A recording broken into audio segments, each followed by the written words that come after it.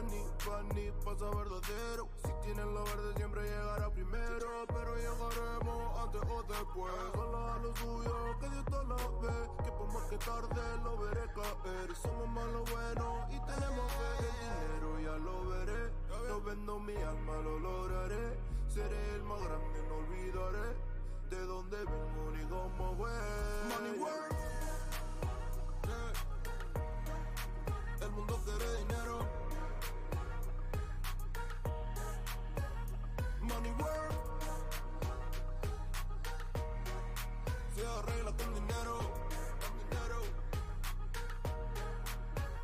Money work, yo digo las cosas como son. No quiero ninguna aceptación. Tampoco vengo a pedir perdón, porque mis sentimientos se volvieron la canción, yeah. No me vale mucho como tú me ves. Sabes, tú me llegas solo a los pies. Para mí ser grande es un interés. Ser un buen humano para mí es un deber. El dinero ya lo veré, no vendo mi alma, lo lograré. Seré el más grande, no olvidaré de dónde vengo ni cómo voy. Money work, yeah. El mundo quiere dinero, yeah, yeah. Money work, se arregla con dinero, Money work, de corazón. La plata no te hace ser feliz. Ella de corazón, de corazón. La plata no te hace ser feliz. Money work,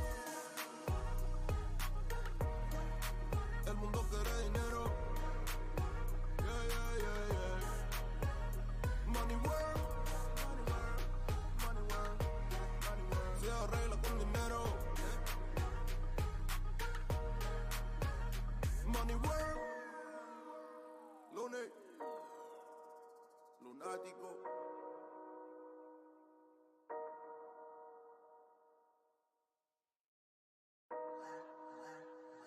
Yeah. Lunes, money work, el mundo quiere dinero. Money work, se arregla con dinero. Money work, si me quiero educar, dormir en algún lugar, un lugar para trabajar, y si no hay para emigrar.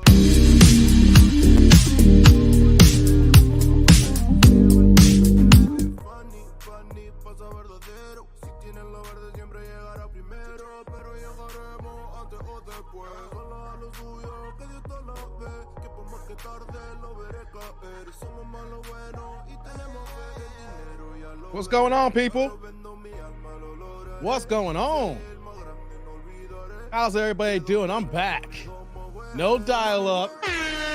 No dial-up. I'm back. How's everybody doing? We're just getting started a little late today, guys. I know I'm a little late. Wasn't here Wednesday. Had a little outage on Thursday, but we back. We here. Before we get started, guys, y'all hear the music. We jamming, but I gotta make sure I'm not struggle streaming. Press a 1 if you can hear me. Press 2 if you can't. Let go.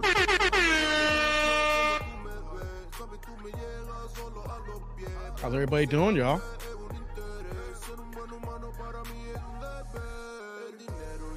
How's everybody doing? We gonna get started, y'all. I know y'all got jokes on me. I'm a good sport. Y'all got the jokes I've been missing. But I'm back. I'm here. It's Friday, y'all. I got a couple things to talk about. But you guys see the title. You guys see the thumbnail. Modern or traditional women. We'll get into it. We'll talk about it. But I got some things to get through, guys. Just let this ride out for a second, y'all. How's everybody doing? Derek wants the long stroke today.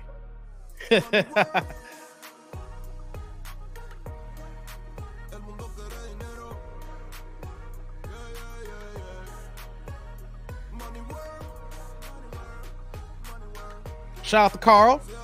First one in the building. I'm just letting it build up, guys. Just bear with me for a second. You know me and my energy. I'm letting it build up here. What's popping, man? Got Carl, the first one in here.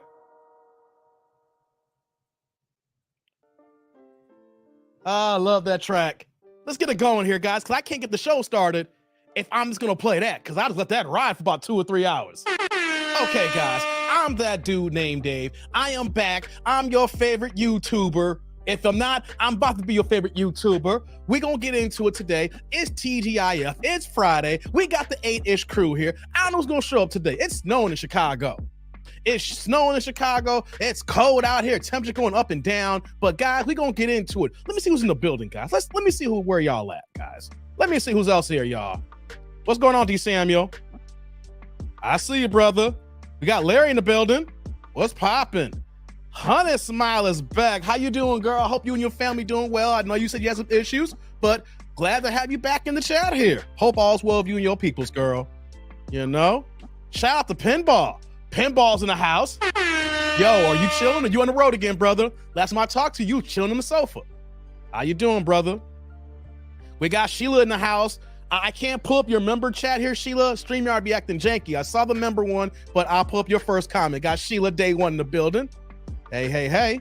Larry's in the building. What's popping, Larry? Leave Dave and his AOL dial up. Hey, man. I never even had AOL. You can go ahead and do like a straight up audit on me from every single account that I own. I never used one of them AOL CDs that they send us in the mail every 2 weeks. They were straight up just coasters. That's all I use them for coasters and frisbees. But I get it. Y'all got the jokes. It's all good. I can take it on the chin like Ryan Garcia took that little chin check from Tank Davis. Oh, I'm going to talk about that in a second, guys. What's going on, Manuel? Manuel's in the building, man. What's popping, brother? I see you, man. We got Vince in the building here. What's popping, Vince? Derek's here. What's popping, Derek? Yeah, man. Pinball's like, Dave, no, he ain't pay that bill. He was short on flu out fund. Hey, come on, man. I pay my bill every month. Here's how I got, guys. You know what, though? I don't even pay my bills. You know why? Because everything's on automatic bill pay, baby. I just go ahead and I put it all on there, and they take out on the first day they supposed to bill it. So they got my money. You know what I'm saying? So the bill is paid. Matter of fact, the only thing I get an alert, your bill's been paid. So come on, man. I don't worry about, oh, I forgot to pay this bill. Oh, I forgot to pay this bill. No, they just take it straight out, baby. But y'all got jokes. It's all good. I can take it. Okay, y'all can hear me. Just want to make sure we got Larry. We got Derek can hear me. Okay. Honey can hear me. Vince can hear me. Okay. We in the building here. D. Samuel, Pinball. Sheila can hear me. Okay, man. Long stroke today. Derek went the long stroke. All right, pause. Let's see who's else here. Shout out to Infrared, new member. What's going on, brother? What's going on? Welcome, Infrared. Hey, man. Salute. Thank you for the holla. Thank you for joining the 8-ish crew. You official now. You down with it. So I already know if you about it, I know I'm about to hear your mouth shortly.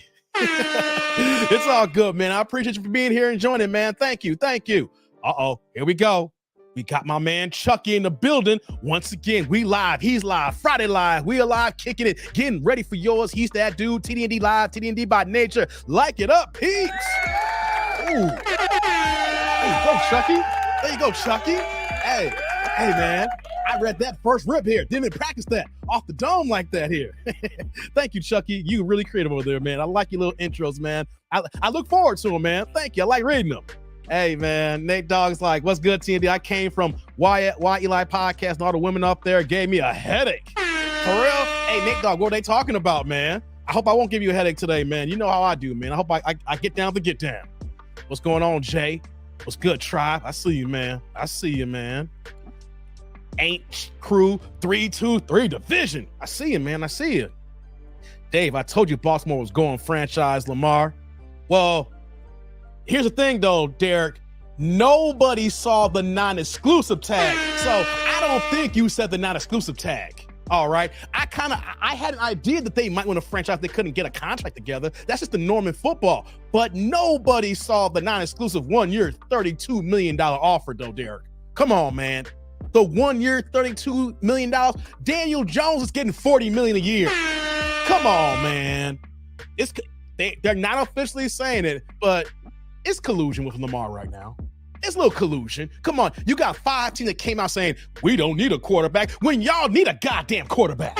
Makes no sense. We don't need a quarterback. You got a 26-year-old former MVP who I think he led the league. He led the NFL in wins since he's been a starter, or is he like number 2 coming to like that? I know he's 1-3 in playoffs, but still 26 years old. Come on, you don't even need a running game when you got him. And all these teams, you know that you need a quarterback. You're a quarterback away. The Jets are fine to get Aaron Rodgers. Why don't you turn that plane around and go to be more, where they see more, and they're going to get you to do more, and go ahead and get Lamar Jackson, the New York Jets, man. I don't know why you're going to get 2 years of Aaron Rodgers. We can get 10 years of Lamar Jackson.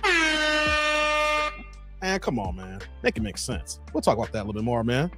But I don't think you saw the non-exclusive tag there. Come on, man. Ain't no one see the non-exclusive tag. All the experts didn't see no non-exclusive tag, man. That's ridiculous, man. $32 million. That's just a slap in the face. Slap in the face, man. What it do, man? I make it do what it do, baby. That's what it is, man. The Bears traded the number 1 pick to the Panthers. It just happened? Hold on, man. I just got my hair. Reason why this is late, I literally just got my hair done. I know that sounds kind of suspect to some people, but your boy got locks. The boy got long hair. I had to go get a retwist, got to get this done. Got a cleaned up lining, got cut up and everything. Did that really happen, man? Hold on, brother. Hold on. Don't tell me that just happened already. I mean, I knew they're going to trade the pick. Well, hold on, let me check this out here. You got it. Man, shot you out. I'm happy we traded that pick because we didn't need it. Okay, what do we get? What do we get here, guys? Thank you, Larry. Hold on, guys. Hold on, man. Hold on. What do we get here? I need to pull this up here. Let me see here. What do we get for the number 1 pick? Hold on, guys. Hold on. What do we get here? The Bears are sending the number 1 overall pick in the 2023 draft to the Panthers in exchange for the number 9 overall pick, number 61 overall in 2023, a first rounder in 2024 next year, a second rounder in 2025, and wide receiver DJ Moore. Hey, I'm here for it. Multiple first round picks, another weapon for my man Justin, and you get the stack up with some legit prospects with these picks here. Hey man, and you add in $100 million to the cap here. Thank you very much. Like I said, I'm not a diehard Bears fan. I'm a football fan. I'm a sports fan. I'm off the kick of, hey man, I'm gonna die for the Bears. No. But I want to see them do good with this here. Get it. I was hoping that they would have traded back to number 2, took the Texans pick, right?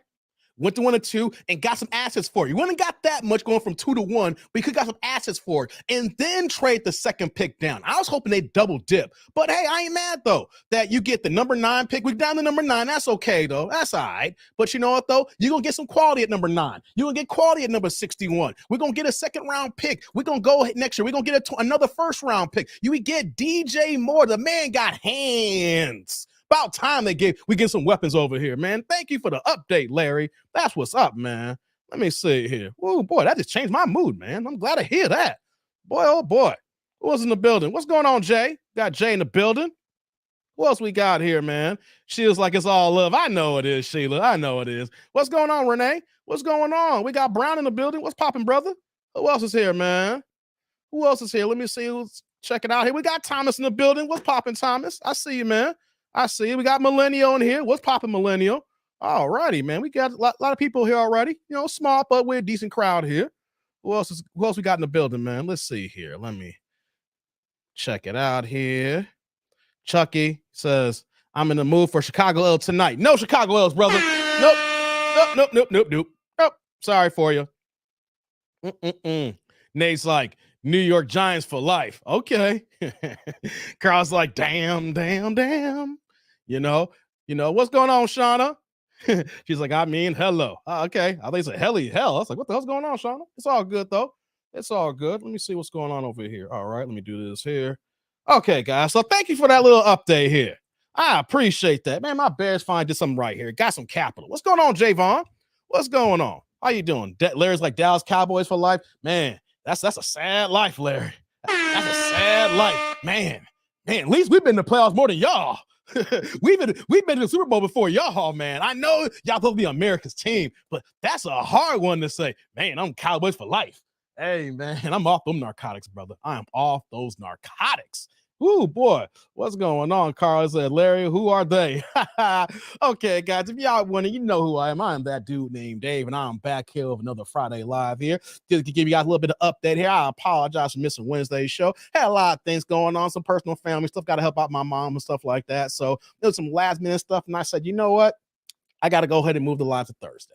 And then when Thursday came, it was like, oh, damn it, having some major internet issues. And then by the time it came back up, I was just tired and I was out of it. So I was like, you know what, though, we're just going to have to push this till Friday. And that's all good, though. It's all good. We back, though. We back in the building. Even though I might be gone, I'm not going to be gone too much longer, So we here. So shout out to Friday, TGIF, man. I wish I could have came here on Wednesday, but we'll make it up. We'll make it up here. So I got a couple of things I got to say here. Before we get to the reaction videos, have a little conversation here. Talk to y'all one-on-one, to the peoples. Missed y'all. How y'all doing? You know what I mean? Hope y'all ready for the weekend. Guys, I am so geeked. I am so happy. I'm so happy. Hey, man, why am I happy? I'm happy because your boy got tickets to the Javante Tank Davis Ryan Garcia fight next month. I'm going to be in the building. I'm going to be in T-Mobile. Yeah, that's right. I'm in the building. I got the tickets. Come on, baby. I got the tickets.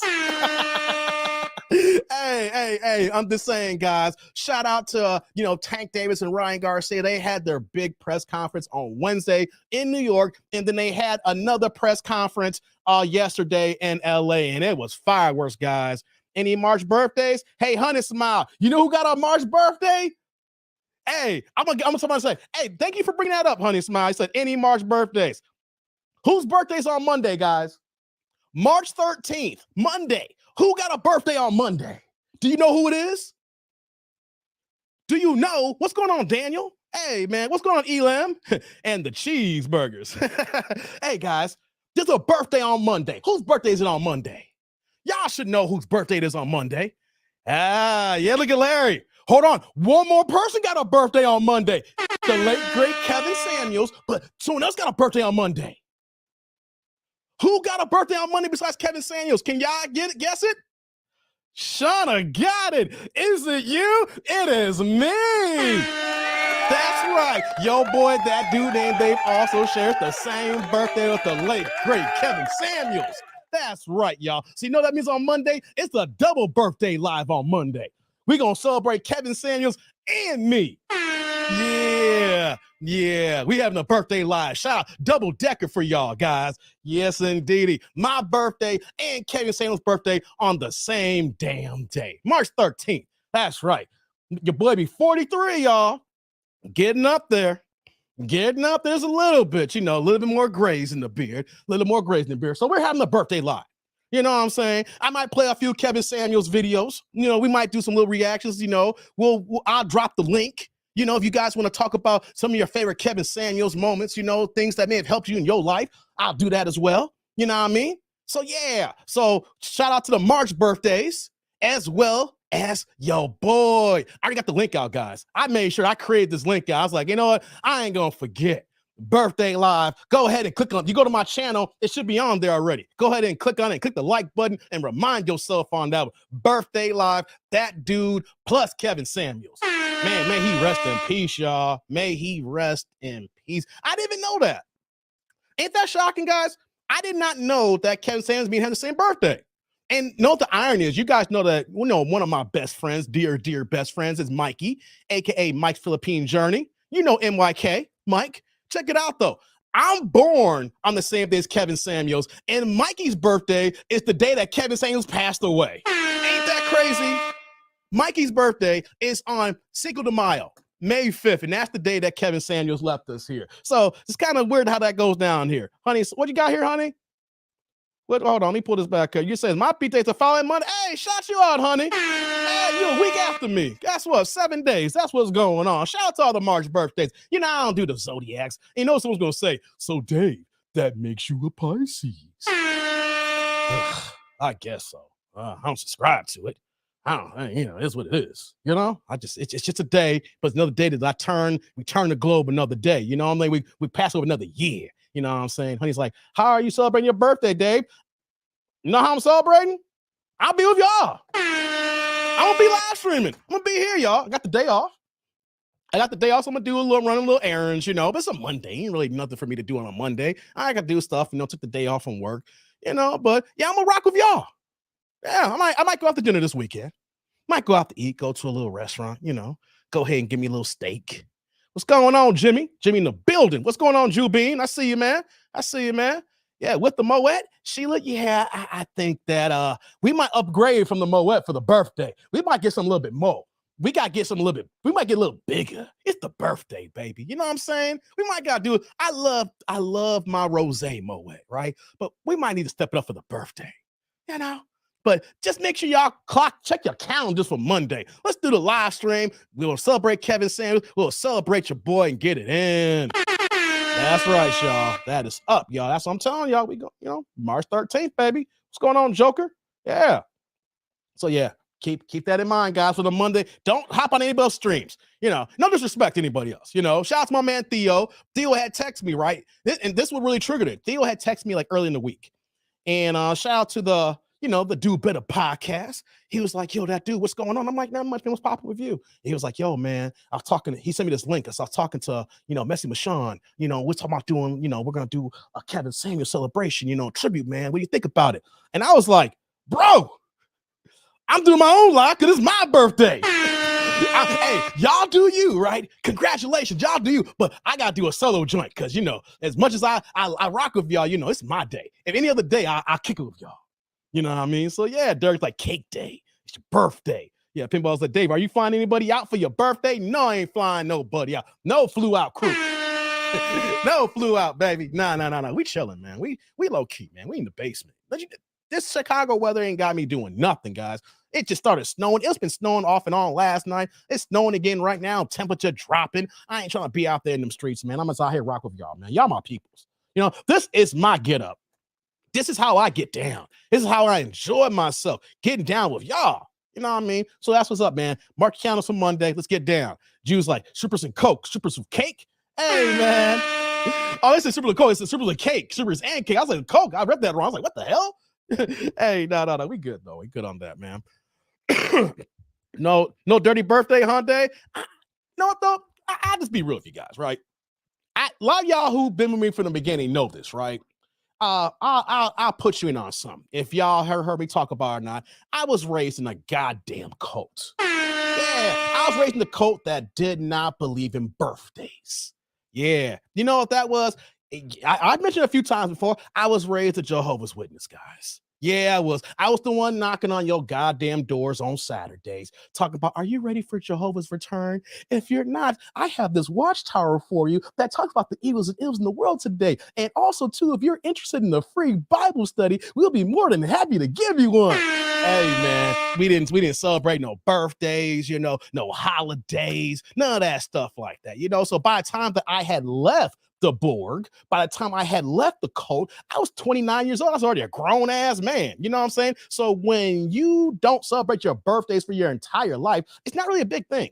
You know what I mean? Really, I'm excited because I'm talking to y'all about it. But in actuality, to me, it's like another day. You know what I mean? It's just another day. Grissom Brinker's like, don't answer the door. And matter of fact, sometimes I didn't even ring the doorbell because I didn't want y'all to answer the door. I'm gonna be real. I had my presentation ready, and I didn't want to talk to y'all either. Hey, man, I'm just keeping a buck with y'all. I'm like, man, I don't want to go out and film service. I don't want to have to wake up early Saturday morning. Couldn't watch my Saturday morning cartoons. Couldn't watch my Kid and Play cartoons or Looney Tunes or Looney Tunes Bugs Bunny or Teenage Mutant Ninja Turtles, stuff like that, guys. Oh my, come on, MC Hammer cartoon. I'm going back to the 90s, y'all. I couldn't watch none of my cartoons because my black ass was knocking on your doors, ringing doorbells, talking about, hi, my name is David. And if you have a few minutes of your time, I'd like to talk to you about the evils and the ills in the world today and how bad the world is getting. And do you think that God is going to bring an end to these things? Or do you think that the devil's just going to win? Hey, that was off the dome, man. I still can do it. I can still preach if I wanted to. Hey, man. Sounds like, can I pass you a pamphlet? Hey, you know what, though? I have this watchtower with its companion, the Awake magazine. I'm telling you, it has really, really good information. You can sit down. If you have your own version of the Bible, you can go along with scriptures too. Look here at Matthew 12:25 here. Let's look at this scripture here if you have a few minutes of your time here. Hey, man, stop playing with me, man. Hey, man, I'm telling you, that was me. That was me back in the day. Well, no beard. Hold on. Barely a mustache, no beard, no hair. All my hair was just as low as my sides here. You know what I'm saying? But you couldn't have long hair in the Borg. They didn't like that. Matter of fact, at one time when the high top face started coming in, they were saying you was worldly or bad association because you let your hair grow. It's a few more inches. Hey, man, I got stories for days, guys. Oh, I'm glad I am done. I'm glad I'm out. I look at Joker, half dead MF. Man, I lived that life, unfortunately. A lot of my family is still in that goddamn life. I'm gonna let y'all know right. All the jokes aside, let me let y'all know something right now, right? There's some good things about that religion, but the only good thing I'm gonna say about the religion for me personally is the fact that my public speaking. The fact that I can host a live stream and do this for hours, the only reason that I can say I can do this is because that I was in like speech training for like 15 years in that goddamn, religion. So take away that, I don't really have much good things to say about the religion. It's a goddamn cult. I'm gonna say that to you right now. I'm gonna repeat again. If you have family members and they're gonna say, no, that's not true. You're talking to somebody who's in there for almost 30 years. That's a cult, people. It is a cult. It is a mind control. And they do a good job, once you're in, of separating you from yourself and your family, where that they put policies in place where that if you want to leave the organization, you're technically alone. They have really good tactics. I'm not going to go into all those details right now, right? But, it is legit. It is real. If you want to know how deep I was in the Borg, hey, man, I went through the whole gambit, all right? Start off like in the Diacretic Ministry School at 9. I was giving talks at 9 years old. No. Wait a minute, hold on. Yeah, I was giving talks at 9 years old. Yeah. I signed up to give public speaking talks in 1989. That's how long I've been doing public speaking, guys. I was officially going door to door when I was 11 in 1991. And then I officially got baptized in 1996. I was 16 years old. And then I became what you call a ministerial servant. That's the equivalent of like being a deacon in the church by 22 years old. And I was like a deacon from like that ministerial servant from 22 to 27 years old. I was giving public talks in front of 200 and 300 people, guys. The Sunday, the big boy talks. Yeah, I was giving at least one or two speeches a month. I ran the literature department for 4 congregations. I have forgotten more literature than the average JW today. I've read every single piece of literature from that running the literature counter, running the literature department for all those years, almost 10 years, guys. So I know what I'm talking about. When someone says, because I had people try to sleep in my chats and send me emails saying, Dave, you're lying about the witnesses. About a long time ago when I first got started, right? And I was like, I can give you more dialogue and more information than you care for. If I gave the people information what they used to do back in the 40s and 50s, these people wouldn't even believe it. So that's a lie, Dave. Nah, they've been lying to y'all asses for all these years. You know what I'm saying? So yeah, man, let me scroll back up here. I miss some of y'all what y'all saying here, man. But yeah, I was in that bad boy, man. Hold on here. Hold on. Nate's like, I answered the door with a raw piece of steak and a little candle. They never came back. Hey, those are the good ones, man. Those are the good ones. Because if we have people who do that, and they'll be like, yo, they're demonic worshipers. They came and did some do not return, a DNR. That'd be called on our field service slips, a DNR. Hell yeah, man. I didn't blame y'all if y'all did some issue like that, man. Say, hey, I don't want to go back to y'all door anyway. What I wanted to do when I went on a field service, I just wanted to get it done so I can get the McDonald's before breakfast was over, before noontime. The goal was to get the McDonald's by 11:30 so I could get me an Egg McMuffin. Oh man, I'd be hungry as hell. It's like, man, I'd be so mad if we got the McDonald's by noon and they switch over to lunchtime and all I can get is a damn cheeseburger meal. Hey man, I was like, man, I don't care what God thinks. I wanted my Egg McMuffin. Hey man, hey, yeah, that's the deal, y'all. So it said all religions are a cult. Yeah, Carl. I'm like, damn, Dave, you got the marketing pitch down. Can I give you something to read? Shows the Watchtower facts about separation. Yeah. You know, what's going on, Tony? Tony in the building. What's popping, man? Hold on here. I'm just going to scroll down and see what y'all say. Dave, is Bishop Don Juan's Dave is Bishop Don Juan's little brother. I didn't wear the green suits now, man. I didn't have no gators. Oh, I was clean with mine, though. I was clean with mine. You know, never no gators. Never the gators, man. Never the gators. I got a pizza and some wings, loving the stream. That's what's up, Millennial. That's what's up, man. Well, Dave, the witnesses was right about the pagan holidays when Jesus was most likely born. I mean, here's the thing, Shawna. A dead clock is right twice a day. You know what I'm saying? Here's the thing, though. I want to say this, and then we'll move on. The witnesses have blood in their hands. They have allowed so many people to die for no fucking reason. Oh, it got Mike. Like, hold on. What are you talking about, Dave? Hey, Dave, bring Sheila some soup over. Oh, okay. You sick, Sheila? Okay, I'll talk about that. I'm gonna look that up here, guys. The organization do not believe in blood transfusions, right? They created a rule within the organization that they don't believe in taking blood. And what happened so that they took a scripture regarding Jesus, you know, about his body and his flesh, saying that you do not eat, you know, you not partake in eating blood. And they have somehow taken this interpretation of the scriptures about eating blood in the same way of having blood transfusions, because, you know, Jesus talking about his blood and how it means and things of that nature. But here's the thing, though. If you break that down about blood, you don't eat blood. See, what happens is that when you go through a medical procedure, it is gone through intravenously into your blood system for you to have a blood transfusion, or if you're medically in a situation that requires blood. You don't drink blood if you're low on blood, or if you have an issue where that you have to get an infusion. And so what the witnesses do is try to imply that you're technically eating the blood and made that a rule. So you know what happens, guys? There's been thousands of kids, teenagers, adults who have died needing a blood transfusion, but the witness said, no, you're doing God's will. God is gonna bless you in the new system. Get the fuck out of here. Destroyed families because people lost their loved ones because over a blood transfusion, guys. Then they kept changing the rules. This is facts, guys. They changed rules to no blood transfusion. And then they kept going over the years talking about, well, you can get plasma and there's a certain level of droplets that they'll allow for. It's like, hold on here. When did God know about plasma and droplets back in 639 BCE? Didn't do the medical procedures like you have now. So how the hell are you going to try to change something from a 1950s medical standpoint and try to translate that from 639 BCE or, 50 BC, things of that nature, guys? Nah. And so reason why I have a hard disdain for some of my family members and the witnesses, because they let people die. Yeah, they do. They let people die. They have ruined families. When I left the religion in 2009, I was what they call disfellowshipped. And when you say disfellowship, it means like you broke the rules, that, you're not doing what Jehovah God said, and that you should be banished away. And what happens when you get disfellowship? That nobody in the congregations or your own family can even talk to you. Did you know that, guys? Check it out, though. It was a several step process of years me leaving the board here. And I'm going to say this and we're going to move on. I used to be a ministerial servant. Check out this bullshit.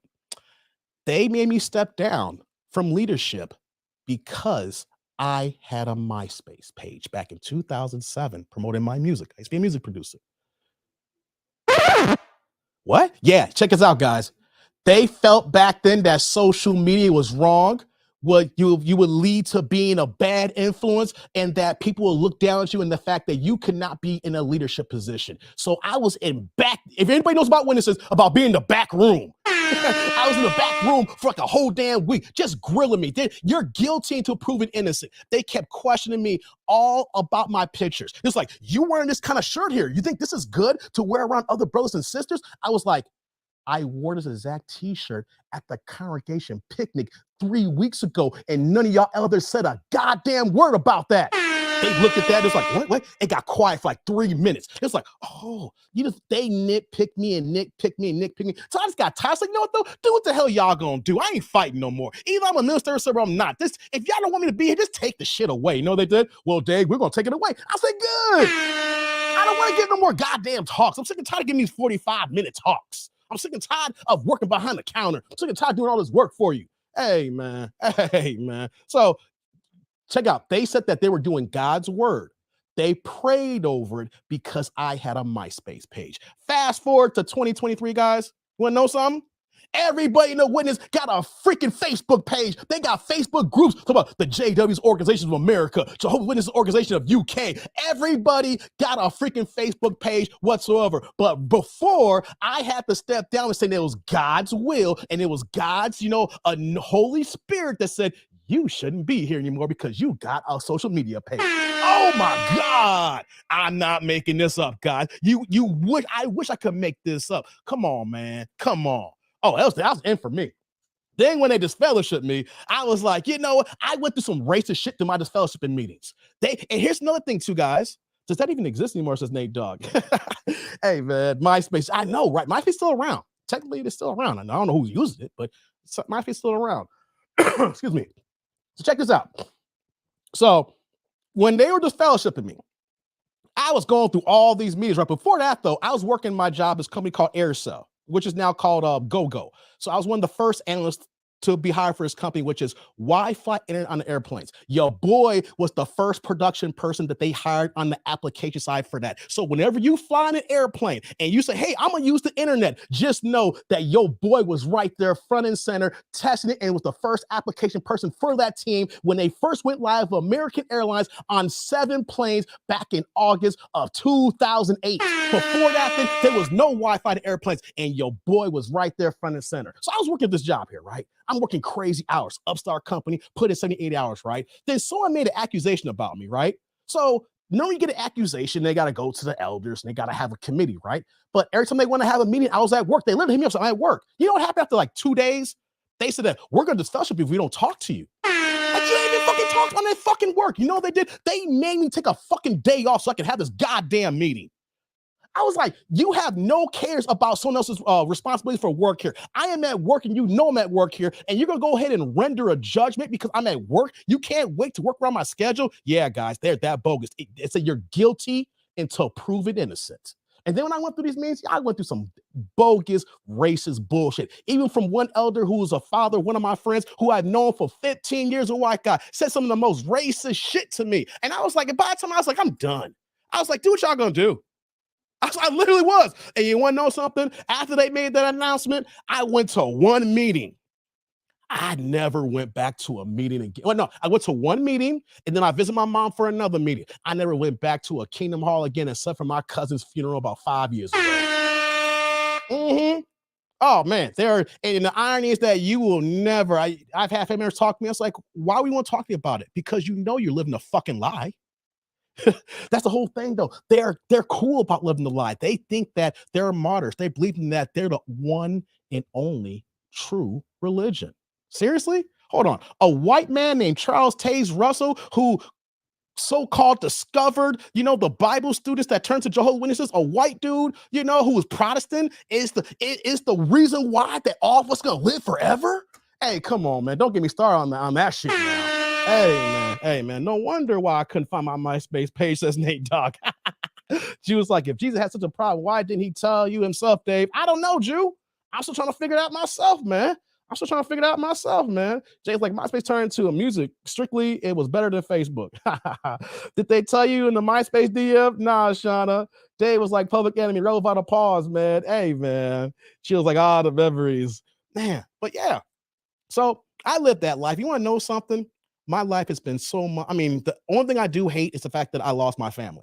When I was at fellowship, a lot of my family, my mom's side of the family, were witnesses. And what's crazy is that so many people are hypocrites. We had friends that were just fellowship, and my people still talk to them on the low. If you got caught talking to someone in this fellowship, you can get in trouble. But, you go on the low, back channels. When I got this, people want to follow the fucking rules. I'm telling you, I know these 5 people just fellowship, and my people talk to them on the low. We hung out behind closed doors. When your boy got this, they was like, no, we're going to follow the rules now. So that's why I don't want to fuck with my families. Wait, hold on. You're going to break the rules for somebody that you're cool with, but your own flesh and blood, you're going to say, okay, God, now we listen to you? So that's why I'm like, hey, my family's watching and say, fuck y'all. You know what I'm saying? You want to follow that fucking religion? Good for y'all. You know what I'm saying? Because religion, it ain't made you better. It made the family fucking worse. I'm going to add another thing to it, guys. When my pop passed away in 2019, Did you know at the funeral, people didn't even talk to me? Because a lot of them are, I'm still witnesses. And even though that was my dad, it's my dad's funeral, and I'm the one arranging it, people literally looked at me and walked the other way. Oh, yeah. What's going on, Rod? Yeah, just like the Mormons are, a UFO cult. Yeah. So that's why I don't really fuck with my family. At the worst time in my life here, my father, who was my mentor, my OG, he was my Superman, he was everything. And the people who came that wanted to show love and support to him didn't show love and support to me. So you know what I say? If you disrespected me, you're disrespecting my fucking father. And knowing that, then why the fuck are you guys even here? Because one thing I'm for sure, if my dad was still alive, he backed me up when I was going through that crap here. He would not let them do anything to me. And that's why I rock with my pops, because he was never a witness. He would never join. So that's why I don't even fuck with my peoples and my family. Because you want to come to my pop's funeral and not say a word to me? Oh, no. Why are you even here? Why are you even here? How about this? Stay your ass at home. And I'm going to say this here for anybody who ninja watching, who is my family, who I know they're watching, right? If anybody else in my immediate family passes away and you know I'm going to be there because I got to handle the arrangements, don't fucking show up. I don't care. And you know what, though? I have a sharp mind of everybody who disrespected me. So if I got to do another funeral for a family member, and if y'all show up, I'm telling y'all punk asses to get the fuck out. Yeah. I had to say that there. I had to say that. Yeah, but it's crazy. So what am I doing for my birthday? Well, for 30 years of my life, I didn't celebrate my birthday because I was living a lie. And so since I lived a lie, it's not as important like other people look at their birthdays. So each year I tried to my best. It's like, but when you haven't done nothing, you try to make it to something, you can't really. So what am I doing? I'm working on my birthday. And when I mean working on my birthday, I'm rocking with the 8-ish crew here on Monday, as well as celebrating Kevin Samuel's birthday as well, because we got the same damn day, guys. So yeah, I know I went a little bit long-winded there, but the birthday question came up, and I feel that there's some of y'all who've been rocking with me but haven't heard these stories, some of these stories I told in the beginning of my, when I first got started on YouTube. So if y'all wondering, yeah, your boy used to be a J-Dub. Your boy used to be part of a cult, and you know what I'm saying here? Your boy don't even fuck with them. And you know what, though? If anybody ever comes to my door, knock on my door, something like that, and anybody try to talk to me, I tell them straight up the same goddamn thing. Anybody in my family tell them the same thing too. Here's a religion that says you can't smoke. Why would you defile your body? Because your body is your temple, right? But hold on though. The organization has stocks and bonds invested in Marlboro cigarettes. Oh, yo, talk about hypocrite to the 15th power. Hold on. Wait, we can't smoke cigarettes, but the organization can make money off stocks of cigarettes? Oh, you dirty motherfuckers. I'm going to get this channel demonetized. Likes up in the building, guys. Likes up. This video's going to get demonetized the way I'm going here. Oh, yeah, that's true. You can't smoke cigarettes, which you shouldn't, but they tell you it's against the word. It's against commandments, but they're investing money into Marlboros. Hold on. They're against wars. They say that if there's a war breaking out and there's like if we had a draft, you deny that. Or you go to jail fighting for your faith. But hold on, guys. Did you know that they're investing to Lockheed and Martin into war machines and submarines? Oh, yeah, guys. I can keep going. I can keep going. The same religion says, oh, we're supposed to celebrate and live by God's words. But the corporation that's making the money is invested in everything that they say you can't do. Hey, man, that tells you about goddamn religion. It's a fucking joke. Religion is a joke. I mean, if religion made you a better person, more power to you. But at the end of the day, the people at the top, if you actually did your homework and look behind the inner workings of every group, they're nothing but a business and a corporation that's out for money.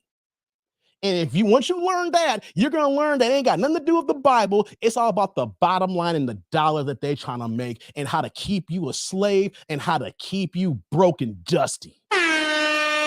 Yeah. So, man, I know I was going to do that here, but yeah. So that's the deal here, guys. That's why I don't do much of my birthday. So I'm be working. Your boy's going to be working. I'll be here with y'all with the 8-ish crew.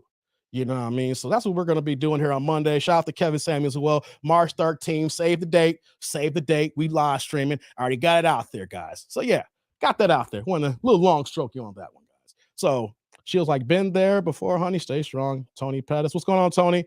Carl's like, I'm telling you, I saw a super fine JW woman that I wanted to knock down so bad. Hey, don't get it twisted, man. There's some.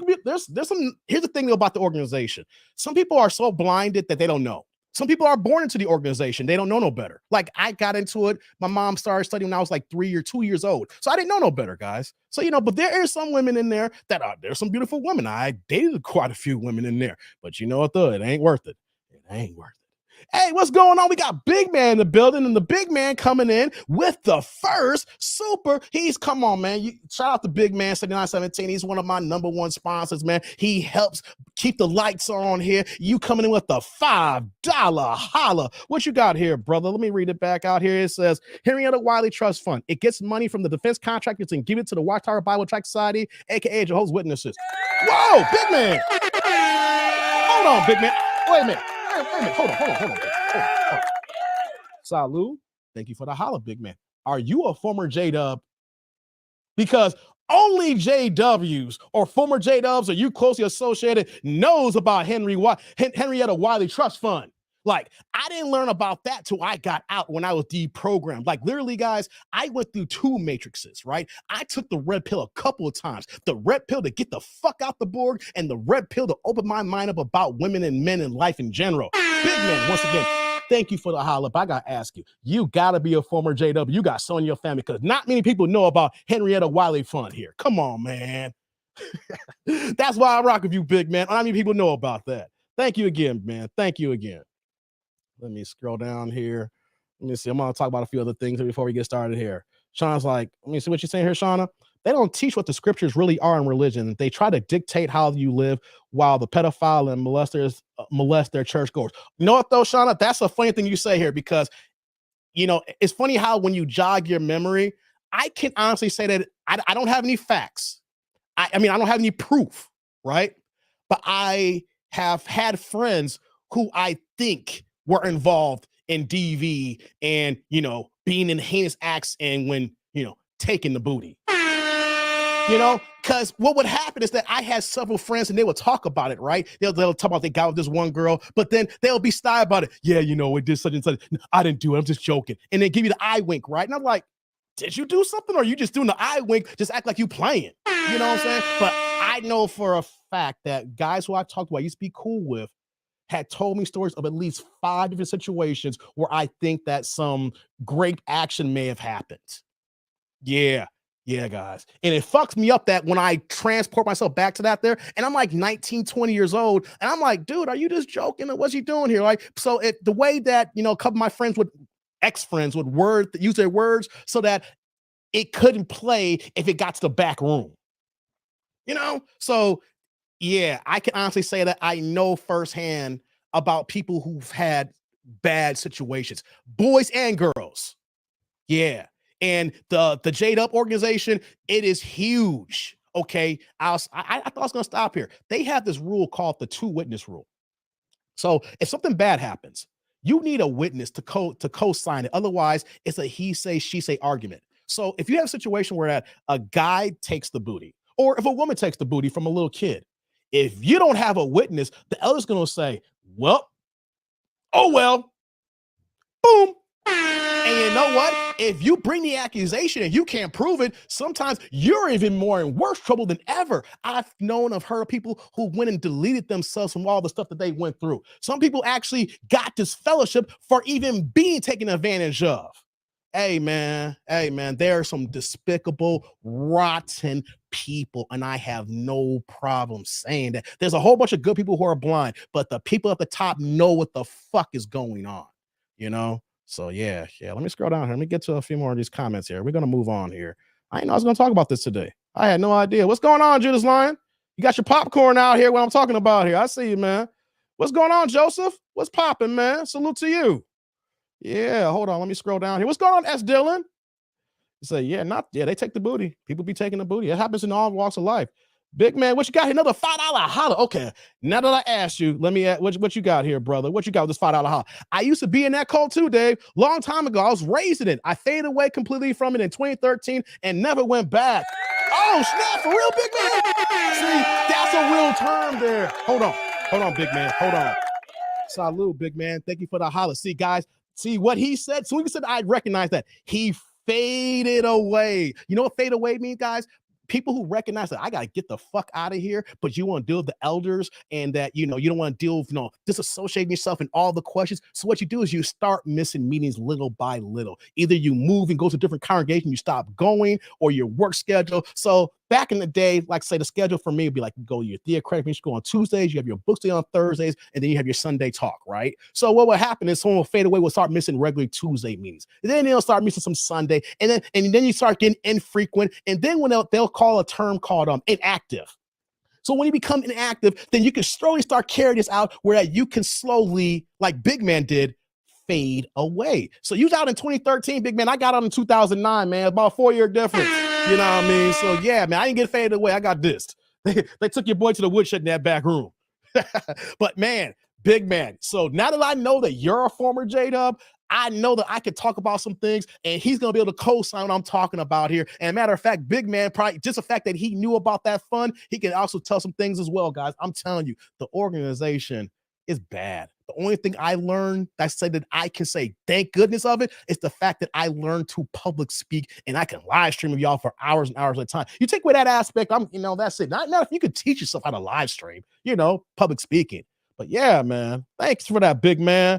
Thank you, man. We locked in, man. We ex-J-Dubs. You know what I'm saying? We locked in toe in that. It's a real community, guys. On Facebook, there's tons of groups called ex-JW survivors. It's a big group of people who used to be in the Borg, and then how they talk about their experiences and talk about how bad the things they went through and how their family treat them, things of that nature, man. Yeah, man. Shout out to you, Big Man. We can chop it up now. What's going on, Jurgen? We got Jeremy in the building. What's going on, my main man? How you doing? And so she was like, I remember the Indiana church was recruiting kids and taking them to the Indians on the school bus. God dizzle. That's crazy. Yeah, Joker, hit the like button, people. 72 in the building. Let's hit the like button, guys. Let's see here. What's going on, Sierra? Got Sierra in the building here. Good to see you, girl. Yeah. Let's see here. Let me go up here. Let me scroll down and see here. Terrible, just like, you know what, though, Shawna? I'm glad you said that here. I didn't know I was going to go down this rabbit hole here. I got this fellowship in 2009, right? But after I got this fellowship, you're just gone, but you're not thinking about it. You don't have all this animosities, angst. I did not know about all the inner workings until I watched a documentary on Scientology called Going Clear on HBO. And then I shit you guys not, Shawna, Ellis, Honey Smile, Joker, Sheila, all you guys here, Big Man. I watched Going Clear, right? And throughout that whole guys, go on HBO if you don't have it already and watch that documentary. I started watching it, and then I was like, wow, the J-Dubs do that too.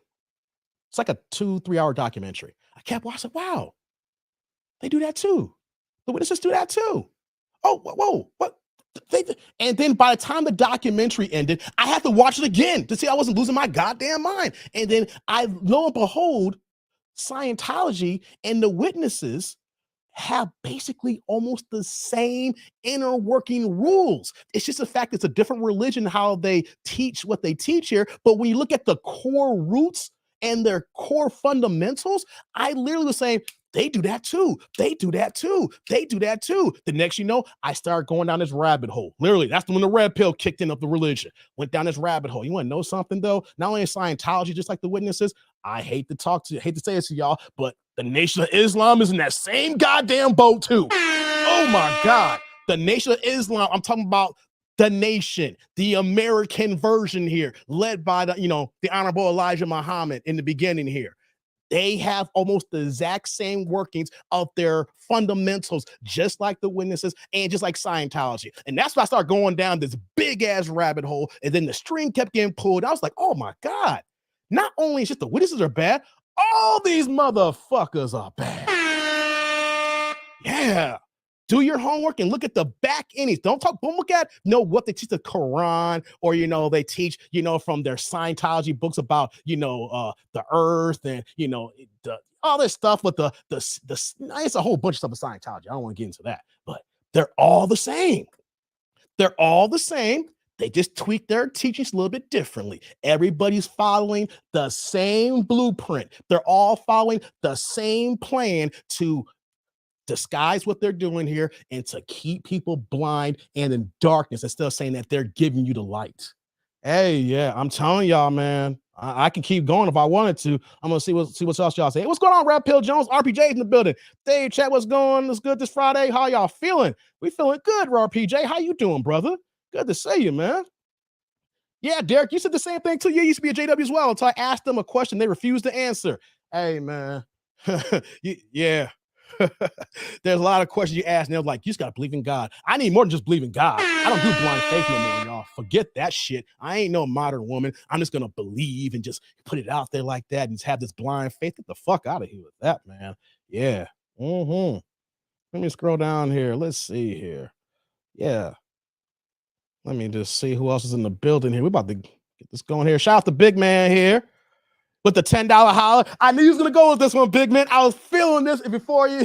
I was going to say it, but you beat me to it. He's come with the $10 holler with the yellow here. Tony Tight Pants Morrison was recently removed from the governing body. His family owns stocks that deal with tobacco for all major cigarette brands. His dividends also fund the organization. You're right, Big Man. Hey, Big Man. Hey, brother. Salud. Thank you for the holler, man. Yeah, I saw about Tony Tight Pants getting removed. Here's the funny thing, guys. Tony Morrison is what you call, well, he used to be called part of the what's the group that they call him? The Anointed Remnant. Dang it, I just drew a blank here. He's part of the governing body. You got that right there. The governing body. The governing body is like 6 or 7 men who claim to be ordained and put here by God to run the organization. Basically, what it's saying that they have an epiphany that somehow they know about the resurrection. They know about God's work. They're supposed to be when the end of the world comes, they're going to be earthly angels. It's going to live on into the new system here. I mean, they're going to be kings and priests with Jesus in the new system because you have this heavenly hope when you're part of the governing body, right? But my thing is, wait a minute. That means that you can just have a feeling and you say, hey, God told me I'm the one and I'm part of this here. And then what happens is you work your way through the ranks. And then if you're really diligent then, and you go to Bethel, New York, where their headquarters at, and then you kind of move your way up the ranks, see if you can become part of the governing body. It's a select few, right? But Tony Morris is a man who's been caught on camera buying thousands of dollars of fucking alcohol at a goddamn liquor store. They got videos of him. He in the liquor store, got nothing but brown in his shopping cart. It's like, well, hold on here, Tony. You part of the governing body here, and you buy enough alcohol like you're going to do a party for the weekend like it's New Year's Eve, baby. Hey, man, don't get me started. You can Google Tony Morrison's tight pants. He's talking about, guys, I think I'm a fashionable person. I mean, you guys don't really see my get down on my clothes, right? But my suits that I wear, they're cut properly for me. I make sure that, I'm not back in the day wearing baggy suits that didn't fit me right. I wear cuts just right. My pants fit me just right. I get tailored everything. My suits will be considered worldly and bad association because my pants are tailored and slim fit to the degree. Not tight like, people say, oh, you gay, you can see your bulge. No, but clean cut, tailored pants in suits. My way I wear my pants and my suits, they would say that there's something wrong with my pants and that it is worldly, it's bad association, and that you got to throw them away. Oh yeah, they go that deep to the cut of your pants. You can't even wear a slim cut, not like skinny jeans. I'm not talking about skinny jeans. I don't wear that. But if it looks like skinny jeans or a slim cut, they will try to send your black or white ass home.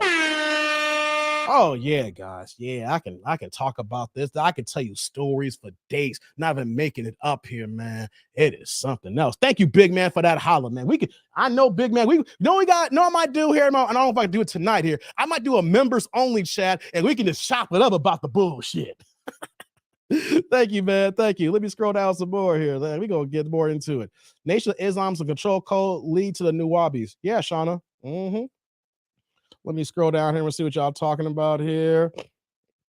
What's going on Unapologetically Mo? What's going on with you? Yeah. What's going on? What you saying to RBJ? I'm going to send you an email, Dave. I need to ask you something very important. Okay, brother. No problem. Send that email over, man. Send it over. Thank you, Big Man. New light. Yo, guys. Big Man, me and Big Man could just run this whole show for y'all. Check this out. Anytime something changes, like they said that, oh, we learned something new about the Bible that we didn't know before. So we're going to present this to you as a new rule or a new policy. And this is considered new light because the Holy Spirit has granted us this information. And now we're going to go ahead and present it to all the congregations of Jehovah's Witnesses across the world. New light. You know what new light is, guys? Check this out. They actually taught that the end of the world was going to happen in 1975. Did you guys know that? The end of the world is going to happen in 1975. And you want to know something? I actually have the Watchtower magazines.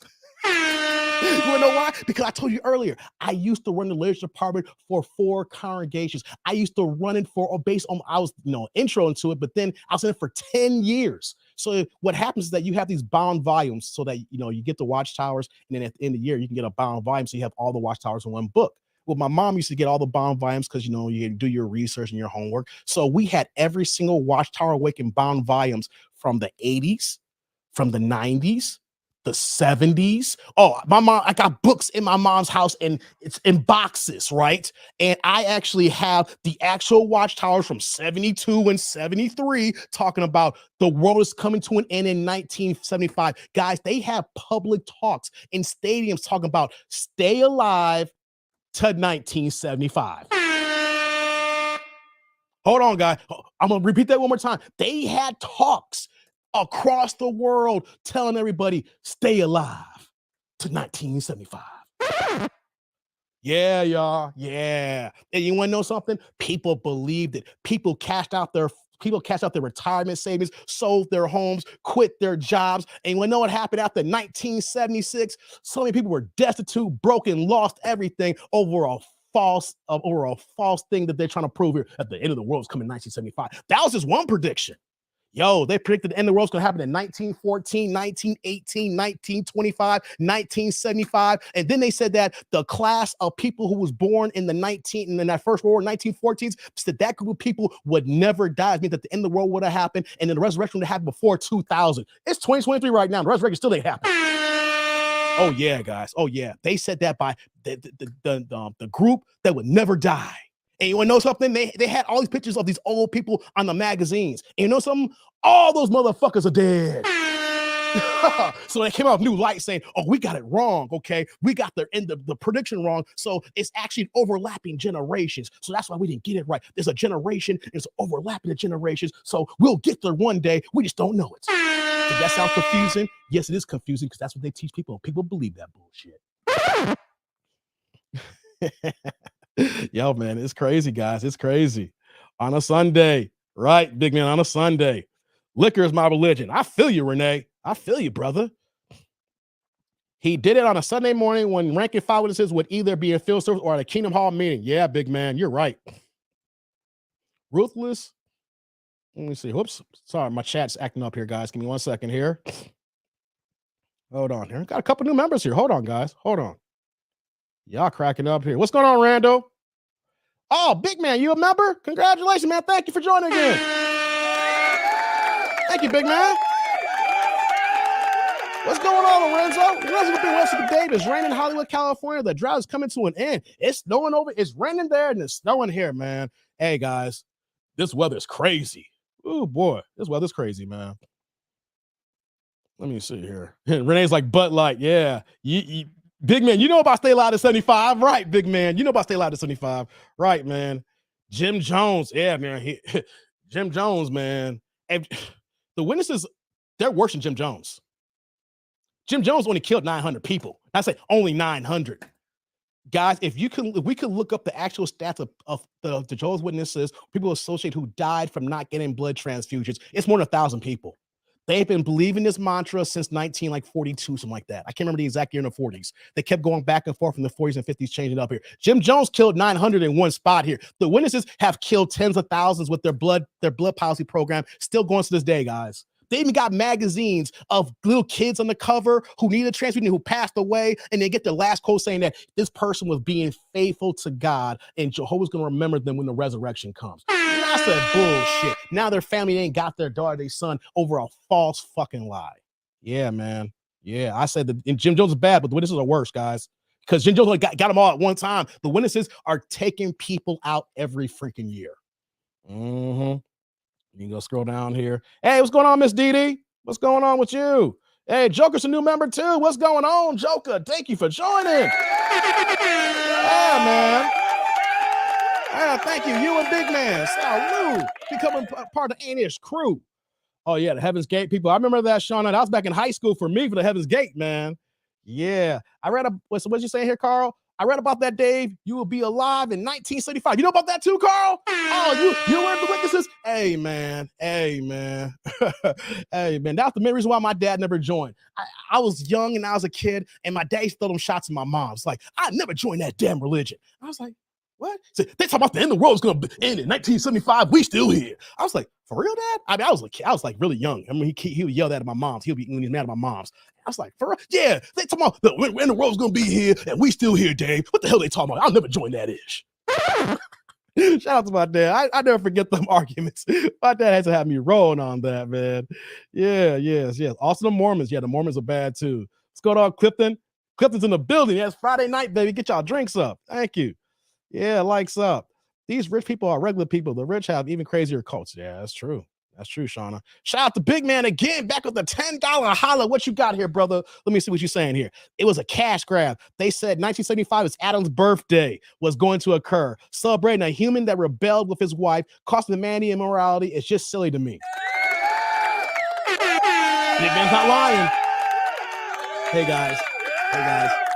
Salute, Big Man. Thank you for the holla. Let me add what Big Man said here. How is it that they were celebrating Adam's birthday?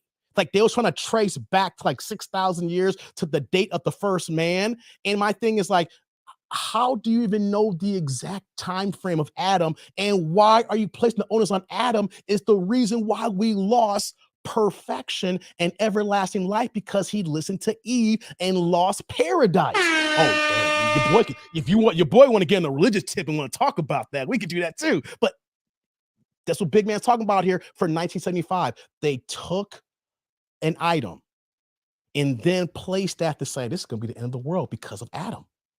Hey, man, can't make this up. I can't make this up. And you want to know what's going to happen here? If you talk to what is about 1975, they're going to deny it. They will deny it. Hey, Big Man, I actually have the Kingdom Ministries that act from 1974 that talks about people quitting their jobs and getting ready for 1975. And also the campaign in 73, 74 Kingdom Ministries that talk about the end of the world in 1975. If I had known about, when you're a kid, they do a good job that by the time I was growing up, they never talk about 1975. You never heard it in any talks, any discussions. If I had known about that, you couldn't get me in that shit. Even as a kid, if I had known about that. I didn't know about that. My dad said it, but he couldn't articulate himself. He didn't know the information. He didn't do the details like that. So yeah, man, Big Man knows. Hey, Big Man, that's a fact here. The end of the world because they date back to Adam's birthday, and they say 6,000 years from Adam's birthday equates us 1975. Hey, man, I'm schooling y'all today, man. Me and Big Man gonna give y'all little lessons here for a second, man. Thank you again, Big Man. Thank you, Big Man. I'm glad you're here, brother. I'm glad you're here, man. Clifton's like, nothing wrong with a little common sense. You got that right, Clifton. Just a little bit, Clifton. Just a little bit. Names like the Crusades killed millions in the name of Catholicism. Yeah, that too. You're right. The Amish believe the same as the witnesses with the medical stuff. Yeah, the Amish in that backbone too. All, what those Shawna, Jurgen, Nate Dogg, Joker, all these religions have the exact same back end. When I say back end, their fundamentals, their blueprints, the way they're set up, their integration. Right? If you look at the inner workings of all these religions, they all follow the same blueprint. They just take their version of the Bible or the Quran, and then they morph it to their religion. But the back end, the business part, they're all the same, guys.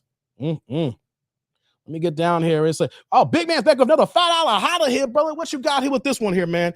If you want to stump a witness, ask them why they don't sell beers despite portraying Bible characters in their literature with beers. Hey, man, you gonna go with the beer conversation.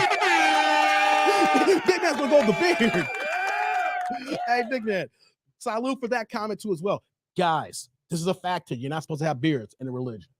You can have a mustache, but you can't have a beard, which makes no goddamn sense. They say no facial hair.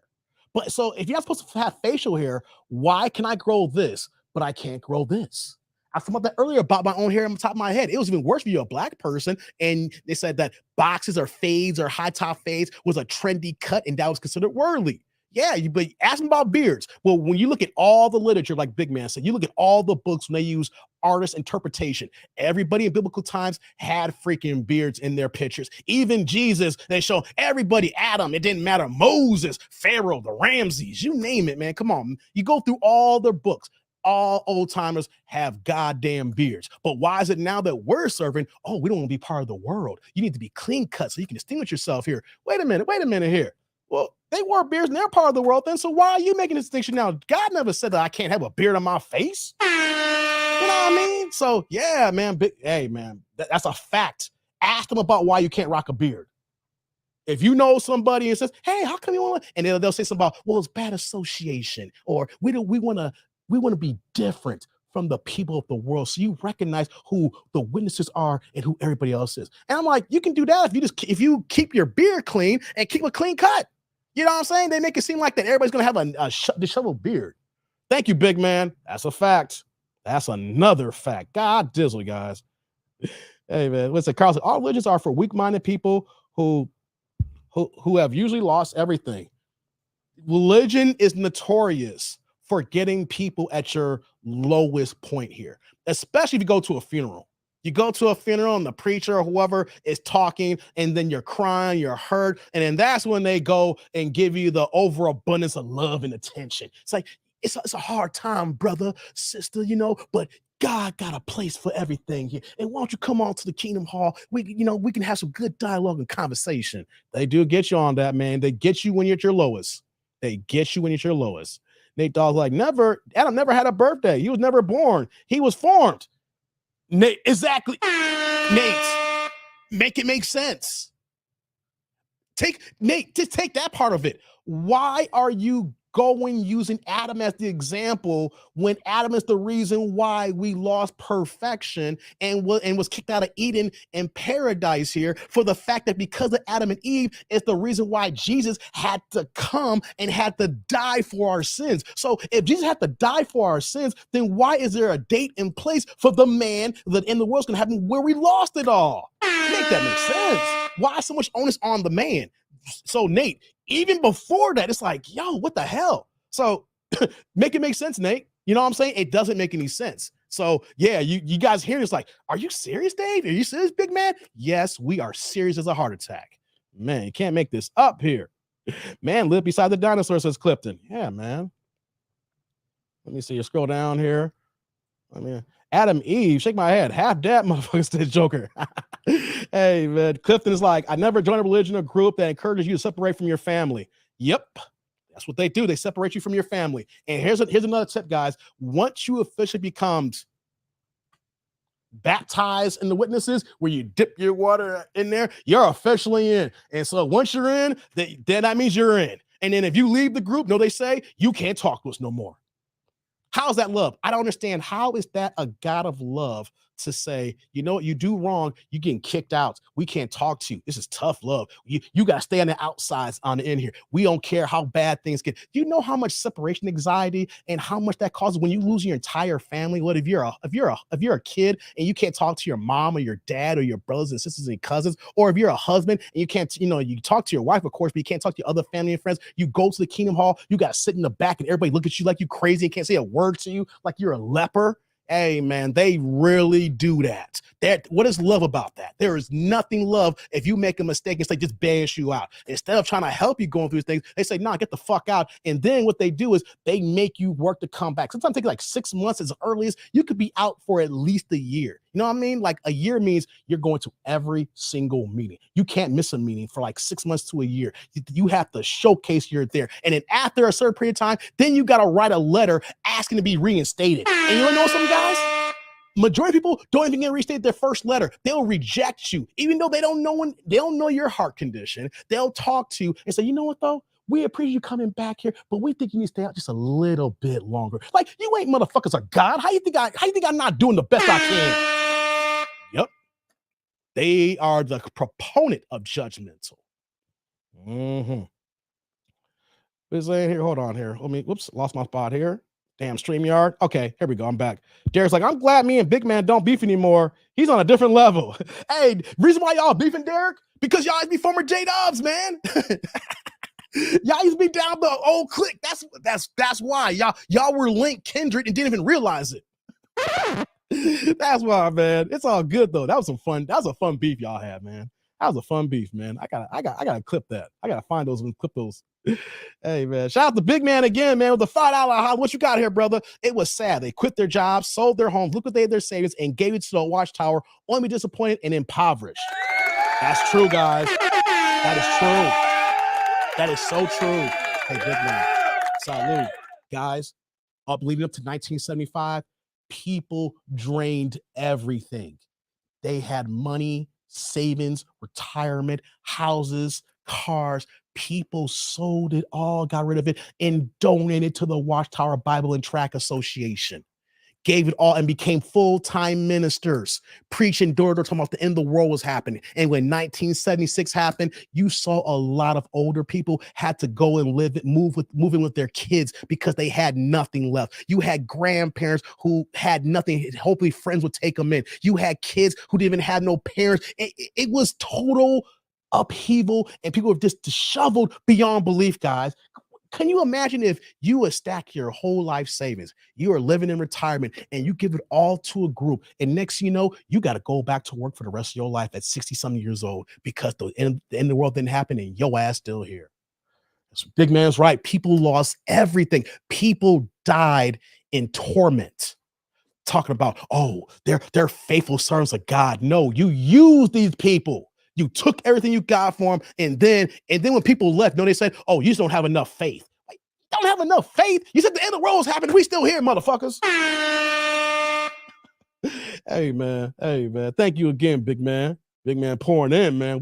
It's like Rod's like, I would look very childish without facial hair. Hey man, that's the reason why I grow my stuff. This is really a direct retaliation of saying fuck them. I've always said I wanted to grow my hair out because my hair grows like a freaking weed, guys. Like my hair is 2-strand right now. If I take the 2 strands out, my locks are down to my shoulders now in under 2 years, right? I'm growing my hair out because I couldn't keep a long hair. I grew my beard out because they told me that I couldn't have it. And you know what, though? When I get my hair done, I get my stuff all taken care of, I know when I have my suit on, when I go downtown to work, I look damn good. I know I do. And they're going to tell me that I don't look good to actually talk to people about the word of God. Hey, man, I look crazy about no facial hair, Rod. I mean, I look, take away like 15 years, man. Yeah, I will never, unless something happens with the disease, I'm never cutting my stuff off, man. Unless something happens and and the hair is staying now. You can't make it up, Clifton. I know, man. You can't. I'm telling y'all. Hey, what's going on, Theo? Theo's in the house, man. I think I saw some of your comments, man. My bad, I missed you, man. He says, I grew up in a very religious household, but I'm an atheist now. Religion ain't my thing, but to each his own. But don't knock on my door, J-Dubs. Kicking rocks in Jesus' name. Hey, Theo, I was the one knocking. But you know what? Like I said, guys, you know what I would do? I would ring the doorbell, but I wouldn't ring it. I'll press it, look like I'm pressing, but I'm not pressing the door. But it's like, it looked like I pressed it, and you sit there for a second. Then you press it to get out there. Oh, no one's not here. Go to the next door. Man, we will do that. We'll try to go through the whole card and be like, all right, guys, 11:15, McDonald's time. Let me get my Egg McMuffin and my hash browns. Hey, man. I'm telling y'all, man, it's crazy. Let me see. Hey, Raphael Jones, what you saying here, brother? I really appreciate this conversation because I get witnesses knocking my door all the time. Now I know what to say to defer them away from me. Hey, man. If you want to stump them up, just ask them about night. Just take everything away. Just be like, hey, you're in my door. What about 1975? Ask them. The average Jehovah's Witness is not going to know about 75 now. Matter of fact, guys, if you go to a Kingdom Hall now, because I still got family in there, right? What's crazy is what they teach now and the rules now is totally opposite when I was in there, because the people who are in now would have been disfellowshipped and couldn't handle it from the 80s. The rules were different in the 80s, boy. Oh my God. I'm looking at what they're doing now. It's like, for reals? Hey, man, y'all couldn't live in the age be a witness, man. I look at them as like, yeah, y'all ain't got no faith. Y'all soft. Y'all some soft witnesses. Hey, man. Carl's like, there is no God that can be proven. Here we go. We're going to get into that now. Whoops, hold on here. Whoops, what am I missing here? Okay, hold on. Sorry, guys. StreamYard acting buggy on me. Hold on. Whoops, here we go. Let me scroll back down here. Here we go. Ah, damn it, StreamYard. Hold on. Give me 1 second, guys. Yep, okay. I got that super already. Here we go. Now we're back. All right, guys. Facts. They prey on people who need something in their lives. Yeah, that's all religion's about. It is. You know, let me see here. Oh, man, here we go here. I thought I saw this from Big Man. Big Man back with another $10 holla, man. You killing it today, brother. We having a good old school JW conversation. I'm going to have to change the thumbnail if I don't get to these videos here. Said the Bible says absolutely nothing about beards being wrong. Charles Hayes Russell, the founder of the organization, had a beard. When Joseph Rutherford took over, he banned beards. He just like Russell. That's a fact too, guys. Oh, man, Big Man, he helped me out here. Big Man helped me. Hey, brother, salute. Thank you for the holla. That's true, guys. The guy who actually started all was Charles Hayes Russell. You look at pictures of him, he had no mustache and a beard that came down the head looking like ZZ Top. Yeah. And then you had the next guy in command, Joseph Rutherford, and he's the one that outlawed beards. And when you see pictures of him, you're going to see a clean-shaven white man. It's like, no more beards. No more beard. And then the group broken off too, where you literally had the people who were still considered the Bible students. You see, originally, when you look up the information, Charles Hayes Russell started the Bible students. And then it broke off where you still have people who are still considered that group of Bible students, and then the Jehovah's Witnesses. So the original group splintered off. So yeah, the original group is still under a different name. Hey, man, it's a lot there. Big Man knows about this, guys. Oh, boy. Oh, boy. Thank you again, Big Man. Salute, man. You know how much wild turkey I can throw it back in 1 year? Damn, Clifton. Hey, Infrared said, Jay always been full of ish after Jacksons. You know something about the Jacksons? When my brother were in it. He used to study with this man. I won't say his name was Tony. Tony, I won't say his last name.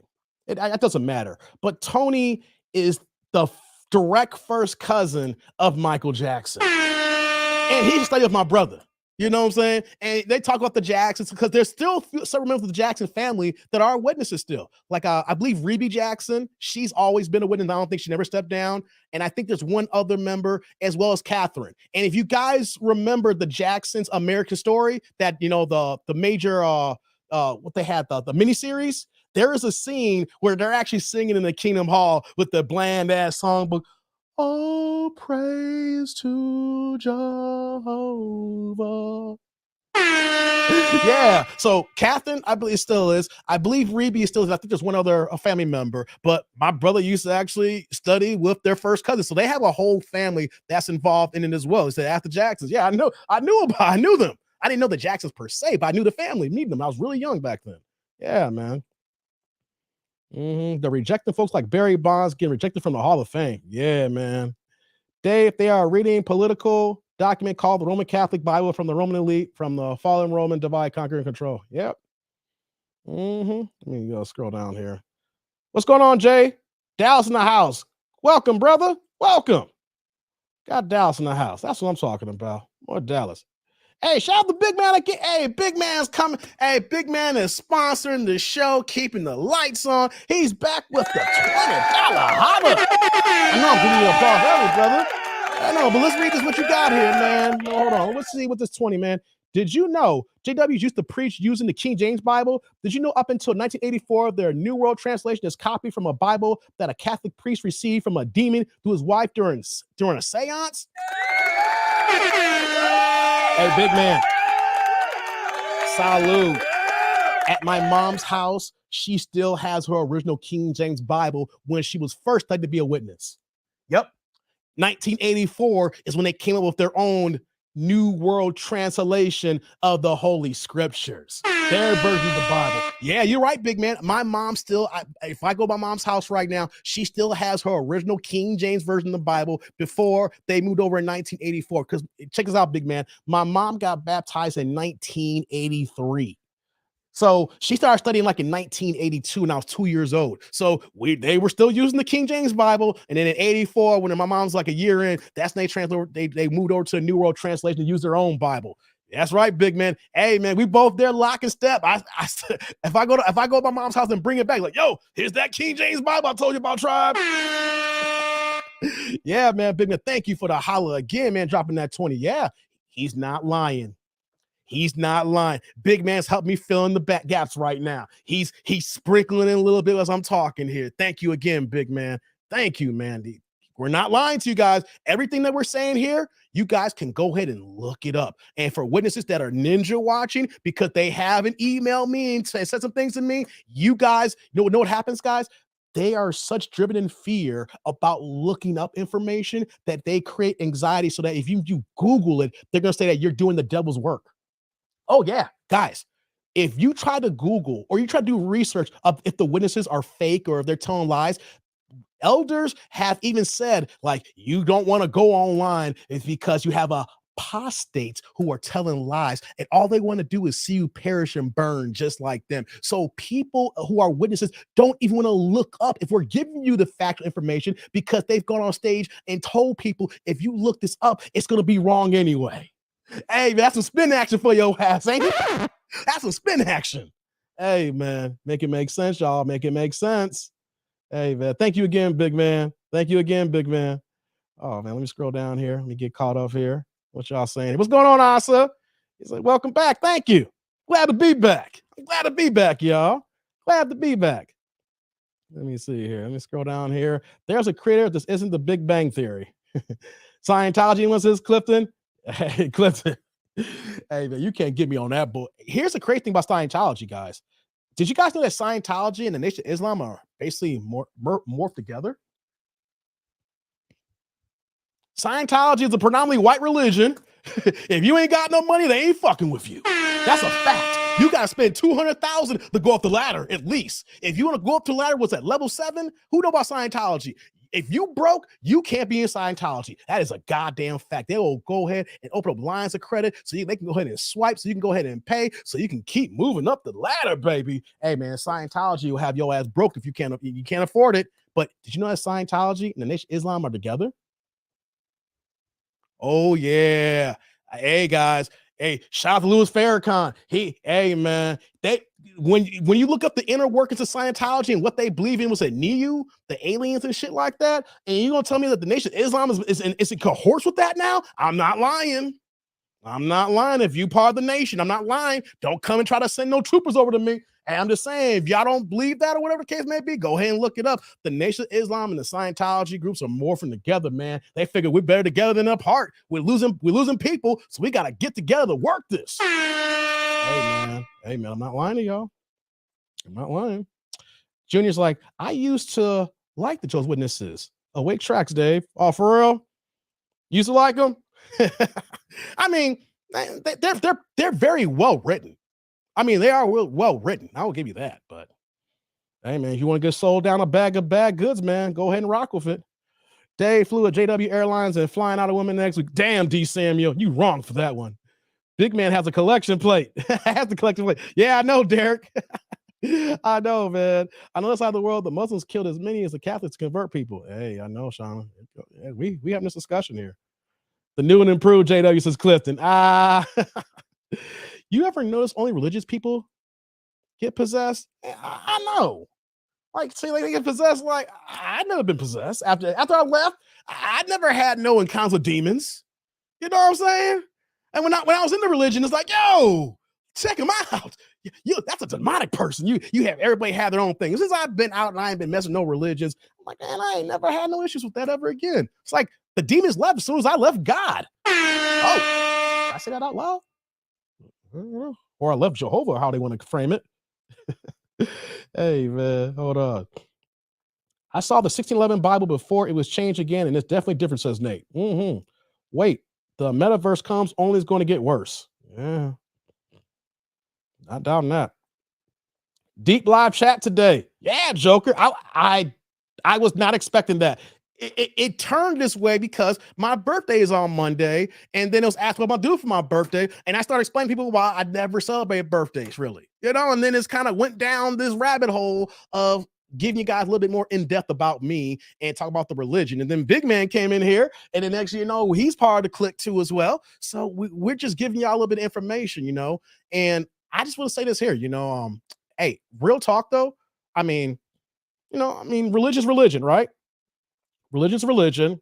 And if some form of fashion, there's been situations where that people have been degenerates, been hoodlums, been thugs, running the wrong way of life, and the religion has made people turn people to be better people. Like, I've seen that personally firsthand, right? So I'm not going to knock how religion does have power for people who have done wrong. The first person that come to mind is, Malcolm X, Malcolm Little, Malcolm X. But the irony is those that the religion helped him to change his ways, but then once he found out about the religion, he had to change. He had to leave the religion to change his ways again. You know what I'm saying? Like, he was in there and he had his quarrels with the Honorable Elijah Muhammad. And then we started finding about the inner workings about his dealings then. And then when he made his journey to Mecca, when he went to the root of the origins of Islam, basically where the Sunnis really practiced when he went over to the Middle East. And then he was learning how his version of Islam was not even right. So it's kind of funny how you have bad people who use religion to get out of their situations, and then you got to use something else to get out of the religion.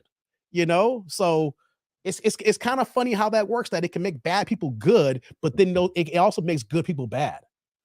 That's a huge dichotomy there, right?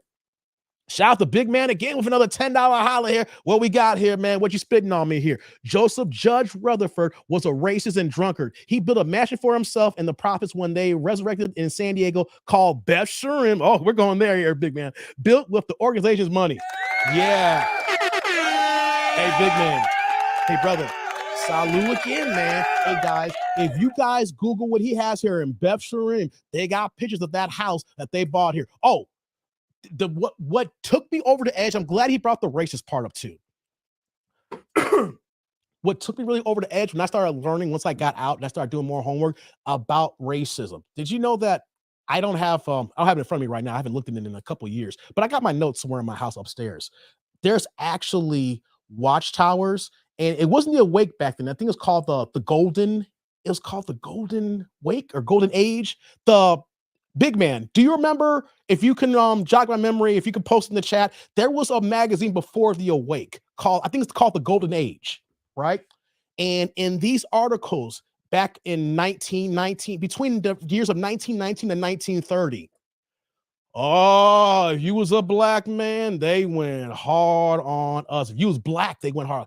Yo, race, not just Rutherford is racist. The organization was racist. Oh my God. Yeah, when I got to remind myself to go, I can't remember. I don't want to misquote myself, but they literally have scriptures that talk about the curse of Ham, and they talk about these issues, especially in the Book of Mormon. And the religion really did teach that black people were a curse. There was a time then black people couldn't even teach in the Kingdom halls. There was a time period in certain areas in Kingdom halls here where the black people couldn't even sit with the white people. They had to sit in the back or in the top, and they have bars and things of that nature. Not making this up. So you're going to tell me this is the one and true only religion, and God is going to make all the black people sit in the back? Like, yeah, well, God accepts all, but you niggas, you got to sit in the back. You got to sit in the up the rappers. Wait a minute. Wait. How is God a true God of love, but he's really going to separate us like this? Hey, and then you're going to write in your own articles how black people are cursed and black people can't hold positions. Hey, man, don't get me started on that, man. I can go on about that as well if I just got to go ahead and get my notes, but I ain't trying to do that right now. But that is actually a fact, y'all. The racism is off the chain. And here's the crazy thing, though, Big Man. If we look this up now, 34% of witnesses are black now. I wonder how many black people will join the religion knowing what the writings were. Not making up, not hearsay, not from the stage, the actual publications denouncing black people. Yeah, guys. I'm not lying about that, man. Hold on here. Oh, shout out to Clifton here. Clifton came in with my $5 holla too. What you got here, brother? Faith comes from within. No prosperity gospel. Not aliens. Not from fake tablets in the Pennsylvania woods. Not a rock in Saudi Arabia. Hey, man. Hey, Clifton. Hey, man. Hey, Clifton. Hey, brother. Salute, man. I appreciate you. Come from within. I appreciate you, man. Right. Not from the woods, not imaginary voices, not tablets. And you know what, though? Let me just throw something at you guys, right? Remember in the Bible, in the parable talking about the burning bush? talk about the burning bush, right? Is it me or they use this parable, this example of the burning bush was God talking. Was it Abraham? I can't remember the burning bush. Was Abraham? I'm drawing a blank here because I'm doing so many things here, right? I wasn't prepared for this kind of conversation, right? But is it me, like, if we just took the burning bush conversation, maybe he ate some mushrooms and he was tripping fucking hard that he thought he was talking to God. Do you guys believe that in a lot of these stories in the Bible that they're living in the woods in the wilderness and they're eating off the land and they're getting high off mushrooms and the true, that raw 420, that raw, remember when the earth was so fertile? We can't say remember, but back then, if we want to use these examples, when the earth was still kind of perfect and you had that real grass, you had the real weeds, everything didn't have the problems we have in 2023. Is it me or these Bible writers were just tripping so hard off the original mushrooms, off that original, And then if you tripping that hard, you can be saying, hey, yo, I talked to God today. He would talk to me from the fire. He told me some things, y'all. Hey, man. Hey, come on, man. You can't tell me some of these Bible writers wearing freaking potheads. They didn't even know it. Hey, come on, man. I'm just saying. Thanks a lot, Clifton. I'm just saying, man. I'm just saying. Hey, man. Hey. Hand was never cursed. Canning was. Right, big man. The Mormons use that too. You know, up until 1979, the Mormons, correct me if I'm wrong, around 78, 79, that the Mormons stopped rejecting black people, technically. They say, oh, we got this wrong here. Like, how are you black and being a Mormon when they rejected us? Up until like 1979. Like, you could have been there before, but it wasn't like an official wording until like around 1979-ish. Correct me if I'm wrong. It's around that time. You guys can look that up here. Like, yo, how are you black in this here? When up until recently, like, we were alive, and it's like, yo, okay, we finally accept you, black niggas. Hey, man. Hey, man. Hey, man. Come on, man. Hey, let me see here. Likes up. Thank you, man. Moses, thank you. Thank you, Moses. Thank you, Moses. So then Moses goes back and he goes holler at his brother, and he go talk to everybody. It's like, yo, guys, I talked to God in the burning bush. For real, Moses? You're a little bit off right now, Moses. Like, your hair turned gray. I don't think his hair turned gray. I just think he was that high. I think everybody's that high. They thought his hair turned gray. It's like, yo, man, he over there eating the leaf too, because they didn't smell. He's like just chewing on it. Yeah, y'all. I'm telling you, God came to me. Hey, man. He talked to me, the burning bush. It was Yahweh. Hey, man. Yo, we got to do something about this. Are you serious, Moses? Hey, man, Pharaoh got to come down. Pharaoh got to come down, Hey, man. Come on. You can't tell me that back in the day, these guys weren't mushroom heads and pot heads. Hey, come on, man. Go ahead. Let's do this here, guys. Go ahead. It's Friday night. Go ahead and smoke a nice little spliff. Get your bowls out. I don't know what you smoking out. You do indica, you do sativa, you a hybrid with sativa dominant, or you a hybrid of indica dominant, whatever. You got your edibles. Do me a favor, guys. If you got some on deck right now, go ahead and just get tore off. And then open a Bible if you got one here and be like, yo, Moses in this burning bush. I see you. I see you, God. Hey. Hey. Hey. Hey. Oh, it's hot in here. Yahweh, bring me to deliverance. Oh. Hey, man. I'm just saying, man, y'all can't tell me that back then they didn't have the knowledge we have now and over here eating on some stuff and they had the good ooh-wee. I'm just saying, y'all. I'm just saying. Hey, man, religion talk and sex compatibility. Hey, yeah, I know, Sheila. Hey, man. How many people believe in that story of Noah? I sure don't. Noah, come on, man. How the hell are you going to get two of everything? Two of everything. All right? So my thing is, And you in this ark for how long? That ark had to be stinking. How you get, people got, you pissing and doing your number 2 inside of all the horses and the goats and the sheeps and the you got rats and mice if they got 2 of everything. Could they get 2 grasshoppers? You got the birds, and everything like that. Come on, man. But Clifton, let me put this on you too as well about the story of Noah. How is God such a loving God when, of course, Noah, during the time him and his family were building this ark, that was going along, and of course he had to preach to the people of the earth at that time. But then once the ark was done, and they said when God closed the door, no one could get in, and the only people who survived was Noah's family, right? My thing is, so you're telling me that God is a God of love, that if the adults who didn't listen to Noah were destroyed, but their kids were destroyed too as well. I never could understand that. I understand saying the sins of the father, but my thing is, you're telling me, God, that you're going to wipe out every fucking body because the parents didn't listen? What kind of loving fucking God is that? Because when I think about that story, Clifton, I'm going to say to myself, why the fuck do I want to believe in a God when he's just going to wipe me out because something my dad did? Right? Right? Oh, God's going to destroy me because something my mom did. Right, Clifton?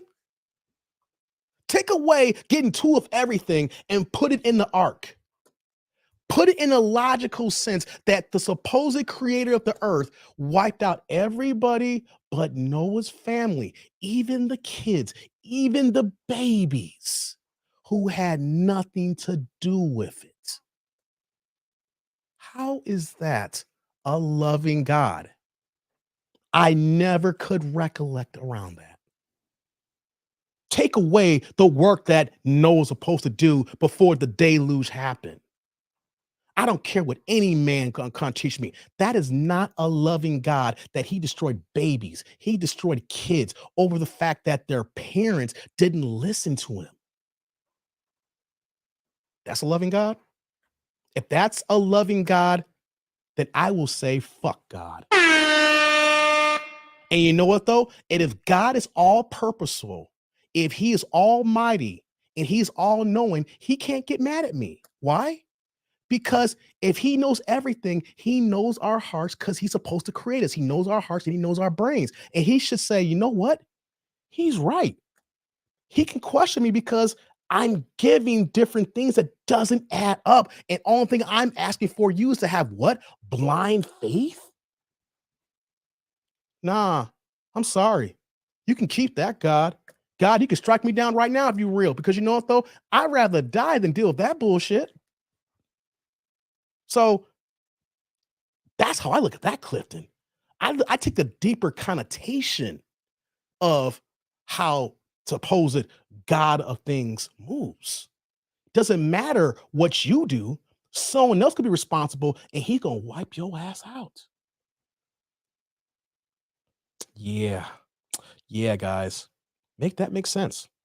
Make that make sense. Hold on, let me get down here. Let me scroll down a little bit more here. When you bring in the technology and the alien aspect, the description don't seem too crazy, says Shawna. Hey, what you got here, big man? He's back with another $5 holla, brother. What you adding to it here? Joseph Judge Rutherford made the organization ban. Oh, wait a minute. Wait, did I miss this here? Wait a minute. Is this another one? Hold on. Did I read this one already before, big man? Joseph Judge Rutherford made the organization ban beers in order to receive funding from the new. Oh, this is a different one here. You add an extra here. My bad. Said the organization banned beers in order to receive funding from him for new printers. Meanwhile, just don't know this fact. You're right, though, big man. Yeah, they had to get the new printing presses. Hey, big man. Salud. Thank you for the holler. You was doubling up on you. My bad. You was doubling up on what you were saying here. That's right, because the printing press that was going on here, so they can make their own publications. Man, big. Hey, man, I didn't know you was that. Hey, big man, we might have to have a one-on-one conversation. Matter of fact, big man, hey, when you get a chance, I'm gonna have to drop a link for you if you can join this one, man. Hey, man, we having a great conversation. Kendra Perkins a racist, says Joker. Oh yeah, I saw Kendra Perkins comments, man. I wasn't rocking with him on that one, man. I couldn't get down with him on that one, man. It was out there. Yeah. Thank you again, big man. Thank you again, man. I believe in the days of Noah, says Shawna. You believe Noah, but not Moses, Sheila? Okay. Okay, big man's back with another $5 what you got here again, brother? Let me see what it says. The Mormons allowed black priests after the NAACP sued them. They were going to lose a lawsuit and money from scholarships. That's what I was talking about. That's one of the things I was thinking about too, big man. Hey, man, take a good loss to get it down. Salute, big man. Hey, man, I fucked with you, big man. You helping me out. We wouldn't have gone this long if you didn't help me out here, big man. Man, guys, you guys can get an understanding of how this is part of how I am when where me and see being big man or interjecting, going back and forth, and you guys are adding to the conversation as well about being raised in this here. See, it's not like I was listening as an adult. This was started when I was 2 years old. The conditioning, the brainwashing, believe even things that I knew that didn't sound right, but then try to make an argument to believe it and to force it down people's throats. You know what I mean? So, man, and once again, salute, big man. Thank you very much for that. That is so true, man. Them printing press, baby. had to get their own materials, man. The Noah days, it said days, it was Nephilim that made God to do the flood. Yeah, the Nephilim. I don't believe in that Nephilim. You know what the Nephilim were? NBA ball players. Hey, the Nephilim were the current modern day NBA, y'all. Cats who was 6'5", 6'6", 6'10". The Sean Kemps of the world who almost got caught with a drive-by shooting the other day. You know what I mean? The Blake Griffins of the world, Kareem Abdul-Jabbar at 7'2". They weren't Nephilim. They were just the ballers who didn't have a basketball in the net, y'all. Hey, I'm gonna go there, Sean. I don't care. I'm going there. That's nothing to the NBA and the NFL back then. All they needed was a basketball and a net and a mat to play football. They need a pigskin. Hey, man, the worldwide flood. Come on, man. Right. And you know the crazy thing about the worldwide flood, Clifton? If you look at every major archaeologist, every major person who studies land, sociologists, things of that nature, the time of the supposed Great Flood, there should have been some records during, I forgot which Chinese dynasty it was, that would have had some notes or anything like that. They have no remnants of water flooding during that time period when supposed Noah's flooding when they look at the Chinese dynasty back then. Hey, come on, man. How is it that you're going to say these things here, but during this time here, we got other civilizations around that's actually writing and actually has their history in books, and they could be carbon dated back to this is being facts here. How is it that there was no rain and no flooding back then? But God, they're going to say, well, the whole earth flooded. Wait a minute, there was no flooding in China. Look up do the correlation between the Chinese dynasty and Noah's flood. The notes say, hey man, flood? What are you talking about? We dry as hell over here, baby. But the whole world post went down. Make it make sense, y'all. Make it make sense. Okay, hold on here. Let's scroll down here. Book of Enoch. Yeah. Hold on, guys. Let me scroll down here. So I'm trying to get caught to these all your comments here. Y'all killing it today, guys. That arch must this saying Sheila, that ark must have smelled pretty bad. All that animal, especially the elephant. That's what I'm talking about, Sheila. Come on, man. Two of everything of the world back then, and everything was in this damn ark. Come on, man. I don't know how you lived. People had to die from the funk. Hey, man, what's that song? What was that? What's that Biggie line? I live for the funk. I die for the funk. I breathe with the funk. I rock with the funk. I live for the funk. I die for the funk.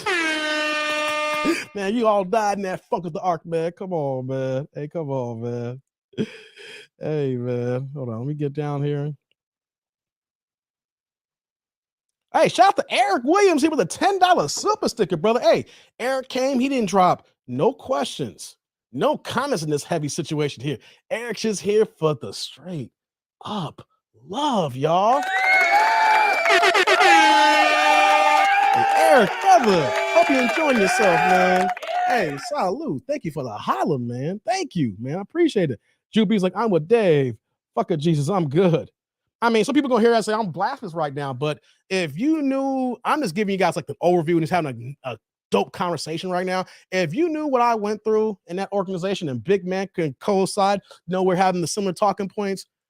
It makes it hard for a person like me to actually believe in God and the inner workings of the Bible when you have done the analyzing. Guys, I have forgotten more Bible than the average person. I have forgotten more Quran than the average person. And back in my early 20s, I was on this hunt because I just wanted to know, right? So that when I got into a conversation, I knew the facts and I could spit them. But the more that I learned, the more that I didn't know nothing at all.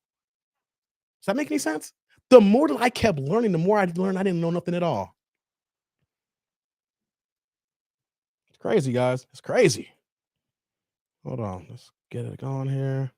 I thought we were gonna talk about women in modern and stuff like that, and we gone into the religion. How did the animals not kill him? Yeah, Ramses too didn't build a pyramid like the Old Testament said. Right, man, we're gonna get into it. What's this ancient aliens? Eric says, hey man, Joker's like, y'all going deep today. Pause. Yeah, we going deep to it wasn't supposed to happen like this, guys. If you guys see my notes, like I make my notes for my show here, and when I do it, it's not like I have to follow it. It's just something to give me talking points so that I can come back to. I literally have all these notes, and all of a sudden it is going off the door. I'm about to hit the thumbnail the way this show's going here right now. Hey man, shout out to Big Man again with another $10 holler. You got the yellow here, brother. What you saying here? Actually, the flood and the references of it is mentioned amongst ancient civilizations. The Nephilim, killers of men, were real. They were human skeletons, 12, 20, even 30 feet, found around the world. Big man. Hey, Big Man. Hey, Big Man. Salud. Thank you for the holler. I only say this to say though, Big Man, what I was saying earlier, because I wish I had done a little bit of homework to have a better conversation, going by my recollection. But if you guys look up that Chinese dynasty, that's supposed to be the parallel when Noah's flood happened.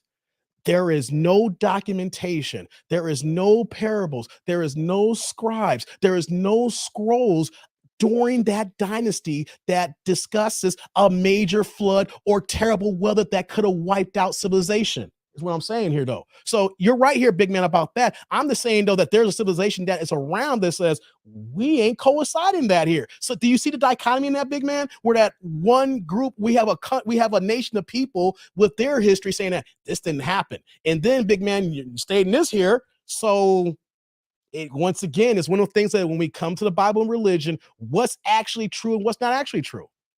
That is stuff like this that makes you question everything, What's going on, E. Johnson? What's going on, man? What's going on? Dark Enlightenment says Jesus is a made-up character. I know it hurts his story. Well, Jesus ain't Jesus. There's like 4 different versions of the Jesus story that we can prove that occurred, like the earlier versions of Jesus, thousands of years before it's written in the Bible. Now, I know I'm drawing a goddamn blank right now. I wasn't prepared for this conversation. Like I said, it just happened to go this way. Someone could actually put in the chat. You guys know that the original version of Jesus in the Indian parables, I can't think of the name right now, is that those stories were written over 990 years before the first Bible, before the first scriptures. The version of Jesus in India. And then there's another version that I forgot what, so I was talking to 2 weeks ago. And I'm just drawing a blank right now because now this wasn't supposed to happen here. But Jesus is not Jesus. There's early versions of him, and there's proven documentation of Jesus before Jesus, guys. I will fight Nephilim just because he don't mean he can scrap. Damn, Big. Thank you again, man. Thank you again. Hold on. I didn't mean to do you like that. Let me just go back up here. Thank you again, Big Man. I want to make sure I give you the proper one here. They're human skeletons, 12, 20, even 30 feet around the world here. Thank you, Big Man. Thank you, Big Man. Appreciate you, brother. Oh, you from Maywood, E. Johnson? Ah, okay. Okay, Maywood. Maywood in the house. That's what's up, man. Where I live at now, I'm about 25 minutes away from Maywood, man. Good stuff, brother. I know you live in Vermont better than Maywood right now. I don't know about any of Vermont. I just gonna assume that Vermont is better than Maywood. Hey, man. Hey, glad you're here, man. Glad you're here. Hold on here. Carl said, Jesus rehashed character. Yep. The letter is only 400 years, and that is not his true name. Mm-hmm. All right, guys. Wow. I didn't know that this was going to go for like 2 hours. Where's Vermont, says Jew. Don't do that, Jew Bean. Come on, man. Don't do that to him. Where's Vermont at? Hey, man, you know where Vermont's at, man. You know where that's at, man. Hey, come on, man. You said, yep, I feel you, man. There's no J in Hebrew. That's right, Derek. There is no J in Hebrew. And even in the original scriptures, if you really want to go about it, Jesus is not really Jesus. He has another name that he said many times here before, but people don't want to call it that because of the J and everything like that. Long stroke too, says Derek. Derek like the long stroke. Pause. Okay, guys. Let me get some to drink here. Ooh, wasn't expecting this, guys. If you're wondering, that's pink lemonade. Pink lemonade, no alcohol. Straight sober today, guys. Straight sober. Okay, what you guys saying here? Better living type of place to raise kids in. Better living type of place to raise kids in the words of Nas. Oh, gotcha, E. Johnson. Yeah, that's what I'm kind of thinking that's a better place to raise your kids, man, because Maywood ain't gotten better, man. Maywood. Thank you, Nate Dogg. Yashua. Thank you, Nate Dogg. I was thinking it and I couldn't remember it, guys. Thank you. Thank you. Yes. Yeah. It's funny how being a witness, they say, yeah, Jehovah's God's name. They throw that out there, that's what it is. Okay, guys. That was a good conversation.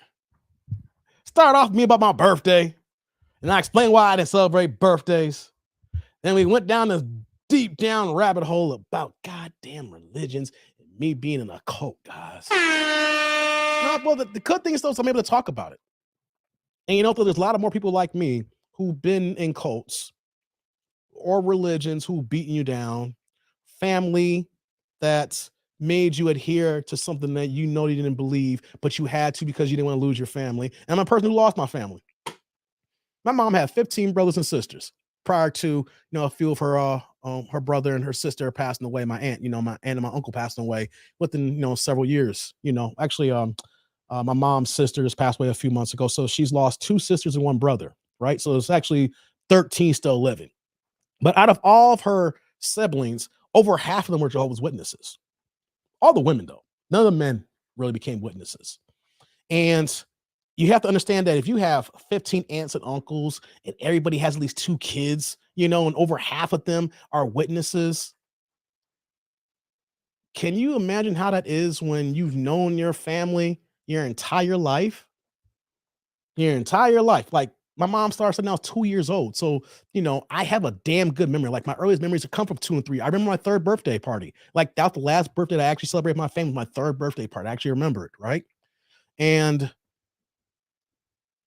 you go through this and you believe in something that's true. And next thing you know, you find your life's a big lie after 30 years. That's me, guys. Likes up in the building, guys. Yeah. So it's kind of funny to have these conversations, but at the same time, I'm happy I can talk about it now. Can you imagine the crap that goes on in your head that you may say, so I'm good. You're 29 years old. And like, I'm a 29-year-old man. I'm good. You can't tell me nothing. I keep moving. But then when it really sets in and you have a close family and your family don't fuck with you no more. How would that make you feel, guys? How would that make you feel that out of nowhere, your family stopped fucking with you? Don't talk to you no more. Left you hanging. Don't matter if you're doing bad or anything like that. You got to figure it out on your own. How'd that make you feel, guys? And let me add this caveat too. I did pretty good with myself when I left there. A lot of stuff happened, a lot of bad things in my head, but as human beings, we deal with a lot of anxiety. We deal with, trauma, mental things that come upon us, right? And, you lose your family, you lose your friends, you're starting over, how'd that make you feel? How would you feel that something that you believed your entire life and it caused you to lose everybody close and personal to you? Because I don't have miss my fam, so I understand, Joker says. People you loved, people you went on vacations with, parties and hung out with, celebrations, anniversary parties, get-togethers, family reunions. You just, I either slam my door in the face of Jehovah's Witnesses, or I have time to debate them on scriptures with proper books and verses at the top of the dome. I feel you. I feel you, E. Johnson. How that make you feel, guys? I want you to put that in perspective here, that if you really join a religion like that or a group, you lose everything if you want to leave. There is no leaving. How would you feel losing everybody in your family and starting all over? It's one thing when you move to a new state and you're making new friends. You can still get on the phone and call somebody. You can still text somebody, and then, you can make arrangements to come back home and see your people where you moved to. But what happens when everybody you've ever known that you kicked it with, associated with, had close ties with, says, you're dead to us?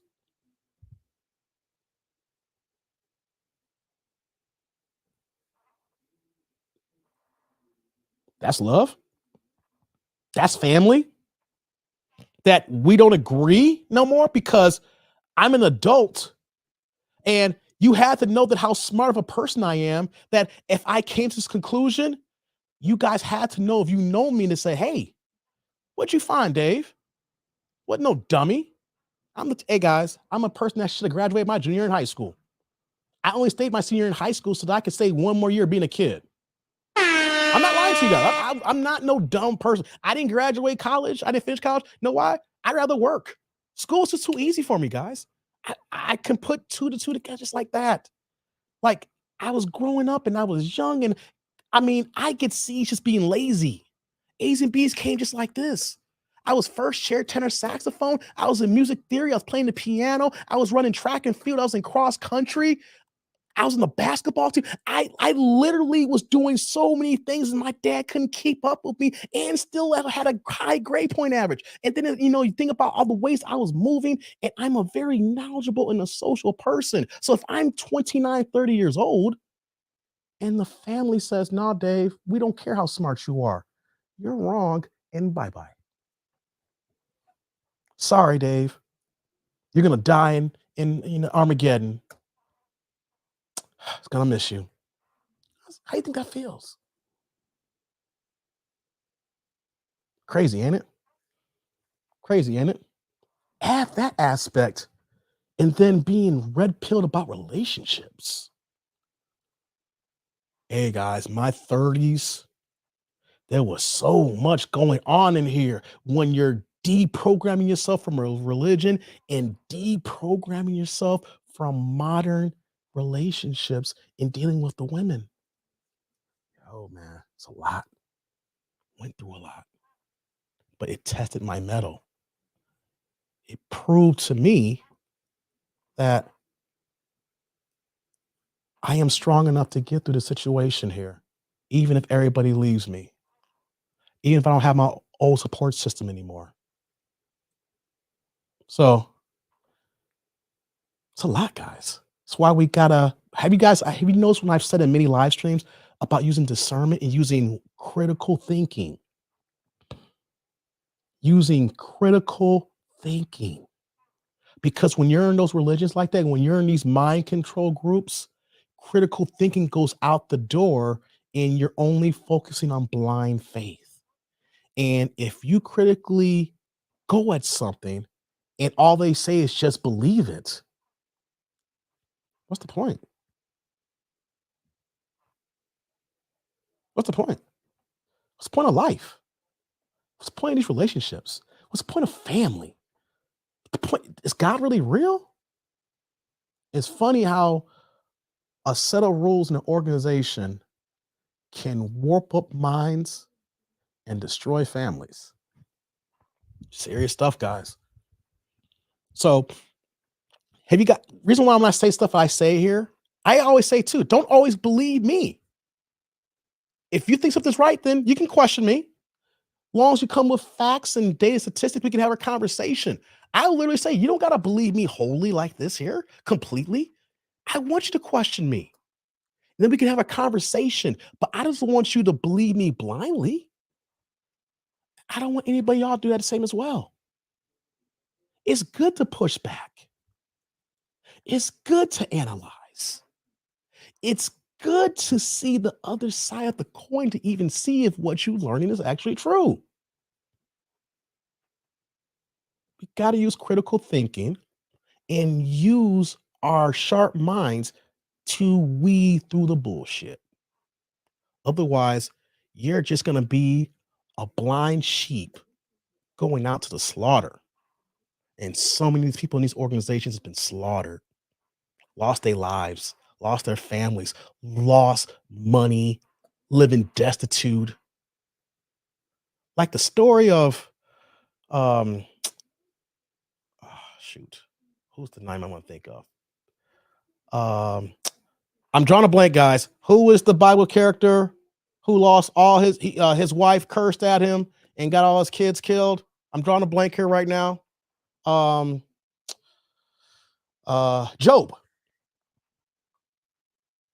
Story of Job. How does that make any sense? How's that loving God? He loses his family. His wife curses him out. He gets boils on it, kids dead, livestock. Wife tells him to curse God. He ain't doing nothing for you. But Job stays faithful for I don't know how many years. And then because of his faith, God gives him a new wife and new kids in a new land. Wait a minute, though. That's supposed to make a man happy?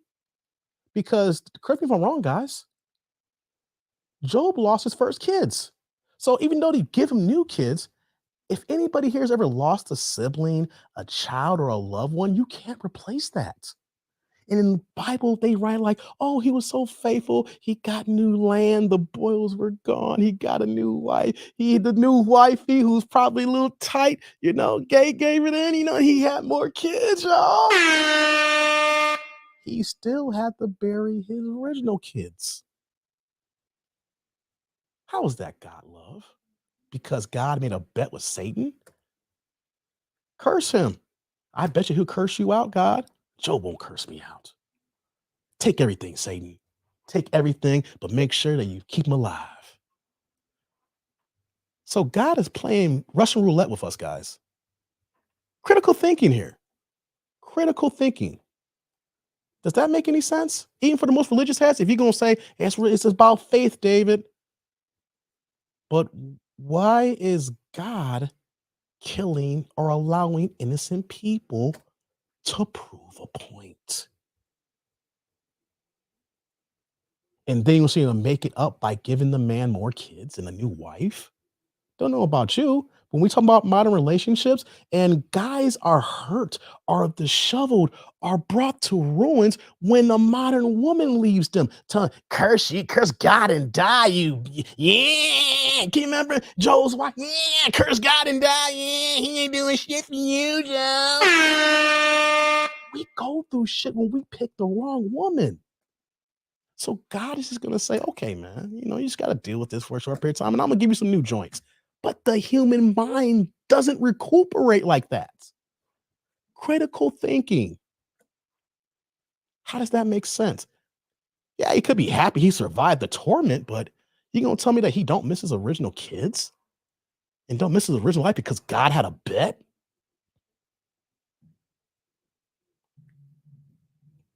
I'm sorry, guys. If that's God's way of saying, trust in me and I'll give you more, what about my kids who didn't have nothing to do with your shit with Satan? Hey, man, make that make sense.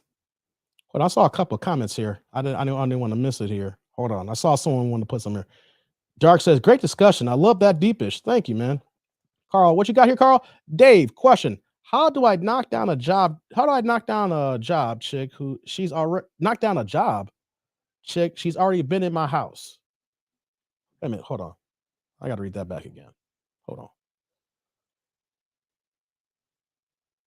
Okay. I see what you're saying. You posting it. Question. How do I knock down the JW chick? She's been in my house already. Hey, Carl. Hey, man, JW girls are the most freakiest girls there is. You're going to find a crew of girls who are just, they're the good girls. They ain't going to do shit. Majority of them are hoes. Oh, yeah. Oh, yeah. Maybe not the white suburban girls, but the girls, the black chicks in the city. Hey, man. Hey, Carl. Just shoot your shot. Just shoot your shot. You know what's going to happen? That girl will give up the draw. She going to fall for you. And you know what's going to happen? she gonna try to convert your ass to be a JW. We can be together if you're a witness. No. Carl, if you want to knock it down, just holla. Hey, man, some of the JW girl, I'm saying the JW women are no different. Ooh, they're hoes in plain sight. Hey, man, just keeping it a buck with you guys. They hoes in plain sight. All you got to do is shoot your shot, man. Guarantee you. They horny and they ready to get down. Mm-hmm. Hold on here. Shout out to E. Johnson with the $4.99, the $5 holla here. Brother, what you got here? Oh, yeah, I almost forgot to send you a super chat. Glad I got the notification for your show tonight, bro. Thank you, E. Johnson. Thank you, man. Hey, E. Salute. Thank you for the holla, man.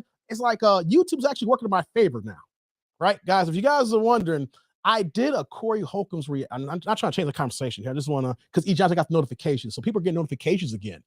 What happens is that YouTube works really funny.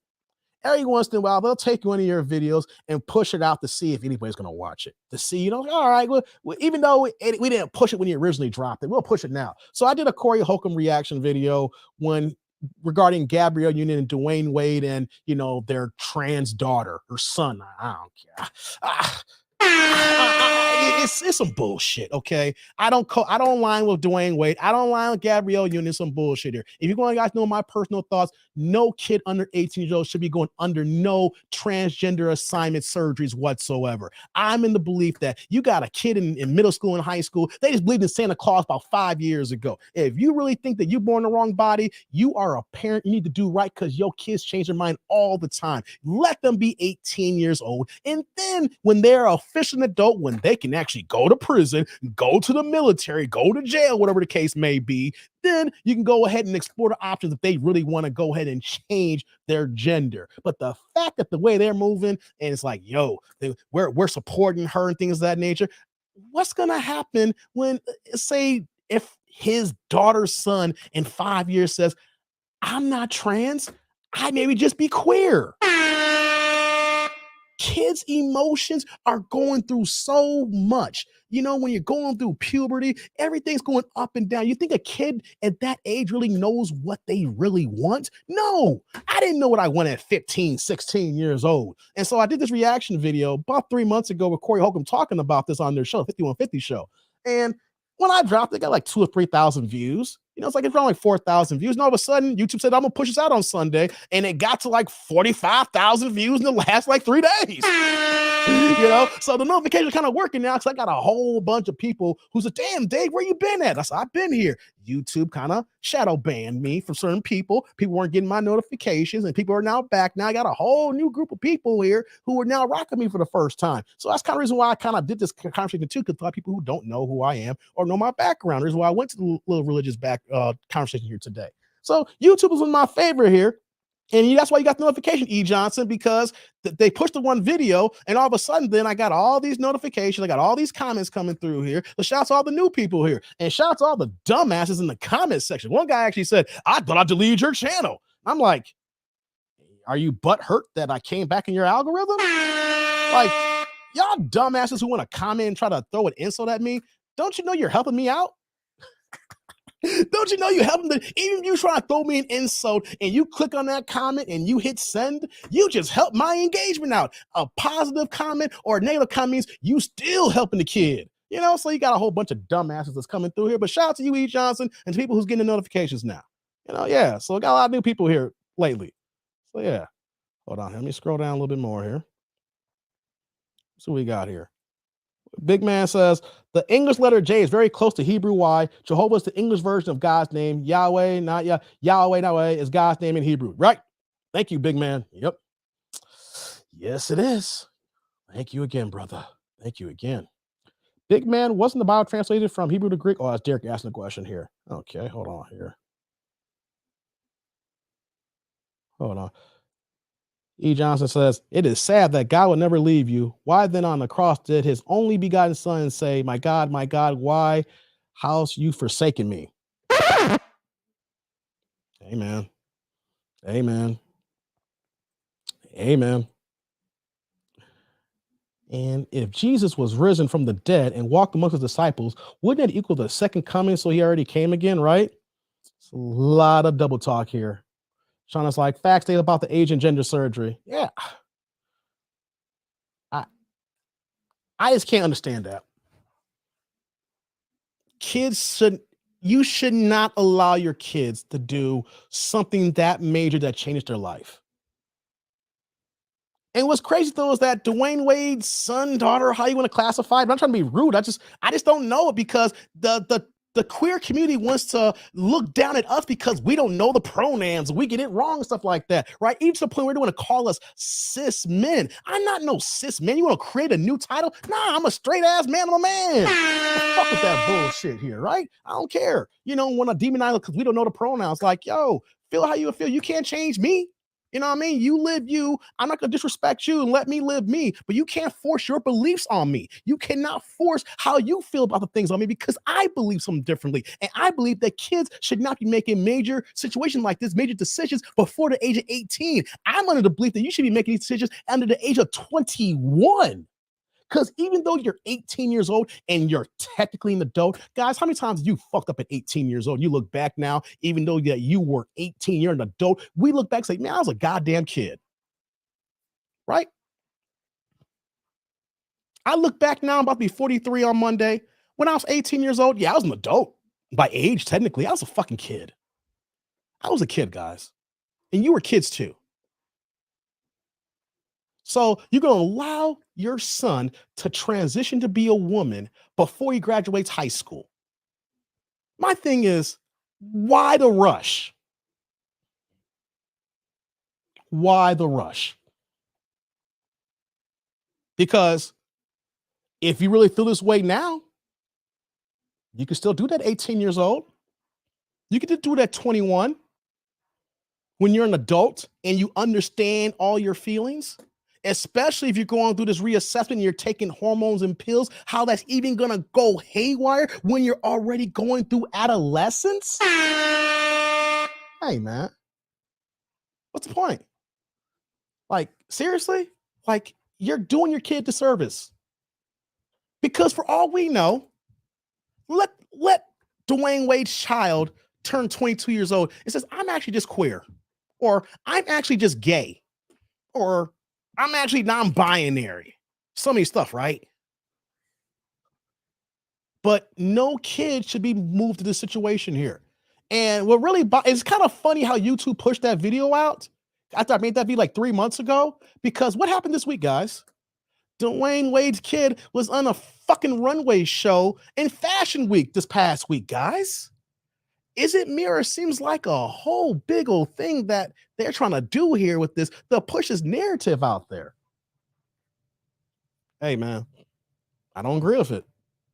You can live your life. I don't agree with the kids going through this major change. So shout out to YouTube for pushing that video out because I got a whole bunch of people talking about that. And you know what, though? We're all in the same agreement here. It's not a good look. And I have a funny feeling that it's going to be 10 years from now, and we're going to see Dwayne Wade's kid on a goddamn couch on TV giving an interview saying possibly I made a mistake. Or I shouldn't have done this. Or, you know, it's going to be a whole bunch of stuff, man. So Thomas, like, if the LGBTQ don't want us to make fun or disrespect them, then they shouldn't disrespect us, especially men. You got that right, Thomas. You got that right.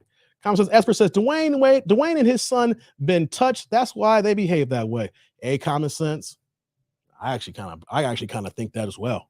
I think that as well. EJ, like, peace out, man. Glad to catch you this time out. At this time that I could. Wife just got home. So I hear you, E. Johnson, man. Just come back on Monday for the birthday stream. Eric Fax had to go through a period and all and can't call me nothing but. Hear that. So I know I took that turn here, and it's kind of blended in with the religious thing here a little bit, you know, but it's the YouTube thing kind of pushed that video that kind of came into my mind here. But I'm going to stand on that, guys. And no one's going to change my thought process on this. Because I have a daughter. My daughter's 5 years old. She'll be 6, you know, this year. You know, she in kindergarten, I'm in first grade. And so I look at these things here. I've seen this little girl that I'm help raising this little chocolate drop. and she is my responsibility as a man to show her what a man is, because I am the first man that she's ever going to love. And on top of that too, I am the only man who's never going to want anything from my daughter. So I got to be in a situation to raise her and show her the right things here. And my thing is that I know how she moves, and I see, you know, how she little kid just bouncing around, and I'm looking at her saying like, no major decisions. You're going to be a kid, and you're going to stay in a kid's place until you're an adult. But if you feel some type of way, we can explore those conversations, but nothing is changing. Nothing is happening until I know for a fact that you're an adult. While you're a minor in my house, we're not going to do anything that could jeopardize and ruin your life whatsoever here, because you feel differently inside. I want to explore what you feel in here, but we're not just going to jump the gun, say, you know what though, let's just make you a boy. No. I want to sit down and have these conversations. Then we talk to doctors and therapists to understand, let her talk these things out. If that was the case here, let her understand her feelings, let her grow into her teenager, into adolescence. And then when you're an adult and then you have gone through, you know, everything that's going on through puberty and pimples and boys and girls trying to figure out in school and people picking on you, or you got the girl clicks thing. Once we get through all the kid bullshit, and then you between 18 and 21 years old, then let's see what's going on here. If you really feel this way, we're not going to do this while you're trying to go to cheerleading camp, or you want to go hang out with your friends, or you want to do a sleepovers. Nah, adult items should be handled by adults. Something especially of changing your gender from one spectrum to the other. I look at Gabrielle and Dwayne Wade so differently now. It's like I don't respect them.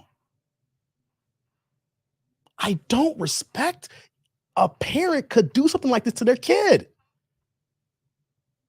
We are adults. We seen our kids from the day they were born. Kids don't realize this or not, but we know our kids better than you if we're raising them and we're in the house every day. Like my daughter does this little thing, right? And she don't know she's doing it. And I look at her, it's like, I can't wait to make fun of her in about 10 years. Because she doesn't know what she's doing. And she's probably going to say, I didn't do that, Dad, but I know you do that, right? But I don't respect them because of the fact that I know how kids move. And if we're adults and we know our kids and we know our kids are kids, why would you do this unless there's something else going on?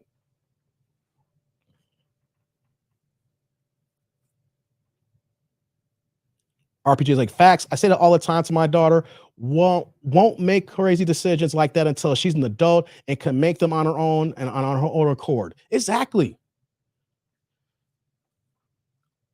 And that's major surgery. Take away the mental aspect of changing like that, right? It's fucking surgery. Guys, I've had 5 knee surgeries. Do you guys understand how much painful it is to go through a stem cell procedure? And that does not even touch the lines of a gender reassignment surgery, touching all your insides and changing and modifying. I'm not even going with the mental aspect. I am talking about the physical aspect and also the trauma of going through that. I'm a strong man, and those surgeries brought me to a little bitch. I ain't gonna lie to you guys. I'm a strong man and I can handle my own, but those surgeries made me a little bitch. And you're gonna make a young teenage person going through these battles of surgeries to change like this? And then we got to get to the mental aspect of what goes on. This generation is fucked up, guys. Jay's like, I don't respect Dwayne Wade for letting that go down as the man of the house. Right, Jay? And he's like, that's what they don't understand. We want grandkids, not transform kids. Right. Right. You know, people try to push too much adult stuff on kids as an agenda. Right, Shawna? And you know what I hate? When I see celebrities and people on TV who don't have kids, and then they want to have a comment and like they have an authority figure when people like me who are adults and we have kids, like we don't know what the hell we're talking about. See, it's funny when people don't have kids who make the arguments for these people. Get your own kids, and then after you've gone through years of raising kids, and then see if you change your thought process on this. Because I'll be honest with you guys, I used to be really liberal. I used to be so liberal.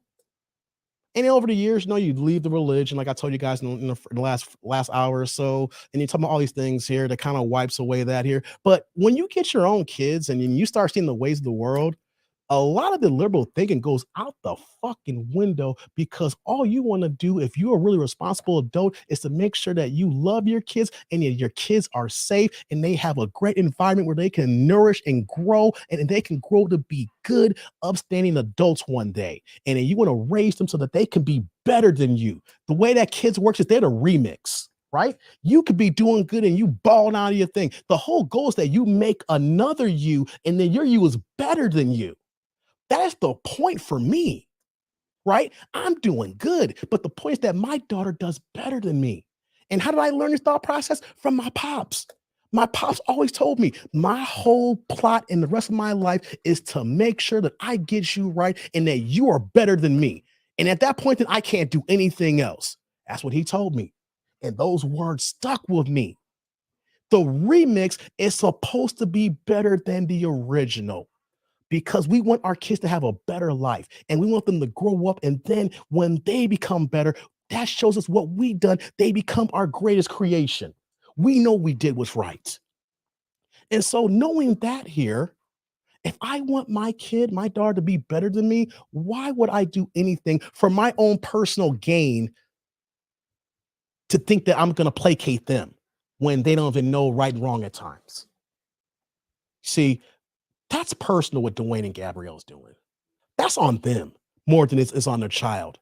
Because true adults, I'm just going to say this here, true adults is not going to let their kids do this when you're a minor. I don't care who sees this. If your kids are a minor, you shouldn't be doing this shit. Let your kids be adults. And then when they're adults between 18 and 21, then you can sit down with them. Even though you're the parent and they're going to look at you as a parent, you can still look at your kid as an adult and then have these conversations with the adult version of your offspring. You're not supposed to have that conversation with a kid. So I don't respect them. I don't rock with them. And then Gabrielle got a movie that she's coming out, and she's basically taking shots at Dwayne Wade's ex-wife. You see, for so many years, I thought that, and I still think that, Dwayne Wade's wife is a little bit out of there, right? But you know what, though? I think she's crazy now because of what's going on here behind the scenes. Hollywood is taking over the family, and she probably lost her damn mind. She lost her husband, lost her kids, and now seeing all this crap going on. I don't know about you guys, but if I was Dwayne Wade's ex-wife, or if I was like, on the male spectrum of that, I'd probably lose my goddamn mind too as well, knowing that some other woman's raising my kids and without my input and doing all these things here while they're minors. There was a part of me that's like, yo, she crazy as hell. And she is crazy as hell. And I'm thinking that Dwayne Wade caused that. Dwayne Wade cheated on her. Dwayne Wade left her. Now, he did give her a gang of money and she blew to that money, right? That's on her, right? But that's not on her for Dwayne Wade taking the kids and doing what he's doing right now. Thomas like, Gabrielle Union and Jada Pinkett Smith are making their men so soft and looking less as men. You're right, Thomas. And you know what, though? And they're setting more examples for more men to look at them and thinking this is okay, and they're role models, hence creating more feminized men. Men thinking it's okay to let their women run the show and run the house and do these things here. Men not having a backbone. Men not allowing men to be men. Make that make sense, guys. Make that make sense. Let me scroll back up here. Raphael Jones, like, what you say here, bro? I was taken back when I seen a news broadcast of an 11-year-old boy modeling in a dress with lipstick and makeup on. That's what I realized is an agenda they're trying to push. There they are, man. They're pushing this agenda to feminize men. They want more feminized men, especially black men. They don't want a legion of a new generation of strong black men coming up to be strong kids, that they become strong black men that become what we're supposed to be. if we have black men that grow up to be responsible black men, I'm not talking about they grow up to be NBA ball players or anything like that. I'm talking about responsible, good, upstanding men who know their place and is looking for a good woman and knowing when to raise a family and have morals and values as a black man. They don't want that no more. If they could have us all in dresses and wearing lipstick and makeup and having the women run the house, they will say, job well done. Or like George W. Bush, mission accomplished. Hey, man, so hold on here. Let's get the likes up in the building, guys. Gabriel said, F you, B, I'm cutting off your son's D. Hey, what's going on, PA, Texas? Hey, what's going on, PA? Hey, man. Joker says 5 more likes. Come on, guys, get the likes. So we got a small crowd on a Friday night, man. But we're having a great conversation here, man. I didn't know we was gonna take this, man. I literally had a whole it literally started off here, guys, with me being so damn happy because I got tickets to the fight. Guys, I'm going to see Gervonta Tank Davis and Ryan Garcia. I'm going to be in the building in T-Mobile April 22nd. That's how the show started off, guys. I was going to let y'all say, yo, I got tickets yesterday. Your boy is geeked. Your boy's going to be in Vegas. Now I'm talking y'all. We want to go to Vegas. I want to see y'all on it's pool season started last week. It's going to be nice and pop. Guys, Vegas, Usher's in town Friday and Saturday night. So if you want to go to Vegas, like I'm not here for the Boxing Day, but Vegas is Vegas. You can see Usher Friday, Saturday night. There's a whole bunch of stuff dropping on in Vegas here, right? And then all of a sudden I said I was so happy to go to the fight. And then I'm talking about my birthday, and then we transitioned to 2.5 hours of this. We say, Sheila, the Ace Culture Club was the first clue for me. When I was 4, I was trying to figure out what Boy George was. I was so confused. Hey, Sheila. Hey, man. Hey, me and you same age, Sheila. When Wham came out, we like 4 years old when Wham came out, Sheila. Hey, man. Hey, I ain't gonna front. I like Boy George and Wham. I just listened to that stuff the early MTV days, but I was like, he's Boy George, but something's off. George Michael and Wham. The ladies love him, but something ain't right. You know? And then, I don't know about y'all, I used to love some George Michael. George Michael was bad back in the day, y'all. George Michael used to hold his own, man. And you know what? George Michael dropped this album when he officially came out, when he had like the gay mustache and the gay beard. And I was like, yo, George Michael looking a little different in this album cover. My brother had bought it. And then I played the song, I think the title album, and the hook was, don't you know I'm going through changes? I was like, oh, that's the changes. He like dudes.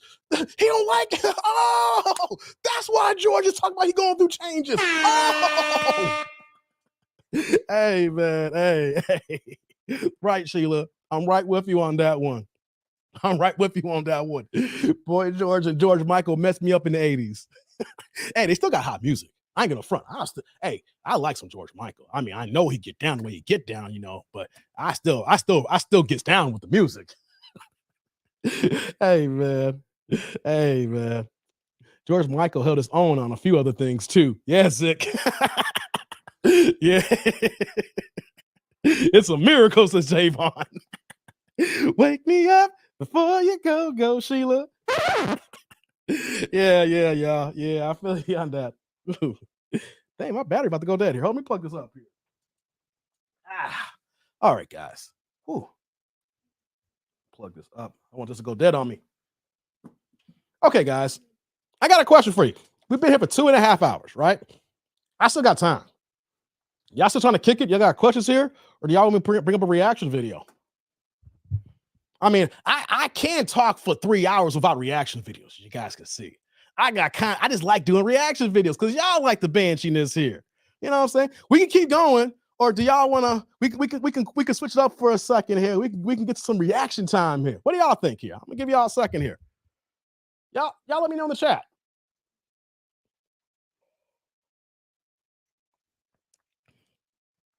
Damn, Shawna, wake me up. I want to have sex.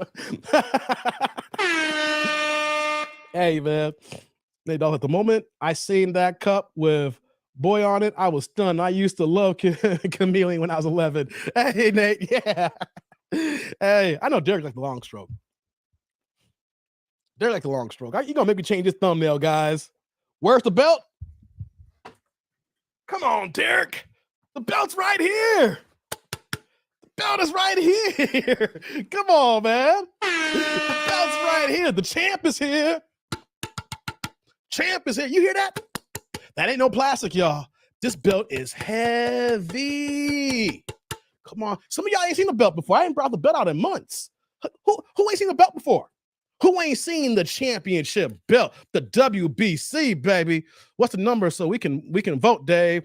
1 for reaction video. 2, we just continue talking. We just kicking back. Keep it going here. So 1 for the video, 2 to keep the show going how we doing here right now. See how that gold just shine? You see the reflection of the gold? Look at that. You see that? I'm blinding y'all on the screen. You look at that? You see that? I'm blinding y'all. The champ is here. You know what I'm gonna do, guys, too? I'm gonna start doing some set changes here. I got this belt here. You guys know I love boxing. I love wrestling, right? I'm thinking of purchasing. I told my boy Jorge this. He's gonna go with me to the fight too. If you guys see the old boxing channel, Boxing Now podcast, my man Jorge, he a diehard boxing fan, and I want to get the WWF, not WWE. I want the original Hulk Hogan Championship belt from WrestleMania 3. They sell that bad boy. I want that belt. I want the $1 million belt. If you guys remember, I'm gonna showcase my WWF.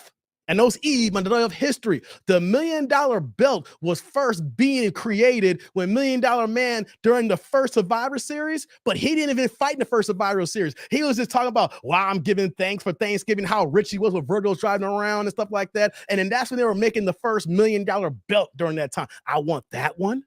I want the WWF belt from WrestleMania 3. And what I also want is the Ultimate Warrior Intercontinental belt with the white leather strap on there. The original Intercontinental belt when the Ultimate Warrior was the champion. Hey, man. Yeah, I'm going back. Look at Shawna says 1, 2, 1, 2, 1, 2. Stomps feet. God, dizzle. I saw the belt my first time watching, says Nate Dogg. That's what's up, man. Let's see what y'all saying here. People, that's right, Malay. I'm the champ is here. Who got a belt? Yeah, this thing's heavy too. A part of me was to bring this to Vegas. But I'm not gonna do that though. I'll go to Vegas, go to the fight, but I can't bring this into the building though. They'll send my ass back because the T-Mobile ain't playing. They're like, you can't bring this, you can't bring this. I can wear them on my waist like this, but they're like, no, that's not no regular belts. Okay, let's see. We got a lot of 1s. We got some 2s here. We got some 1s. Let me see here. Nah, Chicago better yet. Illinois, the whole state. We got a lot of okay. Well, it's the big show. 2 long stroke and pause. The 2, yes, 2 L's. Get the Hogan 86 belt from Fondue Belts. No, I'm getting the actual belt from WWF, WWE, the actual replica belt, the one that costs like $300 or $400, brother. I'm getting the actual one. That's the 1983 belt with the white stripes. Nah, no, my favorite one was the one that Hulk Hogan. See, there was another belt before WrestleMania 3 that I really liked, but I like the way the oval and the shape of the world was that they had on there. But the real belt that I want was the one that Hogan was rocking in WrestleMania 3 when he slammed Andre the Giant. And for people in Michigan, this is how I know. Remember this here. It was in the Pontiac Silverdome for WrestleMania 3 when they broke the attendance record. Do y'all remember that? I remember that.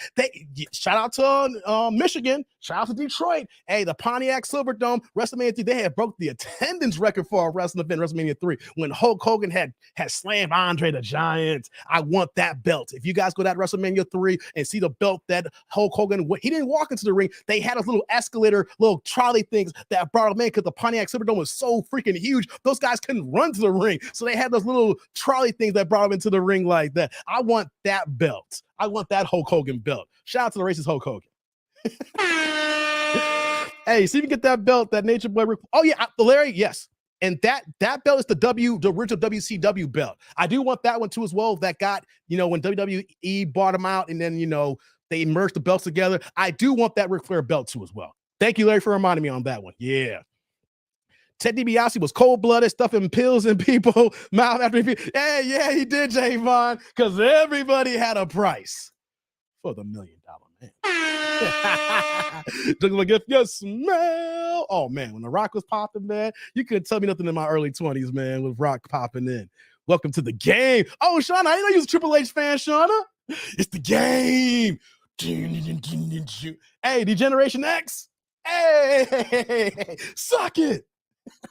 Hey, man, I have the John Cena belt that spins. I bought it once it first came out. Yeah, okay, Red Pill. I'm not a big fan that John Cena. I know I like it, but it's not enough for me to buy that belt. But I like that belt, but I wouldn't purchase that one for me personally. Yeah, and that's the bottom line. Because Stone Cold says so. Hey, man, guys. During that time here when Stone Cold popping, The Rock was going through from his Nation of Domination, become the heel, and then became the face of the WWE. That was one of my favorite times in wrestling, guys. I love that ish. So I love this chat. No doubt, man. Nick's like, I'm a big Warrior fan. I was too until I found out that he was batshit crazy. I didn't know the Warrior was wilding out like that before he passed away, man. You get a chance. I think it's on Viceland, the channel Viceland, and they have these documentaries on wrestling now, and they have a good one on the Ultimate Warrior. I didn't know dude was wilding out like that, man. It didn't make no sense, guys. Yeah. It's like I have the NWA World Title. Thomas is old school now. When he says NWA, that was before that was when NWA before it changed to the WCW. Damn, Thomas, you got that belt? That's a good look, brother. That is a good look. I rock with you on that one, man. And like, remember Freddie Blassie? You pencil neck gig classy Freddie Blassie, Anthony? You gotta put his whole name, Anthony. You gotta remember he was classy Freddie Blassie. Of course, brother. Of course we do. He's like, look up the gunmetal and gold, big gold WC belt. I got that on. It's a very nice looking one. Oh, for real, Zick? Okay, hold on. I'm gonna pull that up right now, Zick. Hold on. Let me look at that here. Which one is that belt? Hold on. I'm curious, Zick. Since you got that one. Hold on. Gun metal and gold WCW belt. I'm curious here, brother. What you got here? I know I've seen it. Oh yeah, that's the one I want, man. Yeah, that's the one. Yeah, brother. Oh yeah, I want that one too. Thank you for pointing that out. Yeah, okay, Zick. I want that one too. I'll rock with you, Zick. Thank you for putting that in my head. Thank you, brother. Yeah, I want that belt too, man. I'm jealous of you got that one. Hey, man. The Undertaker's my favorite. You love The Undertaker? Hey, man. I used to love The Undertaker too, of his interviews. Salutations. He would roll his eyes back. Remember Paul Bearer? Oh, it's the Undertaker. He was right. You just look like, oh, it's the Undertaker. I remember Paul Bearer. Hey, man. And remember when Undertaker had his battle with Kamala? Yo, I'm going back here.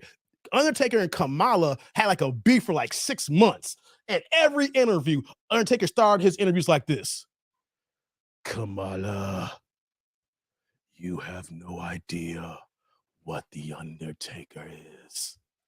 Kamala. Wait, he always say like that. Kamala. Hey, Derek, I don't know why.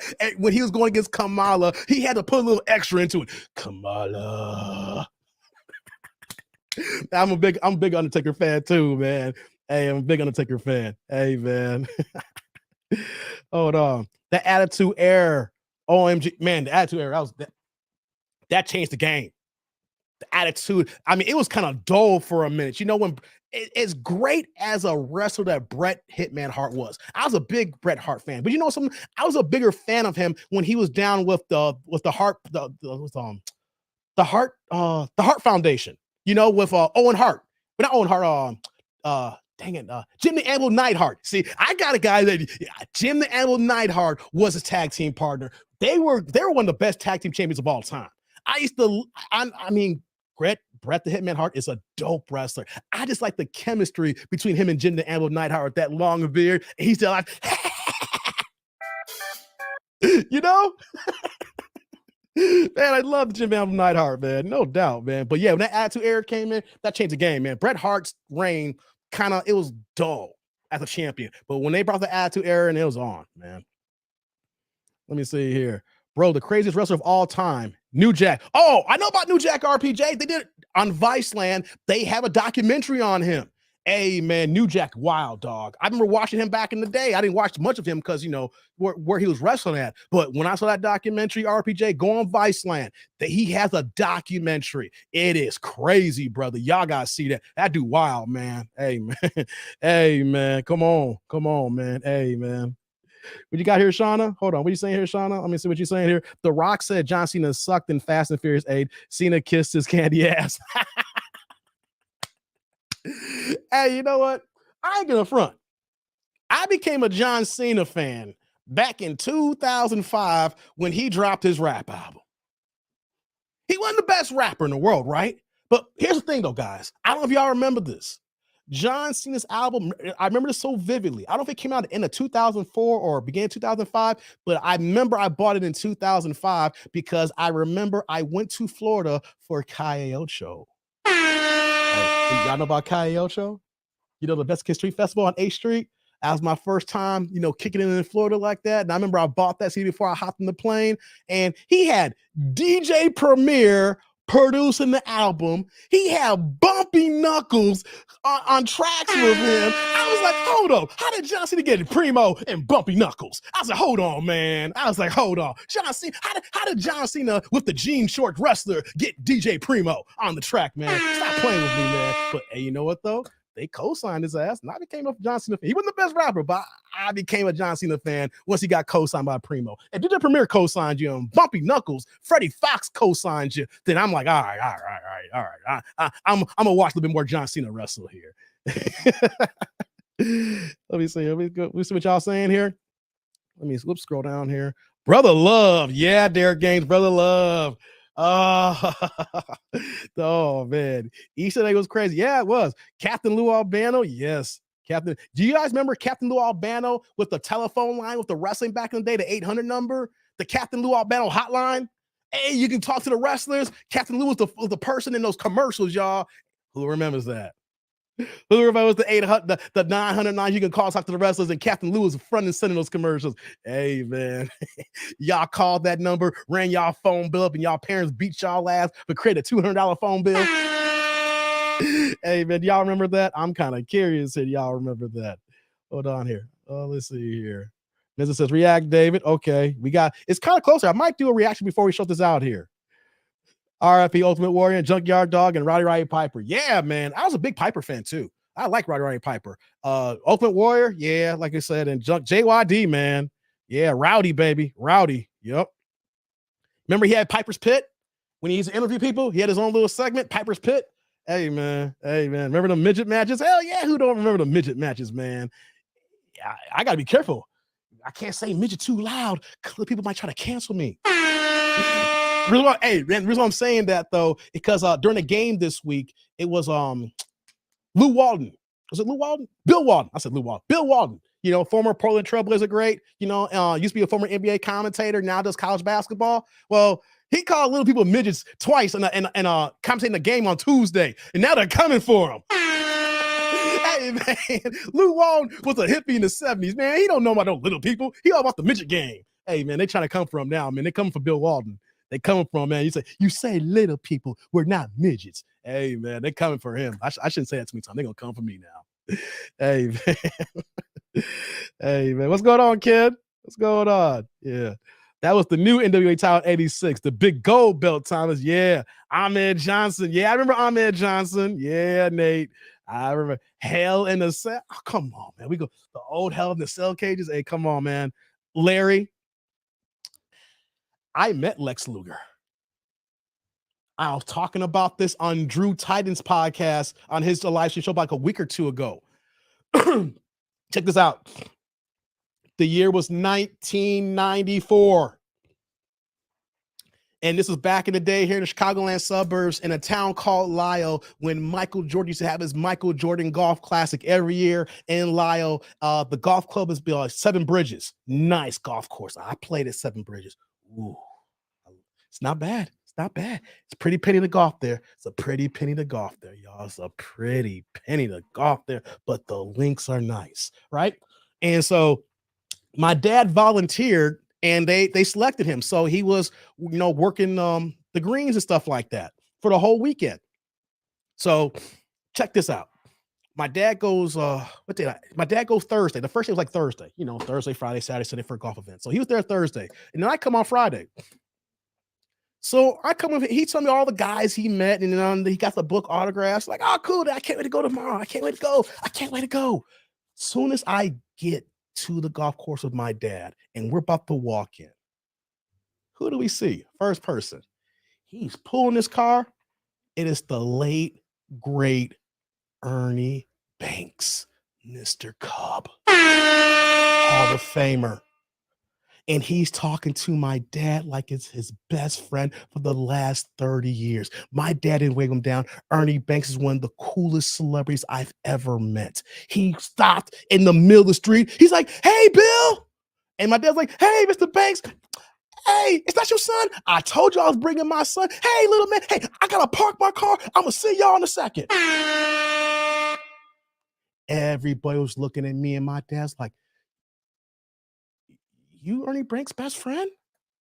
Ernie Banks parked his car, came out and talked to me and my pop for 20 minutes. And he's like, how you doing, little man? How you doing? I was with your dad yesterday and everything like that.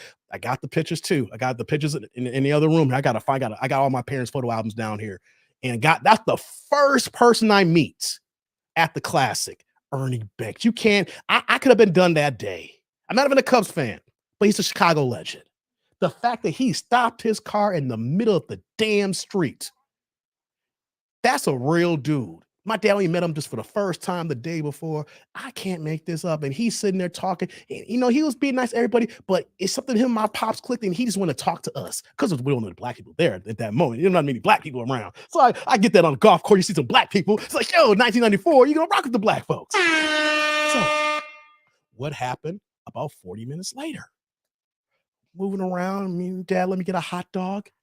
Who do I see? Lex Luger, the narcissist. Remember? He was the narcissist. Hey, man, and you see him now. He's sick.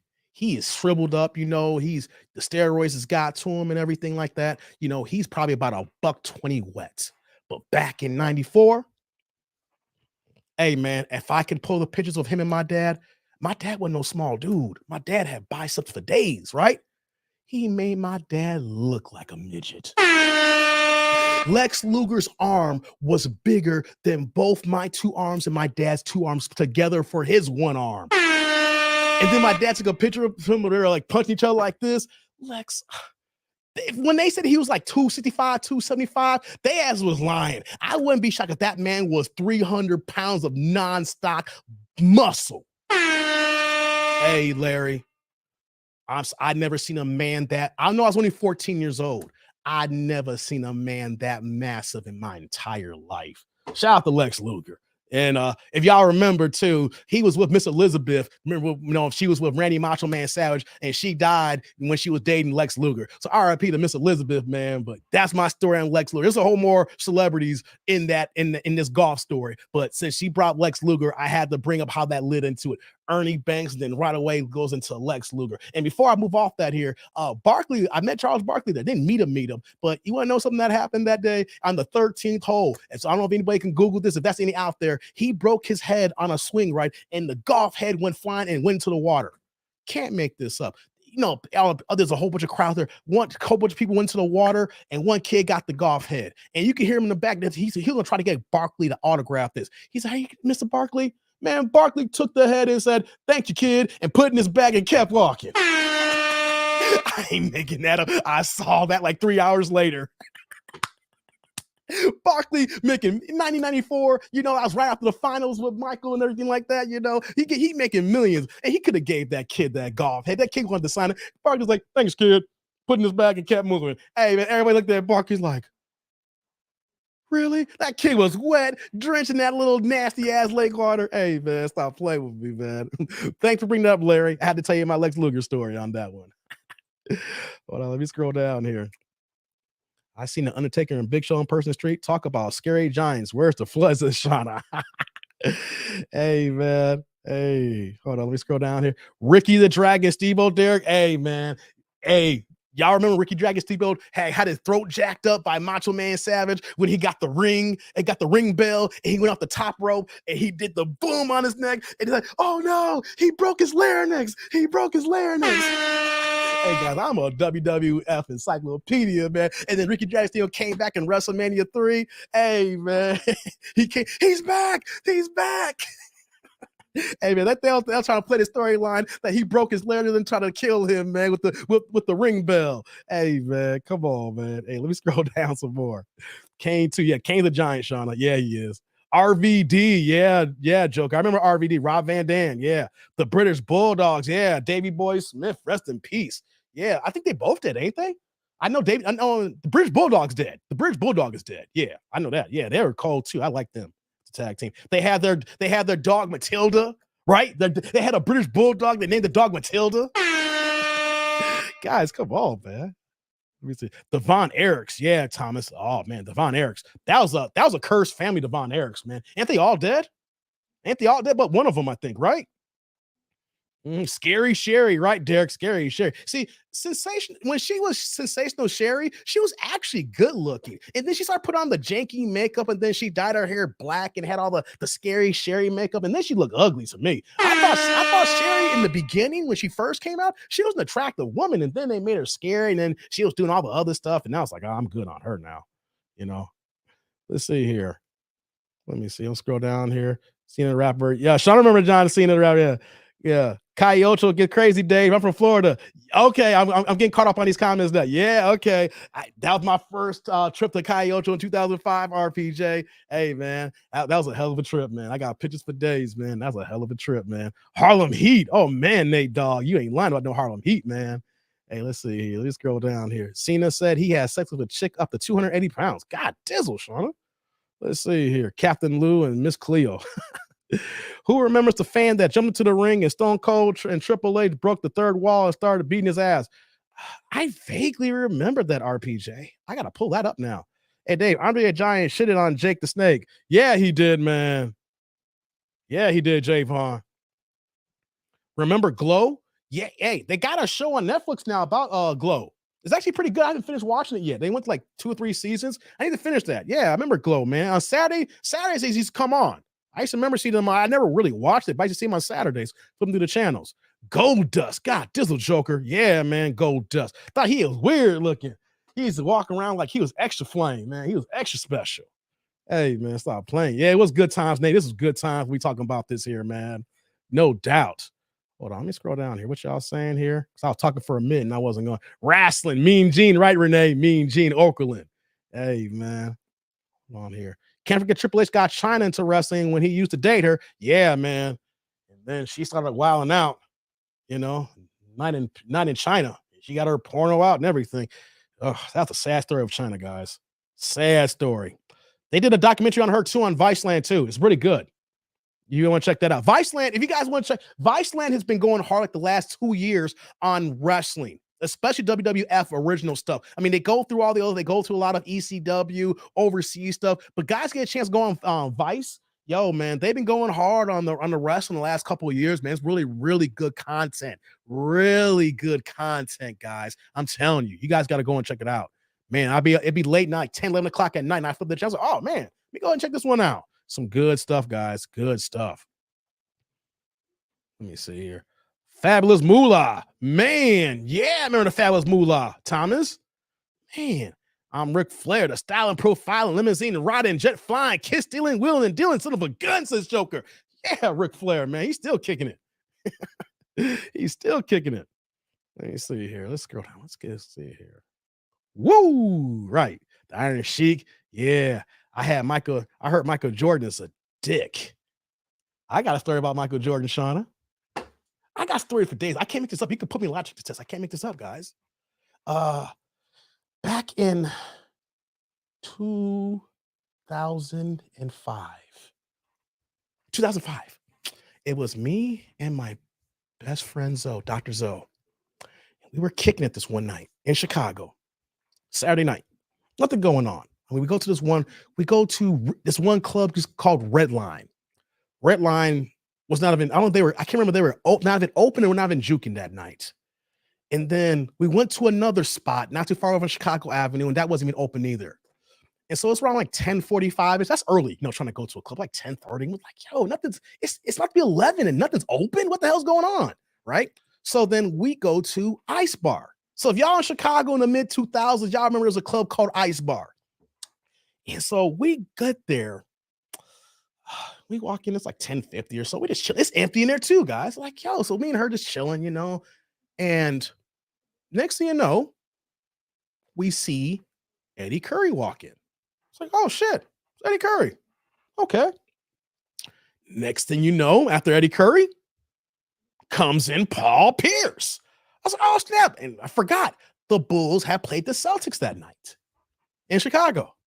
And about like 15 minutes later, we're not, and then we're on one side and we're right by the bar. We found a seat that, it's hard to get a seat in a club. And it was so empty, we were able to get a seat. So we're sitting down, we're by the bar, just chilling, just mind our own business. We ain't got nothing else going on. It's like 25 minutes later, I turn around and lo and behold, I see this 6'6" brother wearing a white Jordan brand shirt, wearing his black Kango backwards. The one and only MJ. I look up and I gave him I didn't want to blow. I gave him the head nod. I'm looking up. He's 6'6". I'm sitting down. He walked by. He's like, "What's up, bro?" I was like, "Yo, it's MJ. It's MJ." Well, hold on. That's not the story. The story is he was going through his divorce with Juanita, but this wasn't the finalized divorce. This is when they had reconciled. I cannot make this up. They literally was going through that divorce and they had reconciled that week before and got back together, right? I was like, oh, okay. He goes back to VIP and it wasn't packed that night.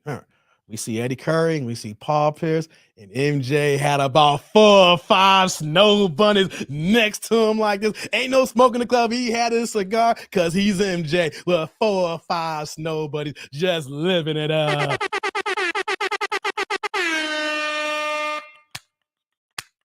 I was like, so he just reconciled Juanita a week ago. And he got 4 or 5 snow bunnies just chilling. And he just like this. You see Paul Pierce, you see Eddie Curry, he's like this. I was like, Mike. Oh, Mike.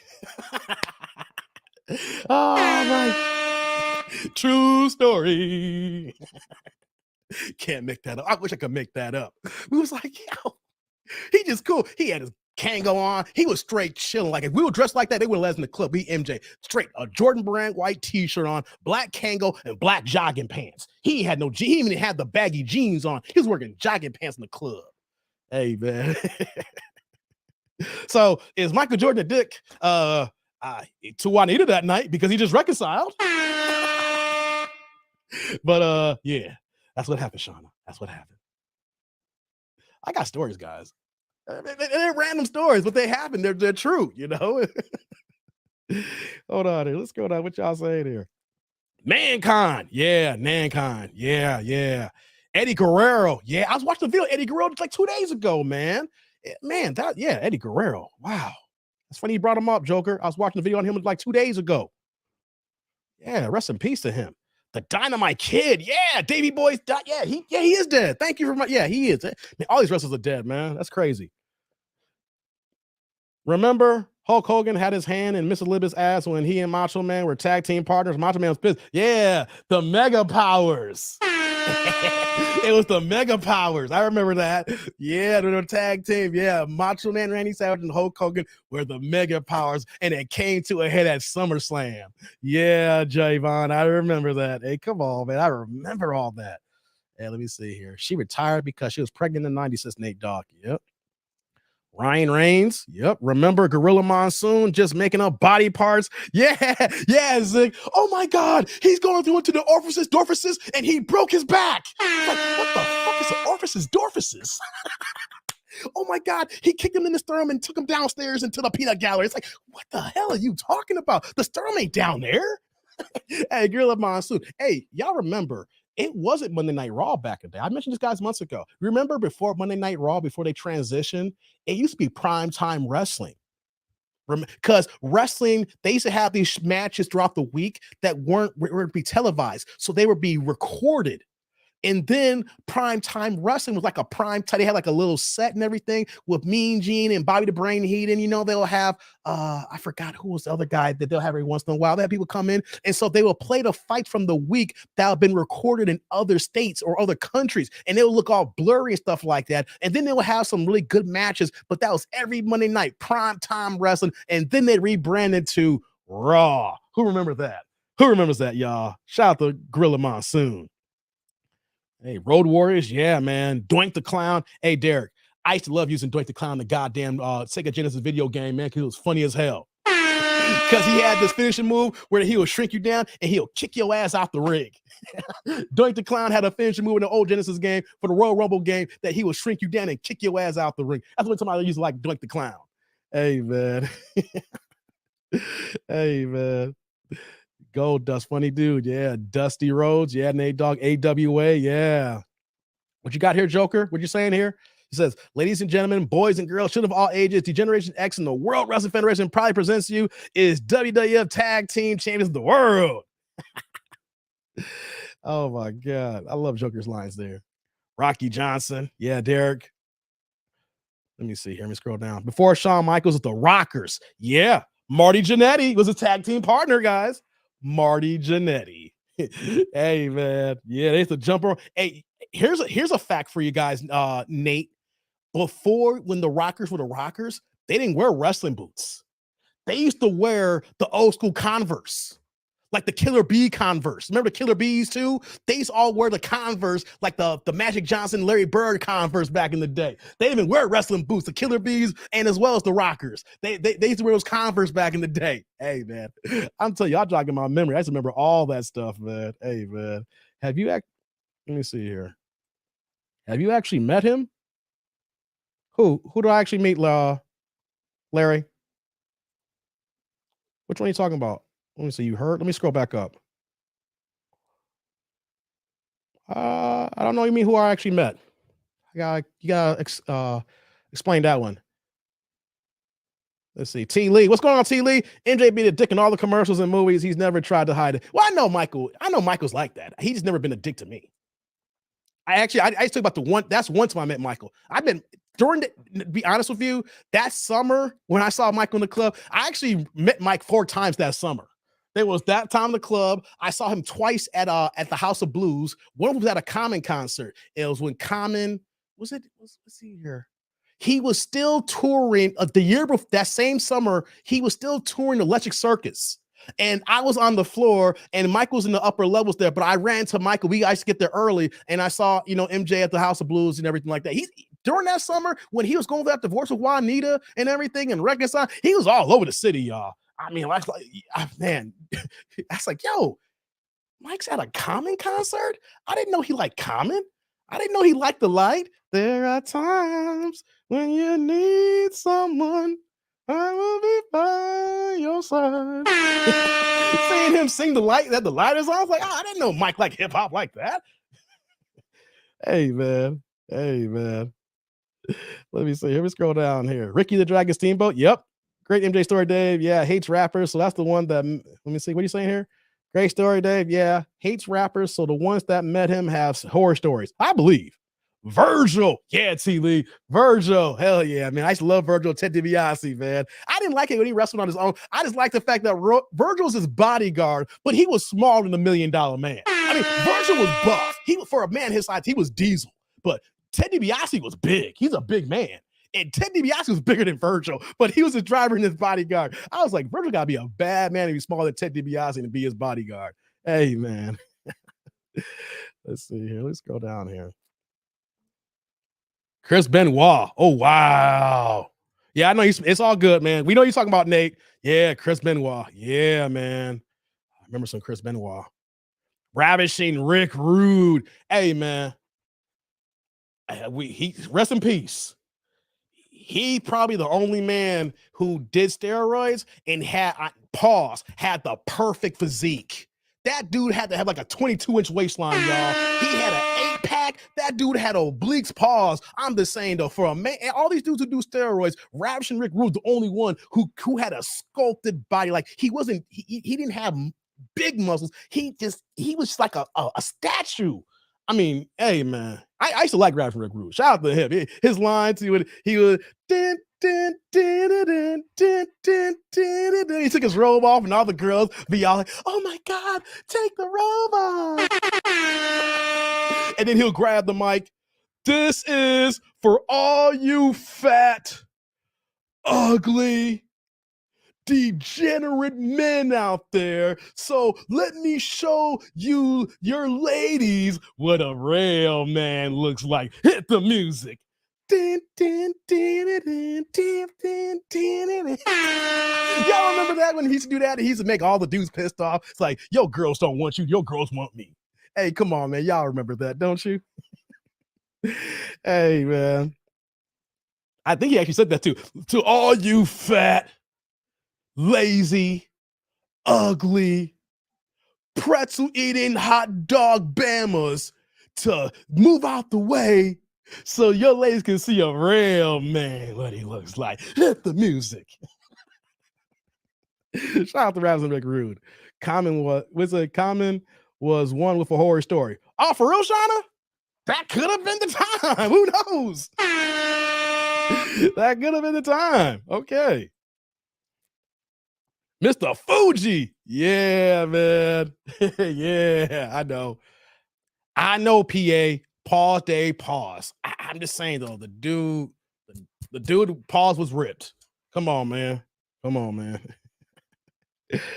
Hey, man, hold on. Hey, shout out to Darrell here with the $1.99 $2 holla here, man. I'm 6 months in, y'all.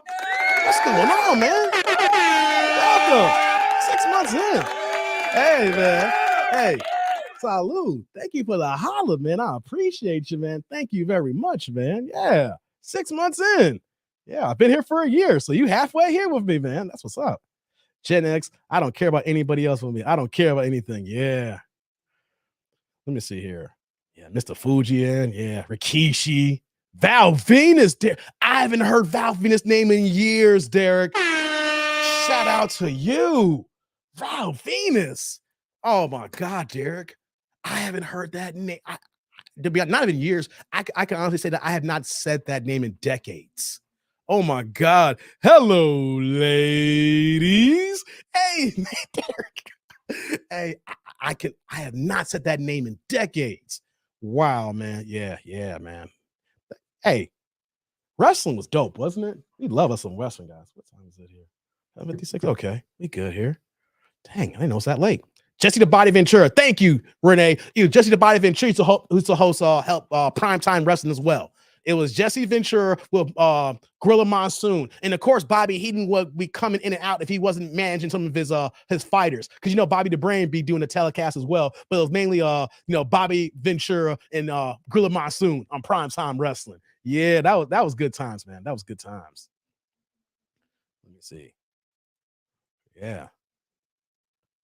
I'm all caught up on the comments, guys. Yeah, Rick Dude. Yeah, Rick Dude went at Jake the Snake's wife. Yeah, that was a lot there. Yeah, Nikita Koff, man. Yeah, Viscera, man. Yo, guys, this is dope, man. We talking about all this back old school. You know what though? It shouldn't surprise me because how big wrestling is today still. But wrestling is not big without the legacy like us that helped WWE get to where it's at. So we all grew up on that. It's a little bit different now when we see how wrestling is, but man, the 80s were the glory days for me. The 80s and the 90s, man, it was just getting into it. And then when, like I said, when the D-Generation X, the Attitude Era kicked in, man, and The Rock was doing this thing with Stone Cold. I don't know what it was. It was like The Rock and Stone Cold were fighting each other every single week at one point. It wasn't no official matches, but they'll be going at it every week in the back room and all kinds of crazy stuff, man. Oh, Nate Dogg, check us out here. Leapin' Lanny Poffo, which is also Randy Macho Man Savage's brother. I think he just passed away. Remember, he used to be the poet. Leapin' Lanny Poffo was also the poet, was also Randy Macho Man Savage's brother. And hey, Sheila, here's a fun fact. They used to live in Downers Grove, about 25 minutes away from us, Sheila. I believe that Leaping Lanny Poffo and Macho Man went to Downers Grove North High School, Sheila. Yeah, Macho Man's local. Macho Man was in the Chicagoland suburbs. Macho Man's literally about 25 minutes down the street at one time. Hey, man, yeah, him and his brother, Downers Grove North High School. Yeah, man. Zick says, Brutus the Barber, Beefcake. He had those shears. Hey, man. Yeah, no doubt. Kurt Angle, yes. Poffo was the genius. Yes. Yes. Remember when Busey used to get picked on and how he runs? Yes. Yes. Yes. What up, Goonie Gamer? What's going on, man? Glad you're here. Yeah. Yes. Yes, indeed. Yes. Hey, man. So when you talk about Leaping Lanny Poffo, the poet, that's local, y'all. That's I first found out about that back in the day. I was like, yo, he from Downers Grove? Oh, snap. Hey, man. Yeah, man. They wouldn't be no Attitude Era thanks to NWO. They needed those wrestling wars. The NWO and the Attitude Era, when they was going back and forth with those Monday Night Wars. Hey, man. Hey, that was so classic back in the day. Because you know what, though? During that time period, I didn't know which one to watch. Like, I was always heavy in WWF. But when the NWO kicked in, it was like, okay, what do I watch? So it got to a point where that I would switch off and I would use my VCR to record one and I watched live on the other one. And I was done, I'll go watch the other one. That's how cold it was back then because they were going at it and competing with each other on those Monday Night Wars, guys. Hey, man. Hey, not the poet that his character was the genius. Thank you, genius. My bad, the genius. Yeah, sorry about that. Sorry. Yes, the genius. Yes. No. He was the poet, wasn't he too? No, he's the genius. You're right. So many wrestlers in my head here. It's like an overload, download of memories right now. And so a lot getting scrambled here. Thanks, Zick. Thanks. Tito Santana. Hey, man. Tito Santana. Yeah, he could fight. Tito Santana could fight. He wasn't my favorite, but he was a crowd favorite. He could fight. Yeah, Tito could fight, man. Tito could fight. P.A. Tega says, I know the no-name wrestlers, John Fargo and Coco Beware. Coco Beware. Coco Beware. Hey, man. Y'all remember Coco Beware? Hey, man. Coco Beware, y'all. Hey, man. Oh, my. This is a dope conversation. We got to have more wrestling talk. Man. The model, Rick Martel, is one of my favorite. Rick Martel, Zick. I ain't heard Rick Martel's name in a while. Oh, my God, guys. Y'all just downloading all these names I haven't even said or watched. Man, oh Lord have mercy. Zick, thank you on that one. Rick Martel. Oh my God, y'all. Hey, man. Y'all. Oh my God. Hey, man. So we must mention Stone Cold. What? Macho Man was in the Cincinnati Reds farm system before WWF. Hey, Macho Man was a hell of an athlete. He was also he wrestled like real wrestling, not like wrestling. He was wrestling, baseball. Macho Man was just an all-around athlete. He was an all-around athlete. Yeah, you're right, Derek. He was cold, man. Hey, do you remember when Macho Man had a rap album back in 2003? Hey, Macho Man had a rap album in 2003, man. He was spitting hot fire. Who remembers that? Do y'all even remember him dropping a bar back in 2003? Hey, man. Hey, stop playing with me, man. Hey, man. I don't know if y'all remember that, man. He dropped a hot 16 back then. We got here, RBJ said, yeah, that was back in the wrestling days. I went to a tournament, and when I lost, he congratulated me by telling me how bad I got my ass handed to me, Derek. Dang, RPJ. Hey, that's crazy, man. The Moondogs this time. Okay. Remember Mr. T got into wrestling? Oh, of course. Was it Mr. T in WrestleMania 1? I think Mr. T was WrestleMania 1. Correct me if I'm wrong, guys. I don't know if it was WrestleMania 2, but I thought Mr. T was WrestleMania 1.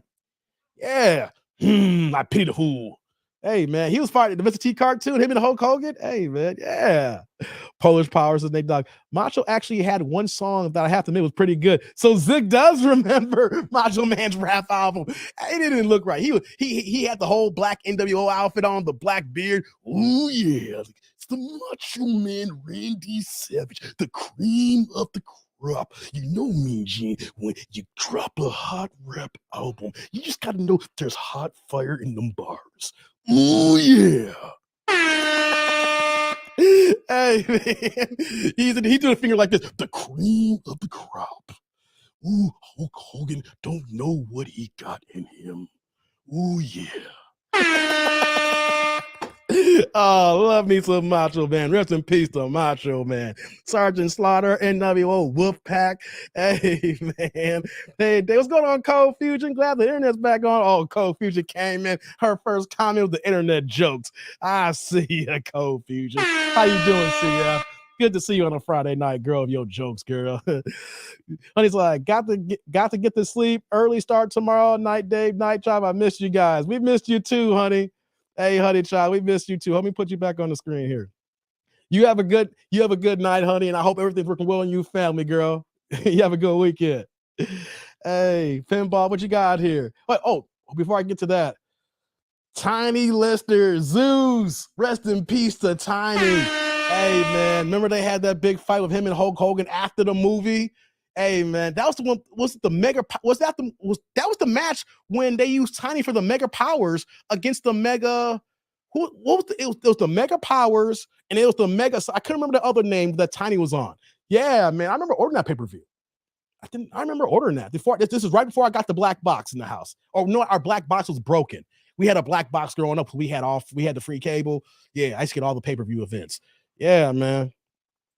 Let me see. What you got here, Pinball? Said, my granny and I will watch AWA out of Chicago Sundays after church back in the 70s. Been a fan since then. Long live the NWA. I wasn't a WWF fan. Long live GA Championship Wrestling, 605 WTBS. No doubt, Pinball. I get that. Yeah, you know what, though? I can respect and understand that, right? Because there's some people who I know just like that. They were watching the AWA and then, of course, the original, like, NWO and NWA, WCW days. And then, like, they weren't fans of WWF because that's what they were into. And someone like me, I got into it on WWF. So I get that, though. Yeah, man. Man, you're going way back, man. You're talking about the WTBS days. Lord have mercy, man. Love it. I love it, Pinball. Man. Booker T. Hey, Derek, you know about Booker T. Booker T, enough said. Booker T, enough said. They're like, you sound just like him. I try, man. I take a shot at these impersonations. If it works, it works. It doesn't, it doesn't. You know, I try. Lorenzo's like, what up, Dave? WrestleMania is in my town this year. Oh, for real, Lorenzo? You gonna go? You know what, though? As big as a wrestling fan I was, I'd never been to a live event. I always wanted to go. I wanted my pops to take me, but this never worked out, you know? And when they do have wrestling out here in Chicago, it's at the Allstate Arena, I'm debating of seeing if I can just get into it just for a little bit so I can go to a match. I mean, the atmosphere is crazy. For 2 or 3 hours, the atmosphere is crazy, man. I got to see if I can get back into it and go to an event, man. That'd be dope. We got here, PA? You're like, best of all time, bar none, the Nature Boy, Rolex wearing, diamond ring wearing, kiss stealing, wheeling, dealing, limousine, riding, jet flying, have a hard time holding these alligators down. Hey, man, I love Ric Flair, man. Ric Flair, man. He's still getting it in after all these years, man. Woo! A Nature Boy. Hey, man. Used to love Nature Boy, man. No doubt, man. No doubt. Hold on here. Let's see here. Dave, listen to I'm Back by Macho Man. He floated on that. You're going to trip, listen to it. Trust me. I think that's the song I remember. The reason why I brought up the Macho Man rap album, Zig. I think that's the song I'm thinking of here. I'm Back. That's the reason why I brought the album up, because he only had one song. The other joints were hot garbage. Okay, that's why I brought up. He had one song that everybody's like, all right, Macho Man, we'll give you that one. The whole album was just straight up garbage. Hey, man, it's straight up garbage. Hey, man. But hey, man, yeah, I think that's the song I'm thinking of, man, because he only had one joint. Ooh, yeah. Shout out to Macho Man. Sting, yeah, Derek Sting. You know what I was mad about, though, Derek? I wish Sting was the one wrestler that I felt would have had a better career if he was in the WWF. I just felt it's how big Sting was in the WCW. I didn't think that he didn't get the push that he should have got. Like, he was one of the top guys, but I just felt that if he had just was able to get to WWF, I thought the Sting would have been a bigger, you know, as far as like the general public. You know, like, you had your WCW fans, you had WWF fans, and then people who knew both, but I just felt that Sting, if he had went to WWF early in his career, he would be big time. Like, the casual, you know, who don't even watch wrestling would know about him more. I mean, that's just my personal opinion. I could be wrong. I always felt that. Like I used to see his competition, used to watch him. I'm saying to myself, man, I want to see Sting against a prime Macho Man. I want to see Sting against a prime, Bret the Hitman Hart. Not when, I want to see, a prime Shawn Michaels. I want to see those type of matches. You know what I mean? I could be off. That's just my personal opinion. Let's see here. Rey Mysterio. Yeah, Thomas. Rey Mysterio. The Steiners. Yeah, Derek. Yeah. The pinball, like, guess what I'm telling my age on that one, Dave. It's all good, pinball. Hey, man. Hey, it's a beautiful thing getting older, man. You can tell your age all day, man. It's a beautiful thing for us to get old. It's a beautiful thing to get gray hairs. It's a beautiful day to knowing that we wake up each day. So if you showing your age, man, that's beautiful, dog. I'm just gonna call it out like that. It's all good, pinball. It's all good, man. Hey. You got memories that some people don't even have. And like for me, because you're a little bit older than me, I wish I could have those memories like that. Like I love my memory, but like the older joints, part of me is like, yeah, I wish I could go back and watch that. It's all good, brother. It's all good. Show your age, man. Show your age. Everybody rock it. George the Animal Steel, mister. Yeah, he had the green tongue. Remember he kidnapped Miss Elizabeth? Yeah, with his hairy ass back and everything like that. He kidnapped Miss Elizabeth. Remember that? He put her on the shoulder like he was King Kong and running off of her. Hey man. Come on. Shout out to George Animal Steel, man. Ray the Clippler. Yeah, Vessel Flies. Yeah. Let me see here. I'll get caught up. Thank you. Yeah, like and subscribe, guys. Like this video, guys. This video, the thumbnail is what we talked about today. I had a whole show planned out, and it took a turn, boy. It took a crazy turn. Yes, Dave, I'm a big wrestling fan. Shout out to you, Lorenzo. I hope you enjoy that bad boy, man. I hope you enjoy that. The ladders and table cage matches. I used to love those too, Shawna, no doubt. Ric Flair said he was beating the heck out of people wearing $600 lizard shoes. Yeah, hey, man. Ric Flair had no shame in this game what he was doing, man. Talk about someone who paid getting it in. It's like, yo, I'm going to beat your ass in $600 Gators lizard shoes. You let me know. Hey, man. Hey, man. Hey, man. Let me see here. All righty. Nate's like, here's an old one. Chief J. Strongbow. No, I'm going to say Nate, dog? You got me on that one. I don't know that name. Yeah, I admit. Like you could tell. My mind is great. I admit. I don't know that one, man. You gotta put me on game on that one. I'm about to look this one up now. All right, FYI, Hulk Hogan has a rap song too. It's hilarious. Yeah, Zick, Hulk did rap. Hey, man. All these cats took a time rapping. Didn't they all? Did they all took a chat? They all took that little stab and rapping. So why are you doing that? Why are you doing that to yourselves, man? Stop it, man. Stop it. Why are you doing that, man? Oh my God. The Rock and Roll Express versus the Midnight Express. Damn, Thomas. I ain't heard that one in a minute.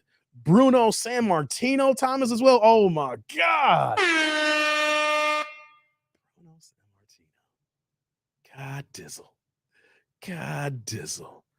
Hey, man. George scared the S out of me in the early 80s. Hey, George scared me with that hairy ass back, man. I just want to get some clippers and just, I wanted to do a 40-year-old virgin to his back.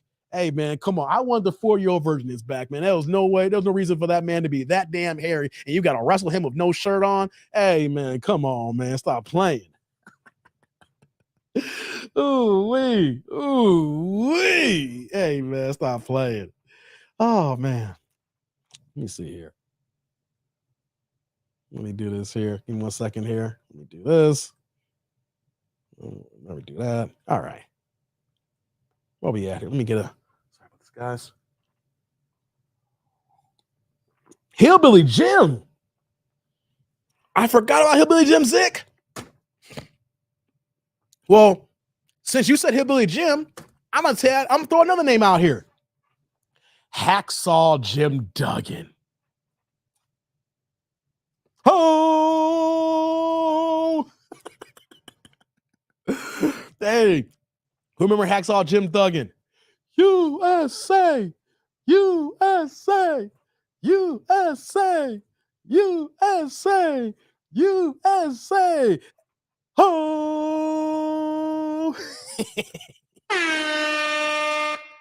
Who remembers Hacksaw Jim Duggan?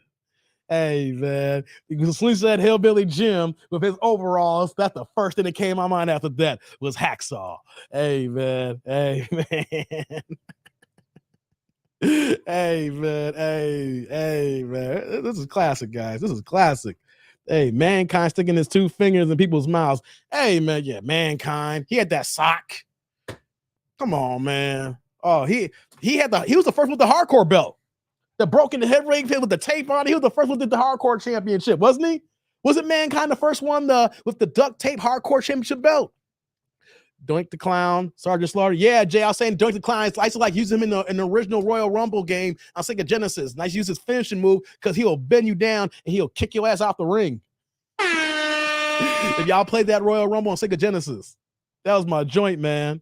That was my joint. Hey, man, yep. Thumbs always up, says Dick Dog. Yeah, man. I hope Mankind washed that sock. Hey, man, RPJ, do you think that dude washed his socks? Do you think he actually washed every day? Do you really think he washed every day? That sock was probably dirty as hell. Hey, man. Hey, man. Always carried that 2x4. Yeah, he did, man. He had that 2x4. No doubt, man. The Dudley Boys. Yo, Lorenzo, I forgot about the Dudley Boys. Hey, so you said the Dudley Boys. I'm drawing a blank, but what was the one tag team? The Bushwhackers. Remember the Bushwhackers? Hey, man. Hey. Y'all heard the Bushwhackers? No, he didn't. We mean RPJ. We mean no, he didn't. Oh, I see what you're saying. Yeah, who remember the Bushwhackers?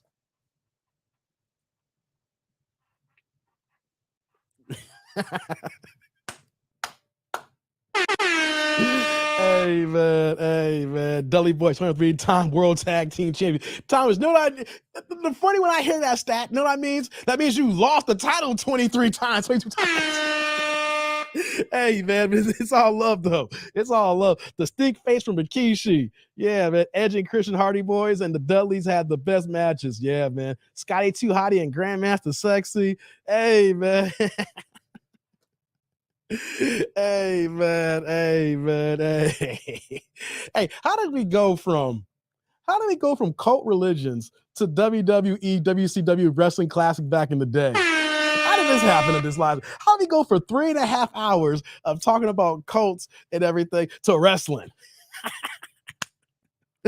Hey, man. I used to watch Glow Wrestling with the ladies. Was at Mount Fiji. I ain't gonna lie, as a kid, I wanted to bang those ladies. No lie. Hey, man. Hey, PA, go ahead. I haven't finished yet, but the actual Netflix show is pretty good about the Glow Wrestling, man. I need to finish watching that. It was pretty good.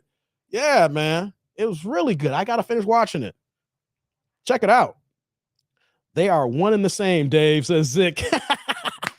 Yes, they are. Yes, indeedy, brother. Yes, indeed.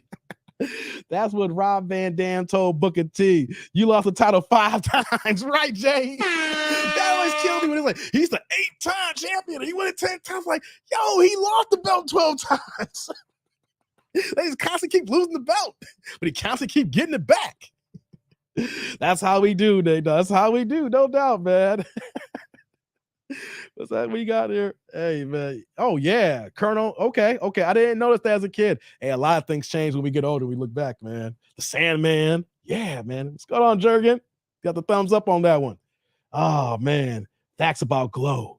Hey, man. Dave, it doesn't matter how we got the WL conversation. The Rock's voice. Right. It doesn't matter. Hey, real fast, I was watching an old clip of Nation Domination 2 days ago. It came up in my feed. It was an old clip, and I forgot who was interviewing. And this is back when The Rock was Intercontinental Champion with the Nation Domination, and I forgot who was the interview. Said, so they want to talk to the leader of the Nation Domination, and The Rock said, well, you know, and then it's like he took the mic out of, I forgot who was it? Ron Simmons? Who's the leader of Nation Domination? At the time, I'm drawing a blank right now. He's like, hey, man, I'm the leader. You getting out of pocket right now. You about to make me kick your ass. And then The Rock, for like the whole 3 minutes, had like these facial expressions that I couldn't even watch dude talk. He was like, for 3 minutes, The Rock was just being an asshole without even saying a word. Oh, my God. I was rolling. Shout out to Nation Domination. Yep, that Netflix show, Glow, you're going to like it. Wait, it ends pretty good, Dave. Okay, I gotta finish it. I think I only watched like the first like 5 or 6 episodes of season 1, and it was really good. You know how Netflix goes. You know, you got so much content on there and you lose track and you don't pick it up. So I gotta pick it up on one of these days when I have a down Saturday or Sunday and I just got nothing to do. Maybe you know what I'll do? Since I'm going to Vegas next month, I might just download that and put that on the flight. You know, put that to series, you know, first class, United, you know, go in the front, watch some Glow. For you know, I probably get a good 2 episodes in for the trip to Vegas.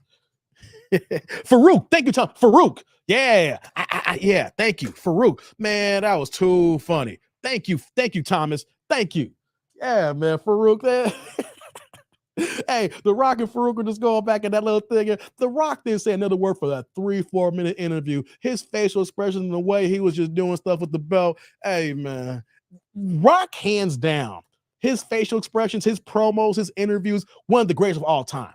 Not just, you know, take away like The Rock's charisma that he did the move his brand and being one of the biggest faces in the world today. But overall, like The Rock, he didn't have to wrestle. Rock's interview game, his promo game, hey man, that was legendary. Him and Stone Cold, their promo games were legendary. I mean, I don't know about you guys, but when it came to Monday Night Raw, I used to run to watch those because even if The Rock wasn't wrestling, I just wanted to see who the hell he's going to talk about and who he's going to clown.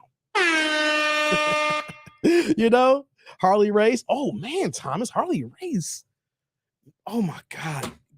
We're all bringing up names that I remembered then forgot. Man, Harley Race. Wow. Hey, man. Hey, Pinball says Rikishi must be proud of his kid's success in WWE now. Jimmy, Jay, and Solo Sakia. Their family, whoops, it scrolled up on me. Whoops, their family history and wrestling is rather lengthy. Yeah.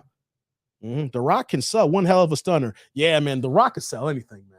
The Rock could, his promos were just legendary, man. Greg Valentine, yeah. Man, Greg Valentine, Thomas, yeah. The Four Horsemen. Greg Valentine was a good technical wrestler. He was a damn good technical wrestler. You know, he didn't have the best physique, but you know, he had skills, man. Hey, man, that Valentine family, man. Yeah, what's going on, Stan? Salute, man. Get the likes up. Yeah, the big boss, man, PA Texas. Hold on. Where was he from? From Cobb County, Georgia. Hey, wasn't the big boss man from Cobb County, Georgia? Hey, man. Hey, Dave, can you imagine Kendrick cutting the WWE promo? Damn, RPJ. That would be so bad. That would be so bad. That we need to say, hey, just don't try it. Just Kendrick need to be one of them female managers who don't say that, just be pretty. And if you smile and it's accompanied to the ring, and then even though she's not strong enough to pull the ring rope down, she'll use her big ass butt to sit on the ring so you can see all that ass, and then the wrestler coming to the ring. That's all Kendrick be good for in wrestling. She could be the female manager who will walk you to the ring and you can see her in a tight little dress. You see the booty when she get the rope down, so you can walk into between the middle ropes. That's all Kendrick be no promos. As a matter of fact, she'd be more silent than Miss Elizabeth. Miss Elizabeth never said a word. She'd be the black Miss Elizabeth. You know, won't say a word. Diamond Dallas Page. Hey, Diamond Dallas Page. I ain't heard that name in a while either, man. Hey, man. Hey, man.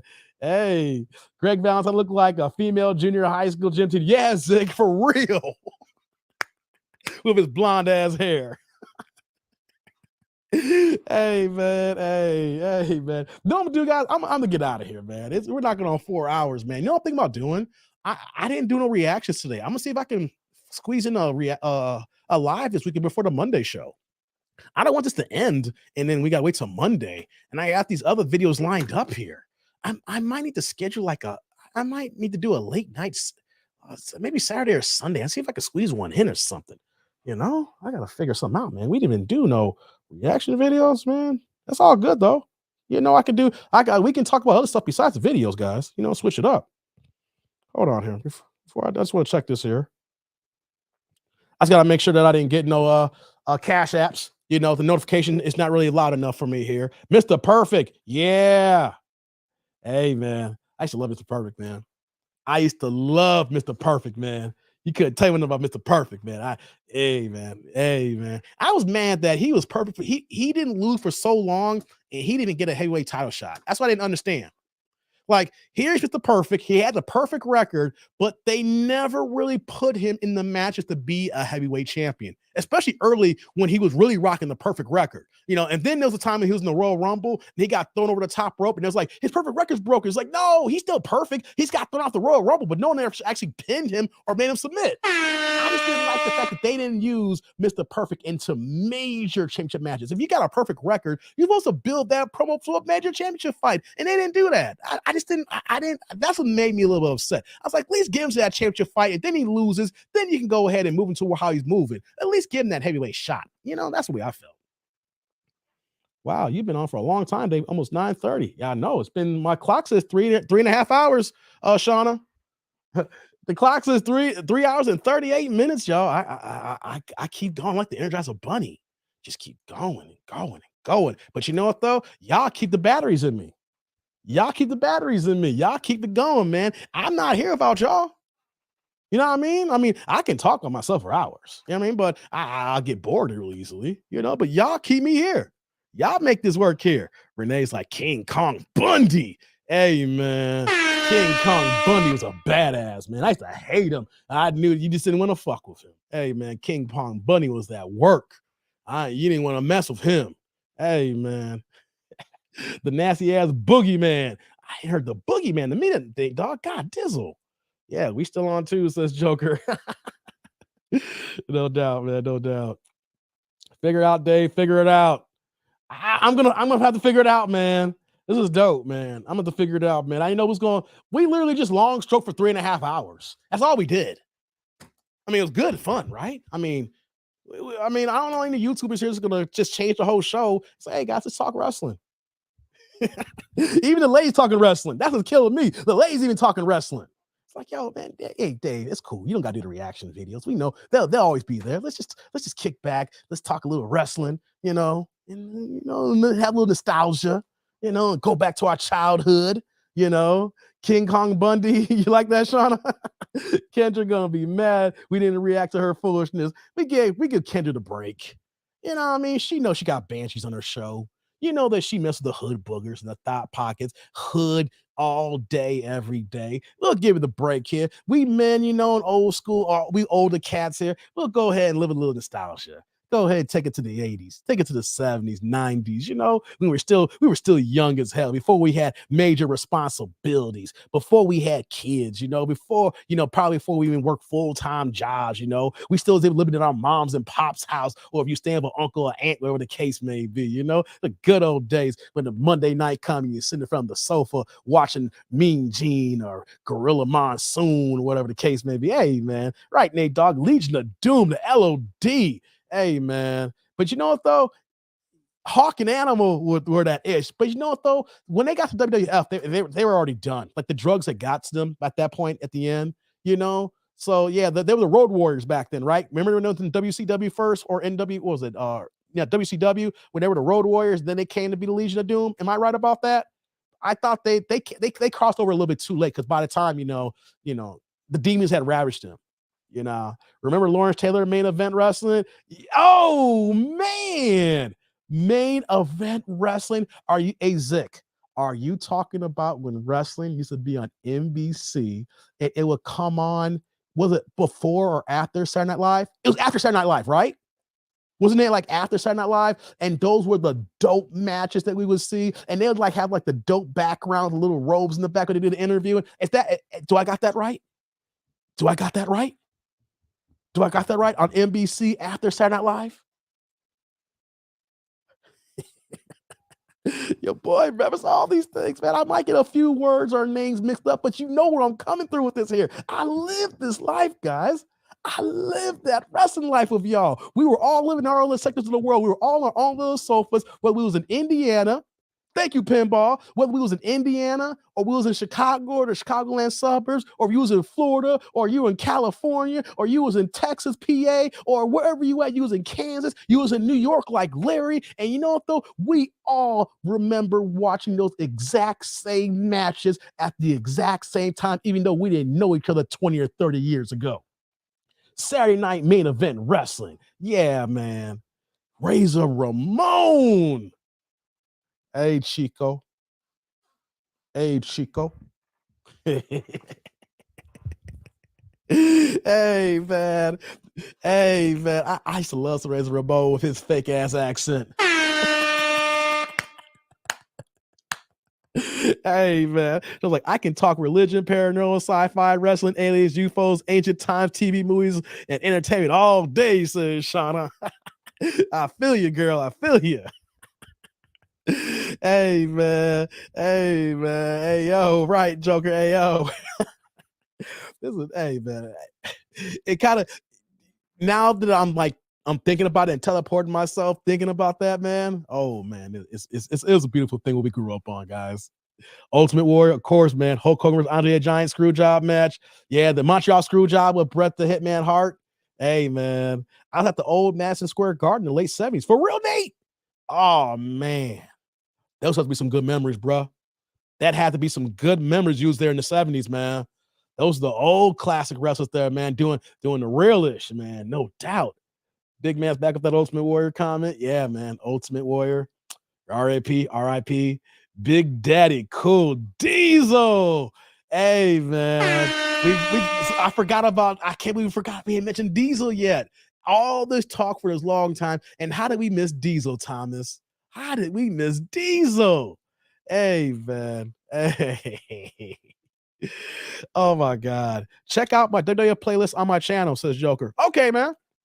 I'll check that out. Superfly Jimmy Snuka, Derek. Jimmy's the Superfly Snuka. Hey, man. He's the wrestler with no feet, no shoes on. Hey, man. AKA Big Sexy Kevin Nash. No doubt he was big sexy.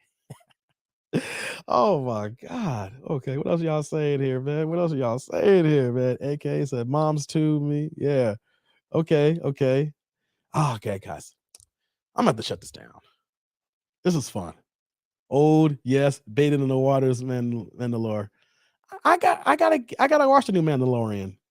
But I heard that the new Mandalorian is not gonna work right unless that you watch the other series. What was the other one that they had dropped? Dang it. Was it the Book of Boba Fett where one was? I barely watched one episode of that. So I hate the fact I like the Mandalorian, but if I gotta watch the other show to get into that one, man, I don't know. Because I literally try to watch it and I just kind of zoned out, you know? So I did like the way, this is the way. This is the way. You know what I'm saying, guys? This is the way. Boba Fett. Thank you, Shawna. I don't know if I want to watch. I try to watch that. For some reason, I wasn't really, I couldn't zone into it. I like the Mandalorian, but if they're telling me I got to watch that one to get into the new season of Mandalorian, man, I might be done. I might be done with the series. I might be done. We'll see. We'll see how I feel. I just don't have the time to watch everything like that no more, especially if I'm live streaming with y'all for 4 hours at a time. Hey, man, that was a fun walk down memory lane. Days of Lucky Charms and a punch ball on a Saturday morning, man. Yeah, man. Especially if I didn't have to go out on field service on Saturday morning. That was beautiful. When I didn't have to go out on field service, oh man, you could tell it was like Christmas, even though I didn't celebrate Christmas. I don't gotta go out on field service. I can watch Saturday cartoons. I can catch up. Oh man, I was like, it's a beautiful day. Hey, man, what's going on, Grits and Bacon? Hey, man, they all tie in. Yeah, I know, man. I know they all tie in. It's like Marvel. You got to watch all the movies of Marvel, but it's a movie, though. I can commit to a movie, these damn TV shows. Ugh. Don't forget, Dave, Floyd Mayweather fought the Big Show. Yeah, he did. Yeah, that's what helped Floyd Mayweather cross over. When Floyd Mayweather did that wrestling thing, that was the part when Floyd was changing over from Pretty Boy Floyd to Money Mayweather. That whole transition, when he fought Oscar, that the transition and being in wrestling, that helped him cross over to get, everybody knew who Floyd was. But when you do WrestleMania, you do wrestling like that, you open yourself to a big enough audience. And if people even though they know you're not a wrestler, but if people just like your character enough, that's going to drive them to go and watch the fights. If that was part of that transition, was smart marketing by Floyd Mayweather, during that whole transition, like, hey, I'm Pretty Boy Floyd. Ain't no one buying me to be the next Sugar Ray Leonard. But though, I'm going to piss everybody off and be Money Mayweather, and I'm going to have all the money. I'm going to piss everybody off because you can't beat me, and I'm going to have all the money. Perfect branding for Floyd. Perfect branding for Floyd, man. After this, I'm watching the movie The Warriors, and then the night study says car watch. I feel you on that one, Nate. I feel you, man. Saturday morning cartoon, Soul Train, wrestling, then creature feature. Man, Soul Train. Soul Train. Wherever you was at, I know for me, Soul Train came out at 11 a.m. in Chicago on Saturdays. Used to love watching Soul Train on Saturdays, 11 a.m., man. Ooh, boy. Logan Paul's a pretty good crossover celebrity, too. Dude's entertaining. Saw him live at SummerSlam. I give Logan Paul that. I give the Paul brothers are smart marketing. I give them that. They are very smart. Paul and Logan, you may hate them. You know what I'm saying? I'm not a fan of theirs like that. You know, I'm not going to say, hey, I got to go see Logan Paul. I got to see, no. I will say, though, they are very damn smart. They play that. And now Logan's in the WWE now. Smart branding. Got to give it to them on that. You may got to hate them, but they know how to make fucking money. Got to give that to them. When you figure out your angle and then you go in on and people rock with you, you know how to sell it. Hey, man, you can't get mad at the player. Just hate the game. You know, the Godfather and his 304. Oh, the Godfather. Yeah. Wow. The Godfather. Hey, man. Here we go. The chat again says, Derek, I know, man. The Warriors are one of mine. Yep. Soul Train. I will dead. Yep. Pedro Pascal cooking from The Last of Us and The Mandalorian. Okay. Yeah. The whole train says, hey, man. Yes, Soul Train. Yes, indeedy, man. Okay, guys. I'm going to get out of here. I'm going to shut it down. I give y'all, I'm going to give y'all the rest of y'all night. I need to give me some dinner and whatnot. This was dope. We're going to do this again. I'm going to see. I got to see if I can squeeze in or a Saturday or Sunday before the Monday big birthday live, guys.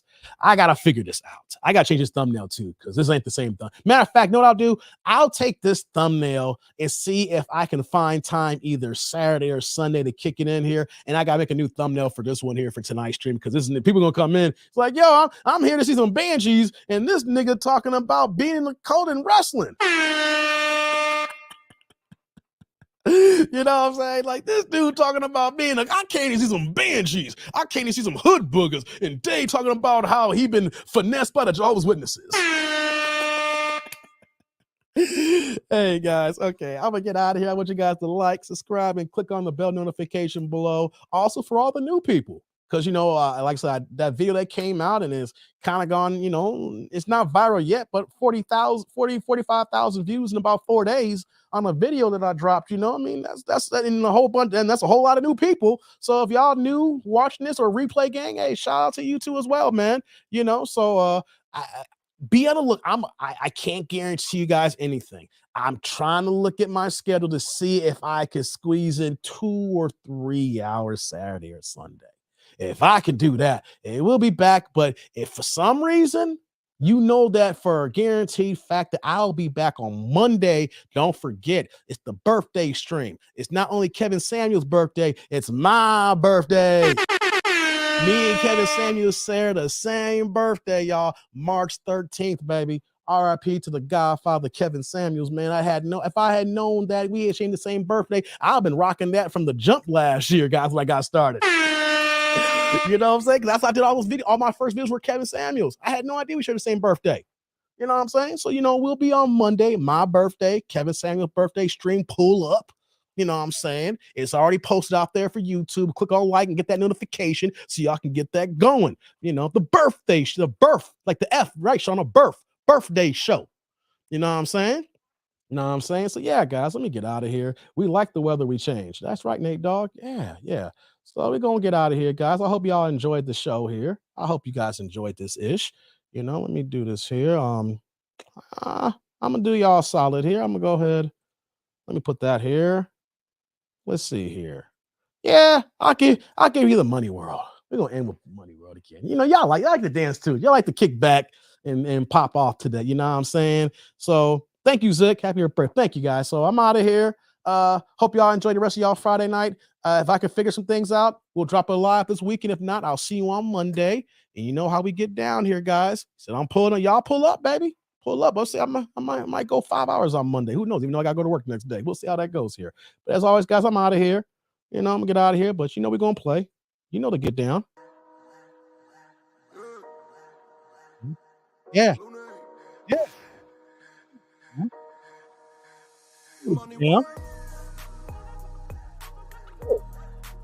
Yeah. That's how we gonna end this Friday night, y'all. Oh.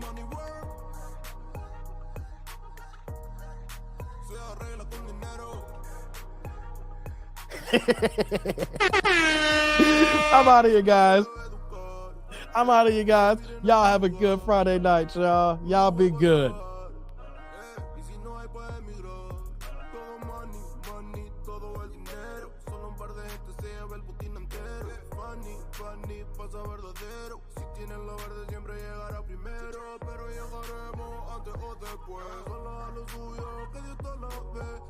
Tarde lo veré caer, somos malos buenos y tenemos fe. El dinero ya lo veré, no vendo mi alma, lo lograré. Seré el más grande, no olvidaré de dónde vengo ni cómo voy. Money work, el mundo quiere dinero. Money work, se arregla con dinero. Money work. Yo digo las cosas como son, no quiero ninguna aceptación. Tampoco vengo a pedir perdón porque mis sentimientos se volvieron la canción. Yeah. No me vale mucho como tú me ves, sabes tú me llegas solo a los pies. Para mí ser grande es un interés, ser un buen humano para mí es un deber. El dinero ya lo veré, no vendo mi alma, lo lograré. Seré el más grande, no olvidaré de dónde vengo ni cómo voy. Money work, yeah.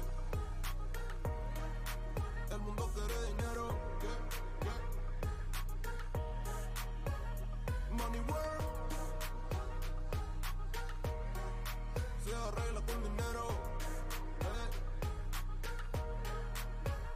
Money work, corazón, de corazón. La plata no te hace ser feliz.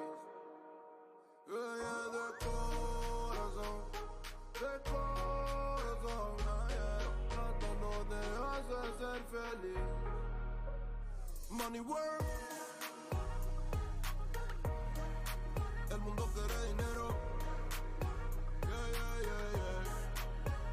Money work, money work, money work, money work. Se arregla con dinero. Money work, lunes, lunático.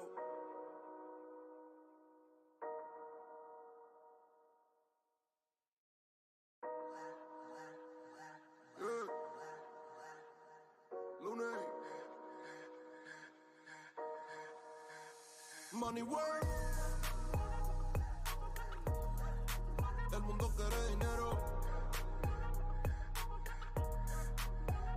Money work, se arregla con dinero. Money work, si me quiero educar, dormir en algún lugar, un lugar para trabajar, y si no hay para emigrar. Todo money, money, todo el dinero. Solo un par de gente se lleva el putín entero. Funny, funny, pasa verdadero. Si tienes lo verde siempre llegará primero, pero llegaremos antes o después. Solo a lo suyo, que Dios te la ve, que por más que tarde lo veré caer. Somos malos buenos y tenemos fe. El dinero ya lo veré, no vendo mi alma, lo lograré. Seré el más grande, no olvidaré de dónde vengo ni cómo voy. Money work, yeah. El mundo quiere dinero. Money work, se arregla con dinero, con dinero. Money work, yo digo las cosas como son, no quiero ninguna aceptación. Tampoco vengo a pedir perdón porque mis sentimientos se volvieron la canción. Yeah. No me vale mucho como tú me ves, sabes tú me llegas solo a los pies. Para mí ser grande es un interés, ser un buen humano para mí es un deber. El dinero ya lo veré, no vendo mi alma, lo lograré. Seré el más grande, no olvidaré de dónde vengo ni cómo voy. Money work, yeah. El mundo quiere dinero, yeah, yeah.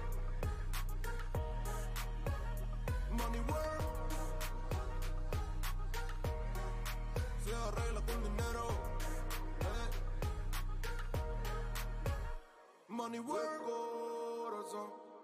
De corazón. La plata no te hace ser feliz. Yeah, de corazón. De corazón. La plata no te hace ser feliz. Money work. El mundo quiere dinero. Yeah, yeah, yeah, yeah. Money work. Se arregla con dinero. Money work. Lunes. Lunático.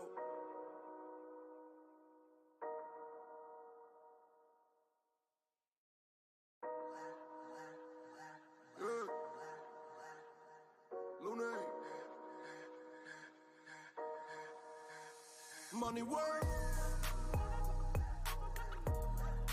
El mundo quiere dinero. Money work. Se arregla con dinero. Money work. Si me quiero educar, dormir en algún lugar, un lugar para trabajar, y si no hay para emigrar. Todo money, money, todo el dinero. Solo un par de gente se lleva el botín entero. Funny, funny, pasa verdadero. Si tienes lo verde siempre llegará primero. Pero llegaremos antes o después. Solo a lo suyo, que Dios te lo ve. Que por más que tarde lo veré caer. Somos más lo bueno y tenemos fe. El dinero ya lo veré. No vendo mi alma, lo lograré. Seré el más grande, no olvidaré de dónde vengo ni cómo voy. Money work.